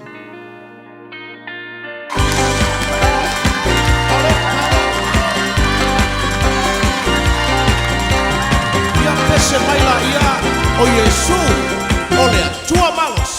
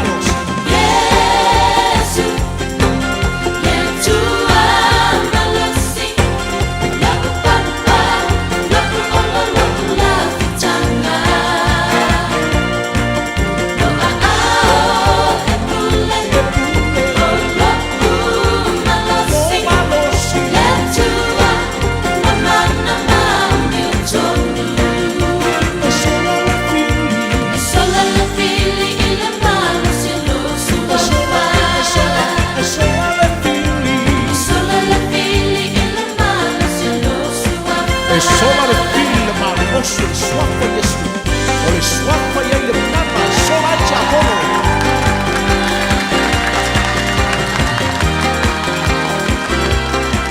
Toi pese mai la ia o Yesu le tua malos.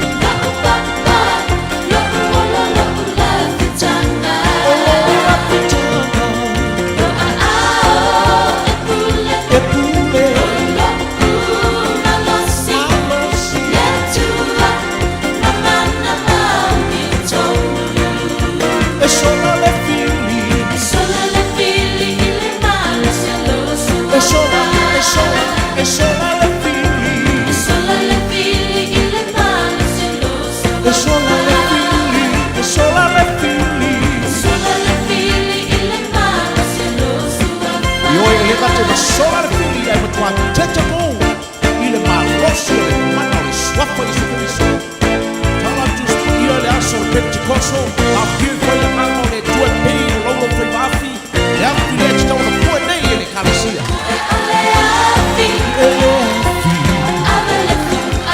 avele fu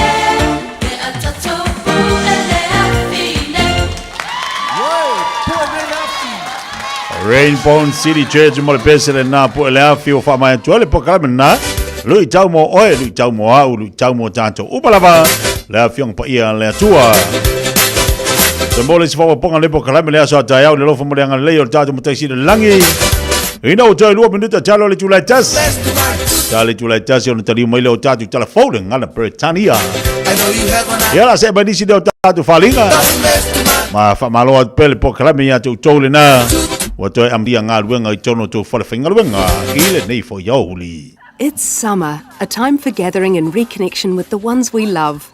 Right now, measles is travelling across the motu too. It spreads easily and can cause serious illness. Before you visit whānau, make sure you've had 2 doses of the measles vaccine. It's the most effective way to keep the ones we care about safe from measles, especially if they are too young to get immunised. It's free for most people, so contact your healthcare provider or visit bookmyvaccine.nz before you settle into summer. Wa whaatonu lau whanau sia o ngā amata. A whaia te lalai mangeli sa sae po o nuu tūtua oi, whaafafonga lelei mai. O lea wau whaantua le whetūta i ala o ngā amata, le tolu se fulu I tūla e a o ngā fuai whanau, mai le tasio o I le 5 tausanga le mātutua I le vaiaso. I oe, maua fua fo I tau mawha, walau lo le whetūta I ala o ngā amata, I le olua tasi tasi tolu lima, fitu valu iwa fitu. Olua tasi tolu lima, fitu valu iwa fitu. Mo se avanoa o lo walo. Matau te whaia ni fo aroi le aso lava e te fio mai ai i le Shine Dental. Ai e iai e inga whaapitoa. Matau te salia le Afterpay, Zip, Q Cards whaapea wins quote i le Shine Dental. E whaia fua whaatalanoanga ma le ACC i le Shine Dental. Le aise tongi mo whanau i le bao le se furulua i le se furuwalu tusanga i le Shine Dental. Talanoa mai le tongi ino le whainga o nifo e whaonga ai le Zip, Smile Now, Pay Later. Le aise tului i le Shine Dental. A fio mai le 575 Great South Road manukau pe vala aule lua fitu ono fafa. Lua fitu ono fafa mo le Shine Dental. O fia maua sau ta vale po sau piki apu. Ai tongi ta iwa yaso, lua va yaso, pe ta imasina. O le sleek cars o le a maua ai le fisosoani. Ua ta pena le au whainga ruenga a le sleek cars mo oe malo a inga. Aua e te popole i se mea e tasi. Te tala fitu aso, mai le sifulu i le Taeao, angai le afo le ono le afiafi. Tele la alai au kilani i saute, mili mai loa i le o lua tasi fa, fitu lua selau. Po le o lua o, fa lima, tasi lima tasi. 24 hours a day, 7 days a week. Radio Samoa streaming live on www.radiosamoa.co.nz.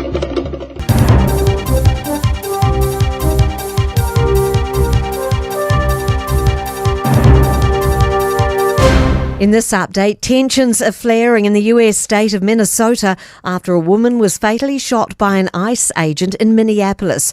The 37-year-old woman was protesting against the Trump administration's immigration crackdown. The Department of Homeland Security claims officers were obstructed by rioters.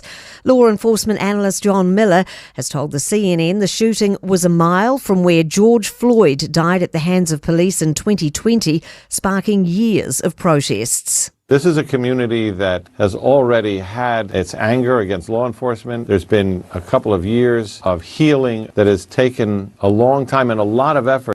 More information's being released about the Manage My Health cybersecurity breach. The portal started notifying affected GP clinics. College of GPs President Luke Bradford says the documents are predominantly from 2017 to 19. He says mostly they don't appear to include lab results, medicines or notes of personal conversations with doctors. Parts of the South Island are in for a lashing today. Met Service has issued a heavy rain watch for parts of Fiordland and the far south of Westland from 2 p.m. until tomorrow morning. Meanwhile, it's predicting very warm conditions for eastern New Zealand in coming days, with temperatures rising into the 30s from Friday through the weekend. Croatian tennis fans are demanding answers from organisers of Auckland's ASB Classic after being forced to turn their national football shirts inside out before being allowed entry. Security staff stopped Joseph Ursig and Neven Sumic as they arrived to watch Croatian star Donna Vekic's first round match on Tuesday. Sumic says a guard blamed a Women's Tennis Association rule. He said it was for everyone, and I'm looking around and there's guys wearing all black shirts. He's like, oh, well, this is their land, you know. Tournament organisers dispute the claim, insisting there's no ban on fans wearing sporting attire. I'm Kay Gregory, and that's news. In sport, the Wellington Phoenix have signed All Whites defender Bill Tuiloma to a whopping 2.5-year deal. The 30-year-old will return home after more than 200 professional matches in the US and France over the past 12.5 years. Fans hoping to see him debut this Sunday at home against Adelaide will be left disappointed, though, as he can't be registered until the mid-season transfer window opens next Wednesday. That means his possible debut could be Sunday week away against Sydney FC. And England have moved to 326 for 8 early on the fifth and final day of the fifth and final Ashes test in Sydney. Australia had an out LBW decision on Jacob Bethel overturned to not out. The tourists lead by 143. That's sport. Hey, hey!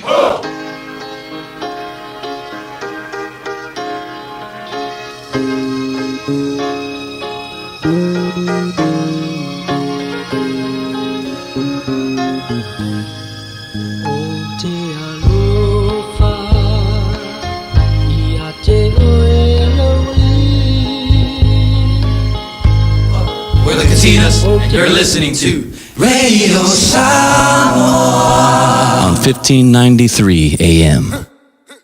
DJ, Bravo, DJ, bravo, DJ, bravo, DJ, bravo. Champion, champion, champion, champion, champion, champion. Everybody knows it, bravo, a champion, champion, champion, champion, champion, champion, champion.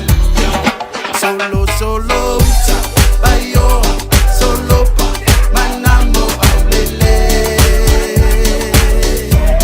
Awe latayala, awe si umbo, fapema si upapa. Solo, solo, bayo, solo pa, manamo aulele. Awe latayala, awe si umbo, fapema si upapa.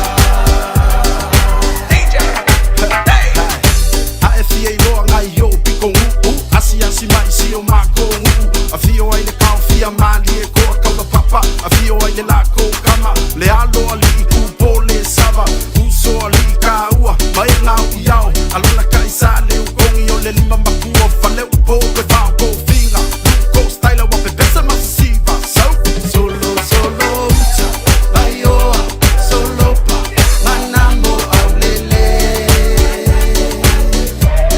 Awe latayala, awe si umbo, fapema si upapa. Solo, solo, bayo, solo pa, manamo aulele. Awe latayala, awe si umbo, fapema si upapa.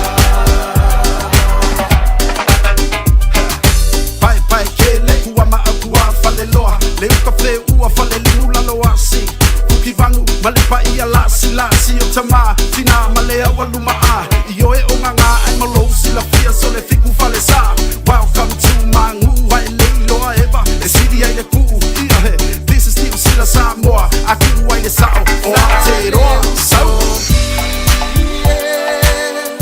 Sauna e anu He ua umatanga ua taitasi malelo foanga. Solo solo uta bayoa solo pa manamo aulele.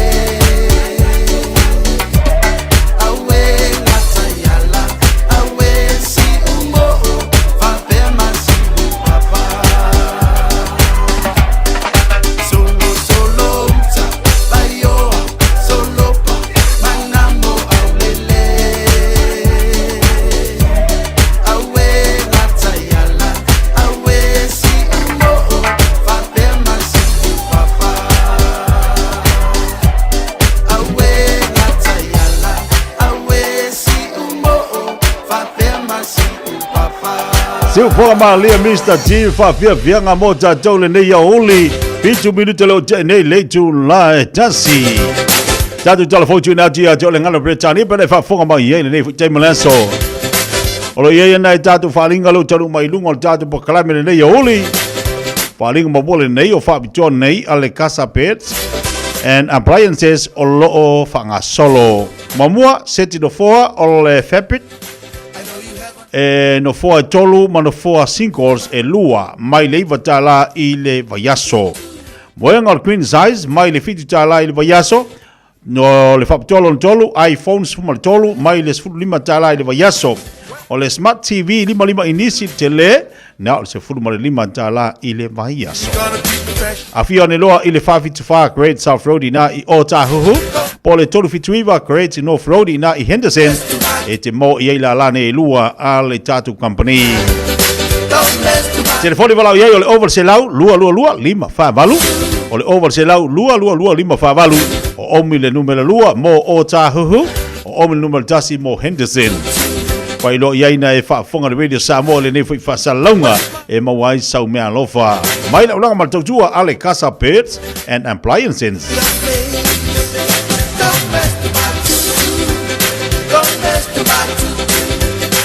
Awale ngali ya Joe Salomingo tatu tusi le nao so ngama le bafit fili. E te maua ia I ale telo tala tu o Samoa e mai se foi o whalu penga le tātou wātino.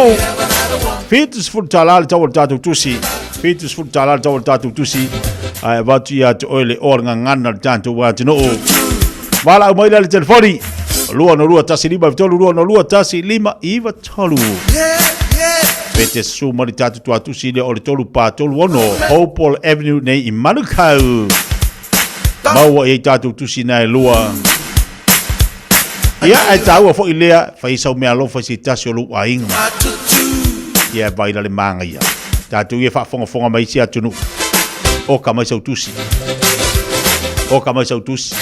Tātou ia la tala tamai nei New Zealand, fai se mea lo fa mane o tātou wompa anga mai se tātou a inga. I lo anko ma lo anti. Ia fo'i ia le tusi na, ia o ngā fo'i mo ia.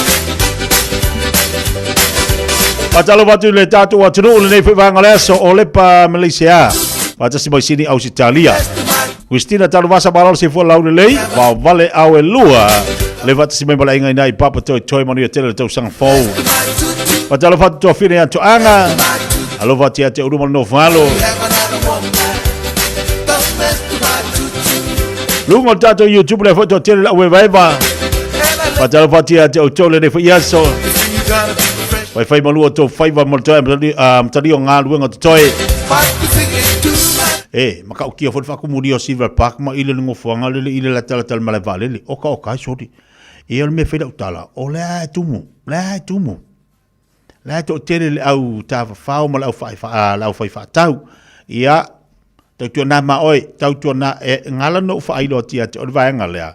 Ono o lea la walo whaatumu le naino whanga ia mō tātou. Tau tua nala ma oe ia lete whea ia ima lua te whaatau. Molo saunga le mua mai se fo ia lau ato na e lawa asoa e le se mo I tonu. Ia, tau tua nā ma oe. E tele a ina i fo ila ufa le tonunga. Tele fo ila i ila ufa le mafau se I tulou whaafonga le tātu watunu. Tau on tātu māta lai. Tau tua nala ma oe lau saunga le mo. E mai se I tātu ia whea e whai whaatau. Ia, mo umal pau. Lale winga la utala. Wa umar kelo olo sa pa o le ko ya ngai mai tele olo ila tu tau masani. Ia fa utau tele leila ia le wa o mai lau fa so la mtanga ni va nei tu sanga. Pisa kele fu lau fa halu fa unga la tu sanga ia. Ai me sia ai nga fu malanga mai fa fu Oi malanga mai la tu ai nga mai sa mo. Filia lu lau. E wa suela wako. Wa sipida wako. Ai ma se fuanga sipi la lea. Lu sipi faselo a ko wo o kama I sipi o sipi. Ai sipi aku ngau kau kalinga la ka vale mai. Lai. Ya wa fu era gufa kasi kau kalinga masenga ka ko me lo e nga uma. Ya la ole lu sipi ya. Ya lele.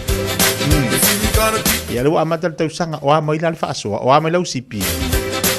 O koe ngai fe vea ia lau ako fasi pisai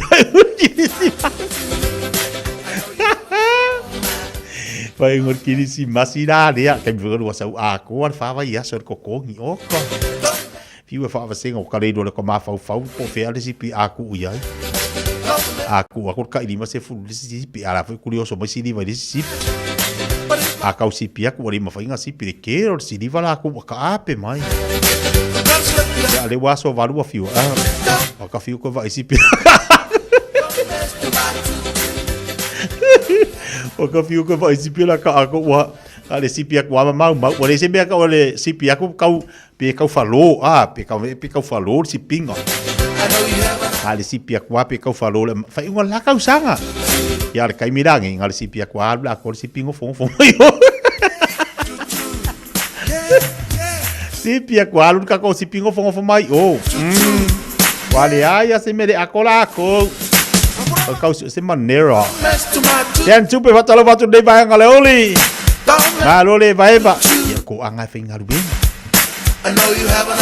oi fai malita la lisito inana ta finga ruben ngai le wafu ya sola o to inala ele te malolo le kai malo ngale le ia se kavanga le kiuke ia le finga luenga le wafu osor ko inga le se kavanga osor ko inga Ia, whai ala mamir ko ingal meanga, whai a kera me maria. E iei tanga to ila tu sanga whainga luenga runga lua funawa i temi. Ngasu e kuper ko ingale. Ngasu e kuper ko ingale. Kama fo inga mo ka whawali. Mo ka whawali. Kama whai ako a whainga luenga whai mai a. Te i rei malulu rei. Mo alu alu ngere wa whaingira ko ingale a mi ole sioki ole whainga luenga. Kama ko inga.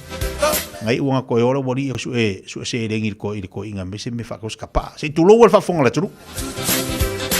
Mai kara ko inga. E kuare leia. E kuare leia. Kuare leia mo le malolo. Ke vai mo ko inga makua. Asa fai mama sani la to ina. Ole whainga luenga. La kula mo le mafau forta mai titi fo ilia ngale mafau pea. Ia mai mo aso malolo le ka fao. Ia ko finga. Ia wa. Pa umar kirisi, umar kau sanga fo. Ala e fai ara mir ko inga whainga luenga. Ko se lengi. Ia singa udua karanga se whakausa kapa. Lua, kami adu ngalo waf. Ia sa udua karanga se whakausa kapa. E mar kala ko inga. E kuare leia. Kuare leia. Mo to anga whainga luenga. Ia umaku aso Fiafia. Ola, whiro ia male ako. Ala ngai kai mua. Whiro ire ako. Wah, upe ale ako le upe whaile le ako kausanga ri koe whaongala kako ako la lea kako e lo ke whai apea mo se loun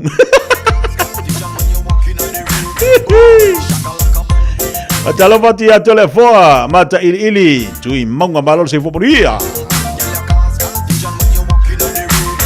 ya e sawa ke ore lo se lengi ya kakala lo le mama whai poi ya kui kole ako Damala ni fa Fiafia to mol le yolis fu wolo minute tele tu la tasi Susu tu ilo tanga ana tuhani mafusi mai ai ulina Just like that Tani mai po mai ita mo lo tino ai le yo Just like that Te iane uana oseli au una fo masabai pale ya so like that. So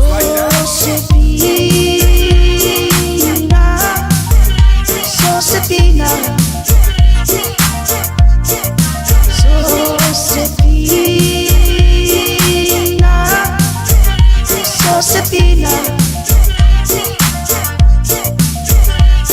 No toy when I'm not tired.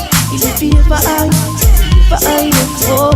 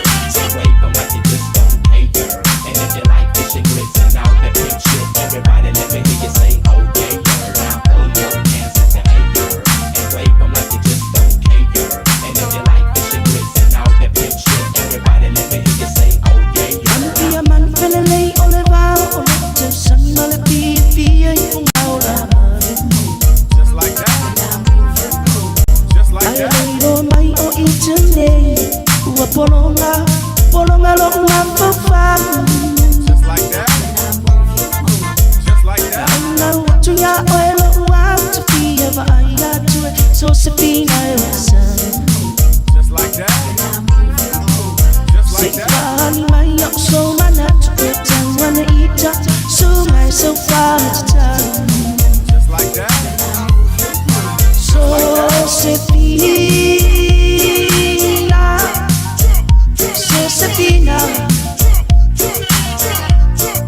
so Sabina, so Sabina,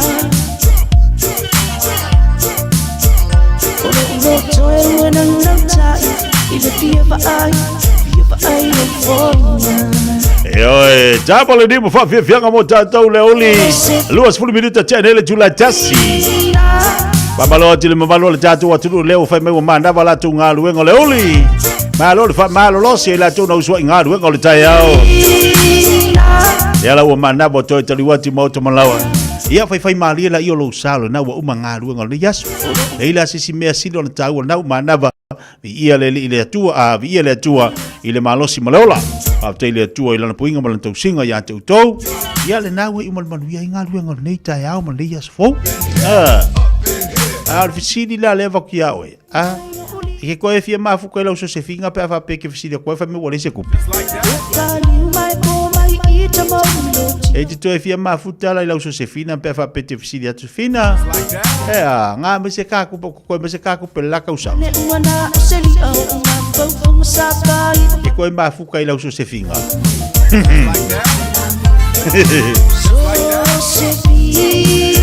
Nga fesilia kua la ya tu se finga walingo a cosa se finga. Nga fesilia kua se finga. O fies ka ko se lengi mas ka fa nga ko me la causa. Pe me se finga ya ngali. Ya la ka uma fo se finga wa walilo po fe walilo lo di siki.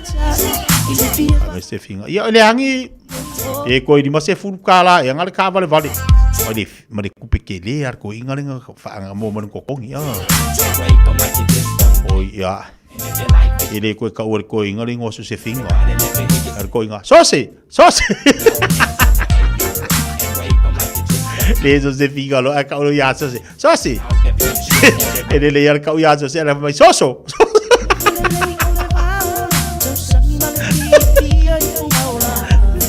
wa tu ya makanga ka usanga sui mo lengo la le aga mai ole ve mel ko inga se finga e kal ko inga sase la ko ya so se finga foi la le pu bo sui do ma fo fa ya le over ko sui le ko inga ko sui mo nga ingo so se finga ko inga ingo pe nga le ko fa makala ko wa o ke fo ya oi ya fa me no merkal ko inga vai si de pe fa ingo ya so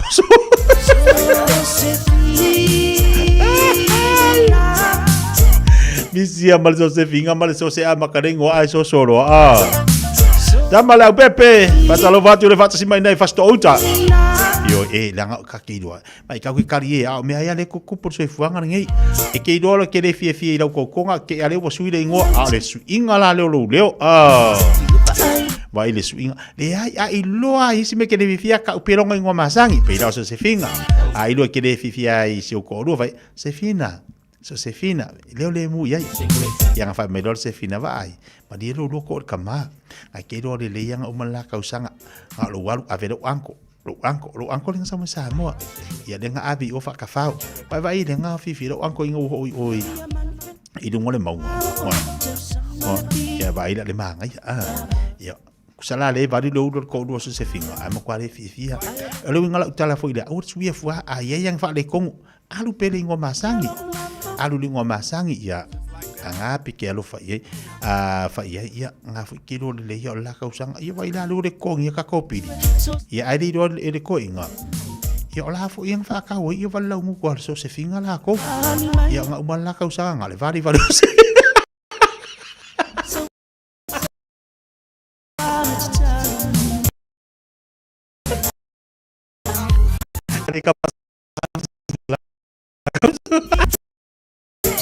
Aí vai por só com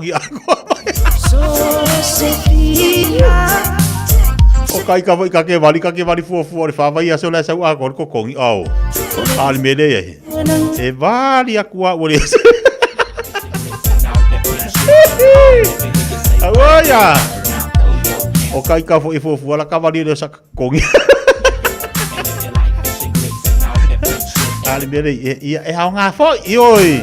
E ha nga fo se ka fo le vali de fa ka makar ka usanga. Ka fa ki ama le vali la le. Ia masih kau oleh kau kape ngau kami kira ngau ko kire foi kamai. Na uta fale ba ai senga fa tala watu mafuto ba ina I Amerika Samoa. Malo le vai mai di tatu watu no.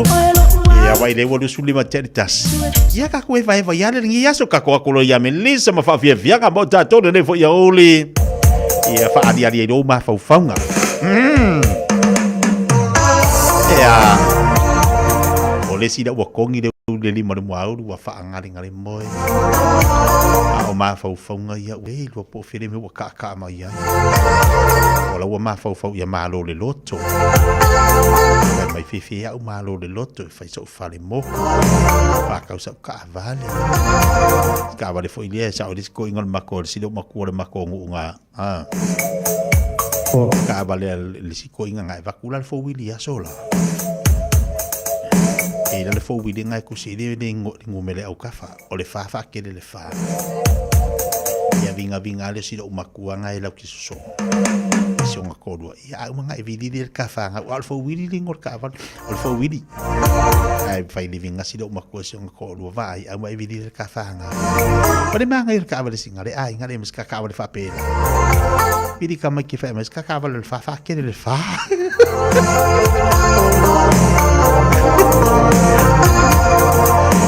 solo o ma fa nga ako ngai kawiro ma fa ngi u ako ai mar ko nga ka vale ngale fa ke le fa ia bo se fo wi di manga ia ngi kau sanga luas puluh la tele tula tasi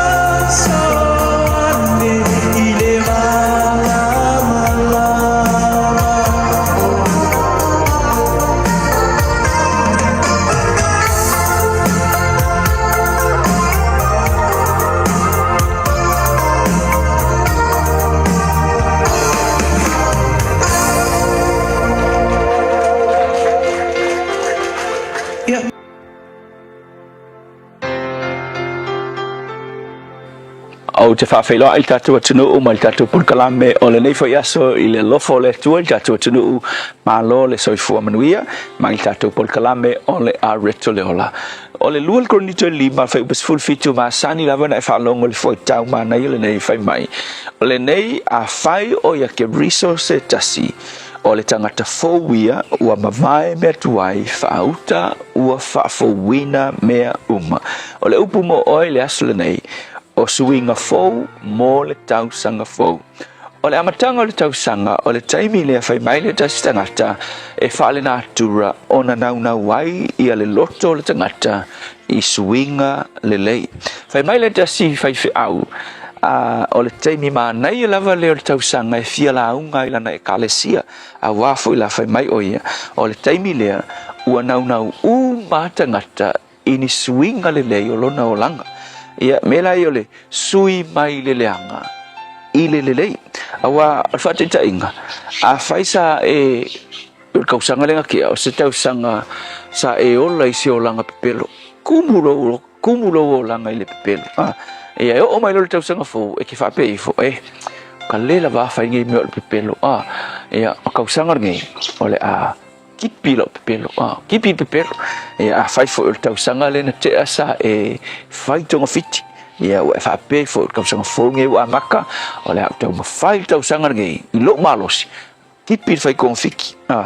Ia a whaina e a whai ngai me fō i o le ava malosi le tausanga le aisau mea le leinga mauai hafa ina logo langa po mea fo i o fuala au whasa inga wanga i mai le atunu trucks ua hafa ina i oi kei loa lavanga ki a whaing ia wai mangaku fo tausanga nei o le a whai se suinga i logo langa ia pe a whai fo isa e nisi tangata ka a whaasolo ako le tausanga watea le ai se whi au le ainga le ai se mea o ngā e atia e ai leo langa ia nisi fo a whai fo le kausanga le na tea a kumu oe i le loto le wha mangalo o e mawhawhawhau nei tausanga o le a au tau mawhai tausanga le nei mo swinga i loe whapena e whale nātura o na tupu le ngā lala i te oe e whai ni swinga whako ai loa kau whale tonu lo mawhawhau se tulo pe a whai o leo a mata le tausanga a le ki fuafua whapea kau sanga ngai o le a o fuafua o le a o makua ngā hoi e tausanga pe o kau sanga whale ngai o le a o fuafua o le a makua whaleanga lo o langa lana winga ka umai e iai le mena e whale tonu lo o langa a wa o tangata umai le a matanga le tausanga e nau la tau i swinga peitai a e tau mawhai e sui lo o langa i lo malos kai pe o le tele o tangata o le whanonoanga e le i umar tausanga ua koe whalala lava lo o langa i mea tuwai o le o langa wai lo le mafuanga ona o le tangata anga sala o lona natura e anga sala e mawhai ngai kau mawhai lo mawhau malo roto e whale lei wa e ke ngau le lei ai ke loa e ke fiu ke kau mawhai ngau le lei i le unga le aso e ke koe fo i lava i le natura tuai o lo langa e ai le tala fo i le paulo le roma lo mata upe fiku ngai ei pise tau fe mai paulo awe au nei le tangata leanga tangata malaia o le meu ke kau mawhai e whai le mele lei o ke ngau le tula fono a le tu e whai e ume fonga o whai inga fo e sea ua oiloa e ei le si tula fono le tutonu le tea o le tula fono na o le human nature o le fallen human nature ngai whangau mai ai e whalala lava i le pau lela i le whai unga mtau pe fitu e kala pau fe mai ai whawhitai le tua ona o lona alo o Yesu o le amio tonu o Yesu le wau mai ua mau ai le amio tonu ke ro le whape ngala oe a e kau mawhai sui o i lau malosi e ke koe oki fo ki koe oki fo kau sangan ngai i mea ngai a whai ngai ai o le swinga ato toa mamoni lo o langa ina ua e whatanga le ali whaola o Yesu malana amio tonu e a fio i te tonu i a te oe onga ola mai le o lo o langa i se o langa fo e whanau mai nā swinga fōu i le ali whaola ua nofo i te tonu i te oe. Lui mo oi le tausanga le nei, ai manao i ni swinga moni o lo langa. Wala au lia le ali whaola o Yesu i le nei amatanga o le tausanga i lo langa. O na whanau mai lea swinga e ki mau whai. Le tua, whanau mai mātou maleanga sala mafu anga lea le mawhai e lo mātou natura o na whanau mai ni suinga le lei. Se ilonga ua e a fio i o mātou o langa. Whamanuia i se tasi ukau mawhai suilo no langa i le nei tausanga. Whawhitai Yesu. Amen.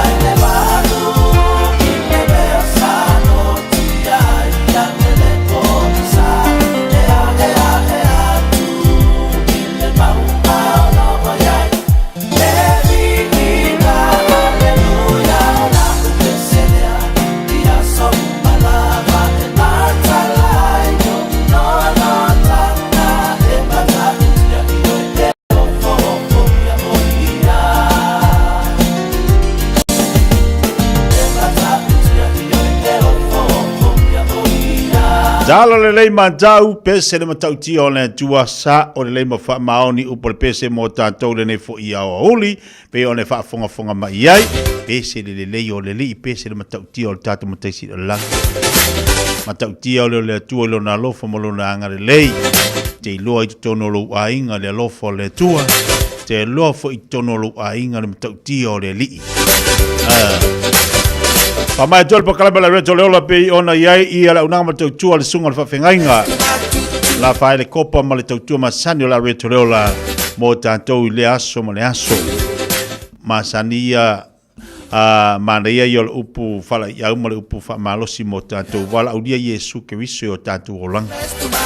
O na maua i leo se swinga fau ma se amatanga fau ma se swinga le lei. Pea na whawhongfonga i le upo le tua le so. Ia, e sui o tātou manatu mo tātou mawhau mo tātou malos. Ai alua lua uma. Ai o le manai o le whaamalos. Ai ai e sui o tātou o langa. O le suinga fou le nā. Amatanga fou le nā.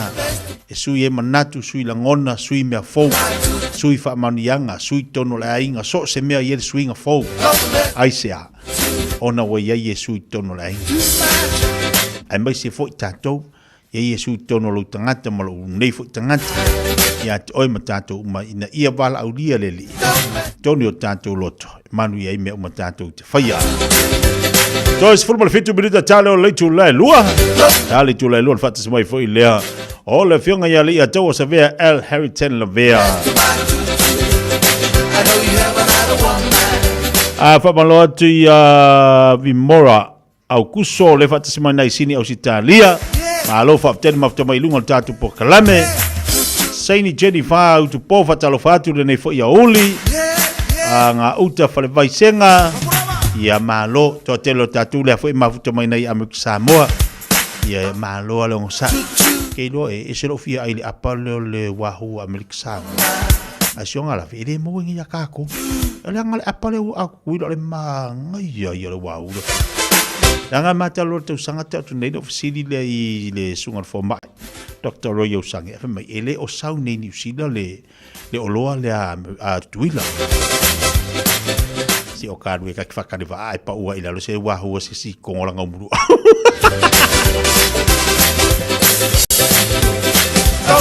Au ka laku laka ke whakare wa ai sala la le umar ka ngakai o le malai wa lele ai ko uru mai la wari wahu mai ka koru au ka ko fo ila le wa kufi makuri kanga se vai disi da tatu faringa to tali watu leo tatu musika li China li Julai lua Tasilima Ivatolu Amo Radio Samoa. It's summer, a time for gathering and reconnection with the ones we love. Right now, measles is travelling across the motu too. It spreads easily and can cause serious illness. We can show our care for whānau and protect them by making sure we're well when we see them. The first symptoms of measles can be a fever, cough, runny nose, red eyes or rash. If you notice any of these, get advice straight away with a free call to Healthline on 0800 611 116. Ua mawhai nei o na whaatau wantu topa pa le Digicel I lunga o le upenga ta whailangi a le ClickX Pacific. E mawhai fo I o na lafo eise leni I le MyCash a le Digicel I Samoa. Tō ngā whiti mawaru atu I le na o le 5 tā la. E le leile reiti aso taitasi ma e whaingo fia fo I o na e listalai. Asisiane I le clickx.com e lafo aisau topa a le Digicel. Pe lafo I fo isau tupe I le MyCash a le Digicel Samoa tō ngā whiti mawadu atu. Morisi whamtalanga wla au le olua tasi 5 tolu tolu whawha. Olua tasi 5 tolu tolu whawha. O e sauni malanga I Samoa. Mana tualola mona rentals o loo whanga solola na whapitoa e 20% pe a wha so pe siliatu e te whaonga I nai. So se ta vale mai le aso 20 Januari I le aso 20 Februari o le tausanga fau. E mawhaiona piki le ta vale mai le malaiva le lei whale olo. Po o whangali, whapelo tato o visa au tu I ala fua. Pe momoli atu fo I le whale tali malo o loo e wha mautu ai. Ai ngā whapitoa. O lo ia tato insurance cover e te fili bai ai. Ina nei tupu se whalavelave ai o loo iai le wha mama a venga. Manatua o loo iai le tātou account I New Zealand. Pe lafo sa fo I le Moana Rentals e wha o ai. Le Pacific Easy pe wha o fo I lau credit card e wha atino ai le tongi ina o lo sa. Morisi whamtalanga wala au le Pacific Easy I le oval se lau. O tasi ono. Po le numera masani au kilani. O le lua fitu ono fitu iwa fitu wha. Po le lua fitu ono fitu iwa valu wha. Matalo sanga e transfer o I le Moana. Pe asesiane I le Facebook o le Moana Rentals po le tātou upenga ta whailangi o le moanarentals.com. Moana Rentals o laupaanga e taitoloina o iau malanga asiasi I Samoa. Yung ala e koso le le ale piko ya fa ka ma ko le ang ya. O ke o fa fa ya wa. Fa ya wa, ka ki fa ya wa. O e wa ka o do.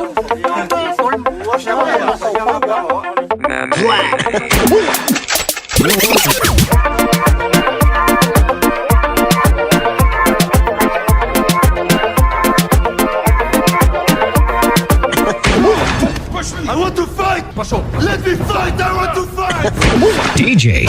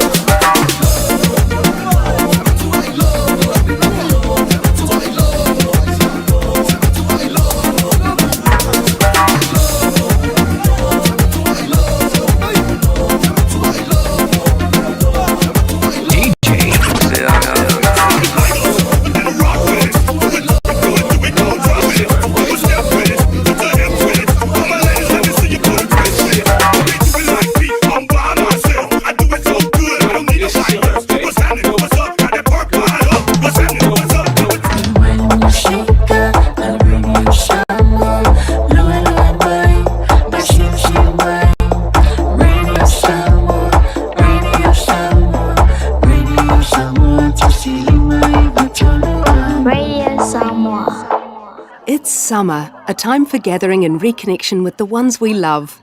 Right now, measles is travelling across the motu too. It spreads easily and can cause serious illness. Before you visit whānau, make sure you've had 2 doses of the measles vaccine. It's the most effective way to keep the ones we care about safe from measles, especially if they are too young to get immunised. It's free for most people, so contact your healthcare provider or visit bookmyvaccine.nz before you settle into summer. Fire and Emergency New Zealand advises that paid firefighters will stop work for 1 hour from 12 p.m. to 1 p.m. on Friday, 9th of January. During this hour, fire and emergencies response in some towns and cities will be delayed. Please be careful doing anything that could start a fire. Do not leave cooking unattended. Remember, if there is a fire, get out, stay out and call 111. For more information, visit fireandemergency.nz. E te manae maua se luma na e manuia o la wata li I polo wa whawhine. Ua se fulu nei tau sanga o whaatino le Pacific Advanced Secondary School lea au o nanga. Na whaawaile nei onga e Sir Michael Jones. E whaonga I nae ngana le Pasifika I le NCEA. Maua fua o fua o ngā toe lea ni pilia onga.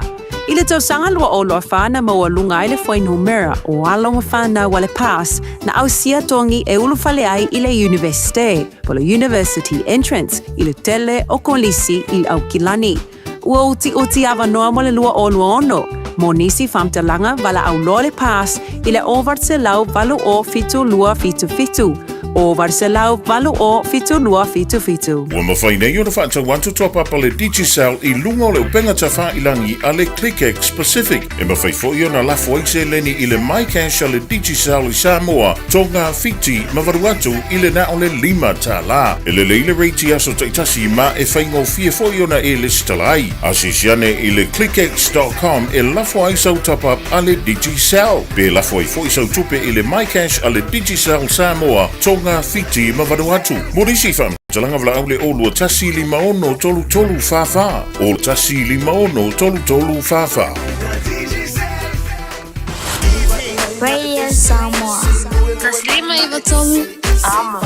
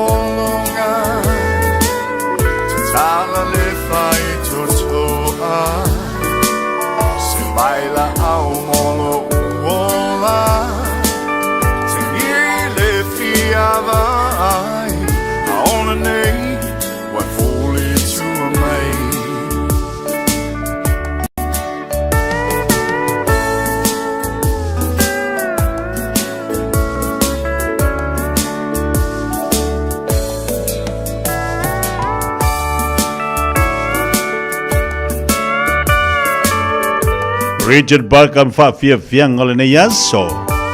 Tolo minuto talo le tula lua. Mala tu samola tu pelo fam tali ai se tau tupa sa udanga tia le ne fo yaso. Ya male fa mola tatu te filai mi tatu te mafuta la sa Taeao. Ya lo fo mole anga le yo tatu mtaisi de langi. Tolo ngo fo lo se tau tu mo tatu le ne fo yaso. Lo fo le tu te ya tu lo se fu mo se wola. Te fa ul po kala mi Fiafia mai da sa Taeao. Ke fa te le lava mo tatu maftanga le yaso fa te talo fa te mafta mai.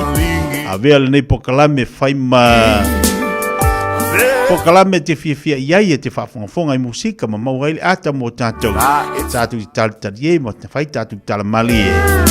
Ya ma umai lava mo le aso lanto. Le se ngana te o le tau te mali lau fa fonga fa mangalo se leo vai vai o to. Malu atu lau titi whaitama o le matua. Fe mau e foi sisi langona ma sisi manatu. Taitua ili tātou atinu i le aso a Taeao. Ai manuia tela le aso le mafuta mai le tātou atinu. Alofa te le atu Samoa le atinu pele soifua ma i manuia.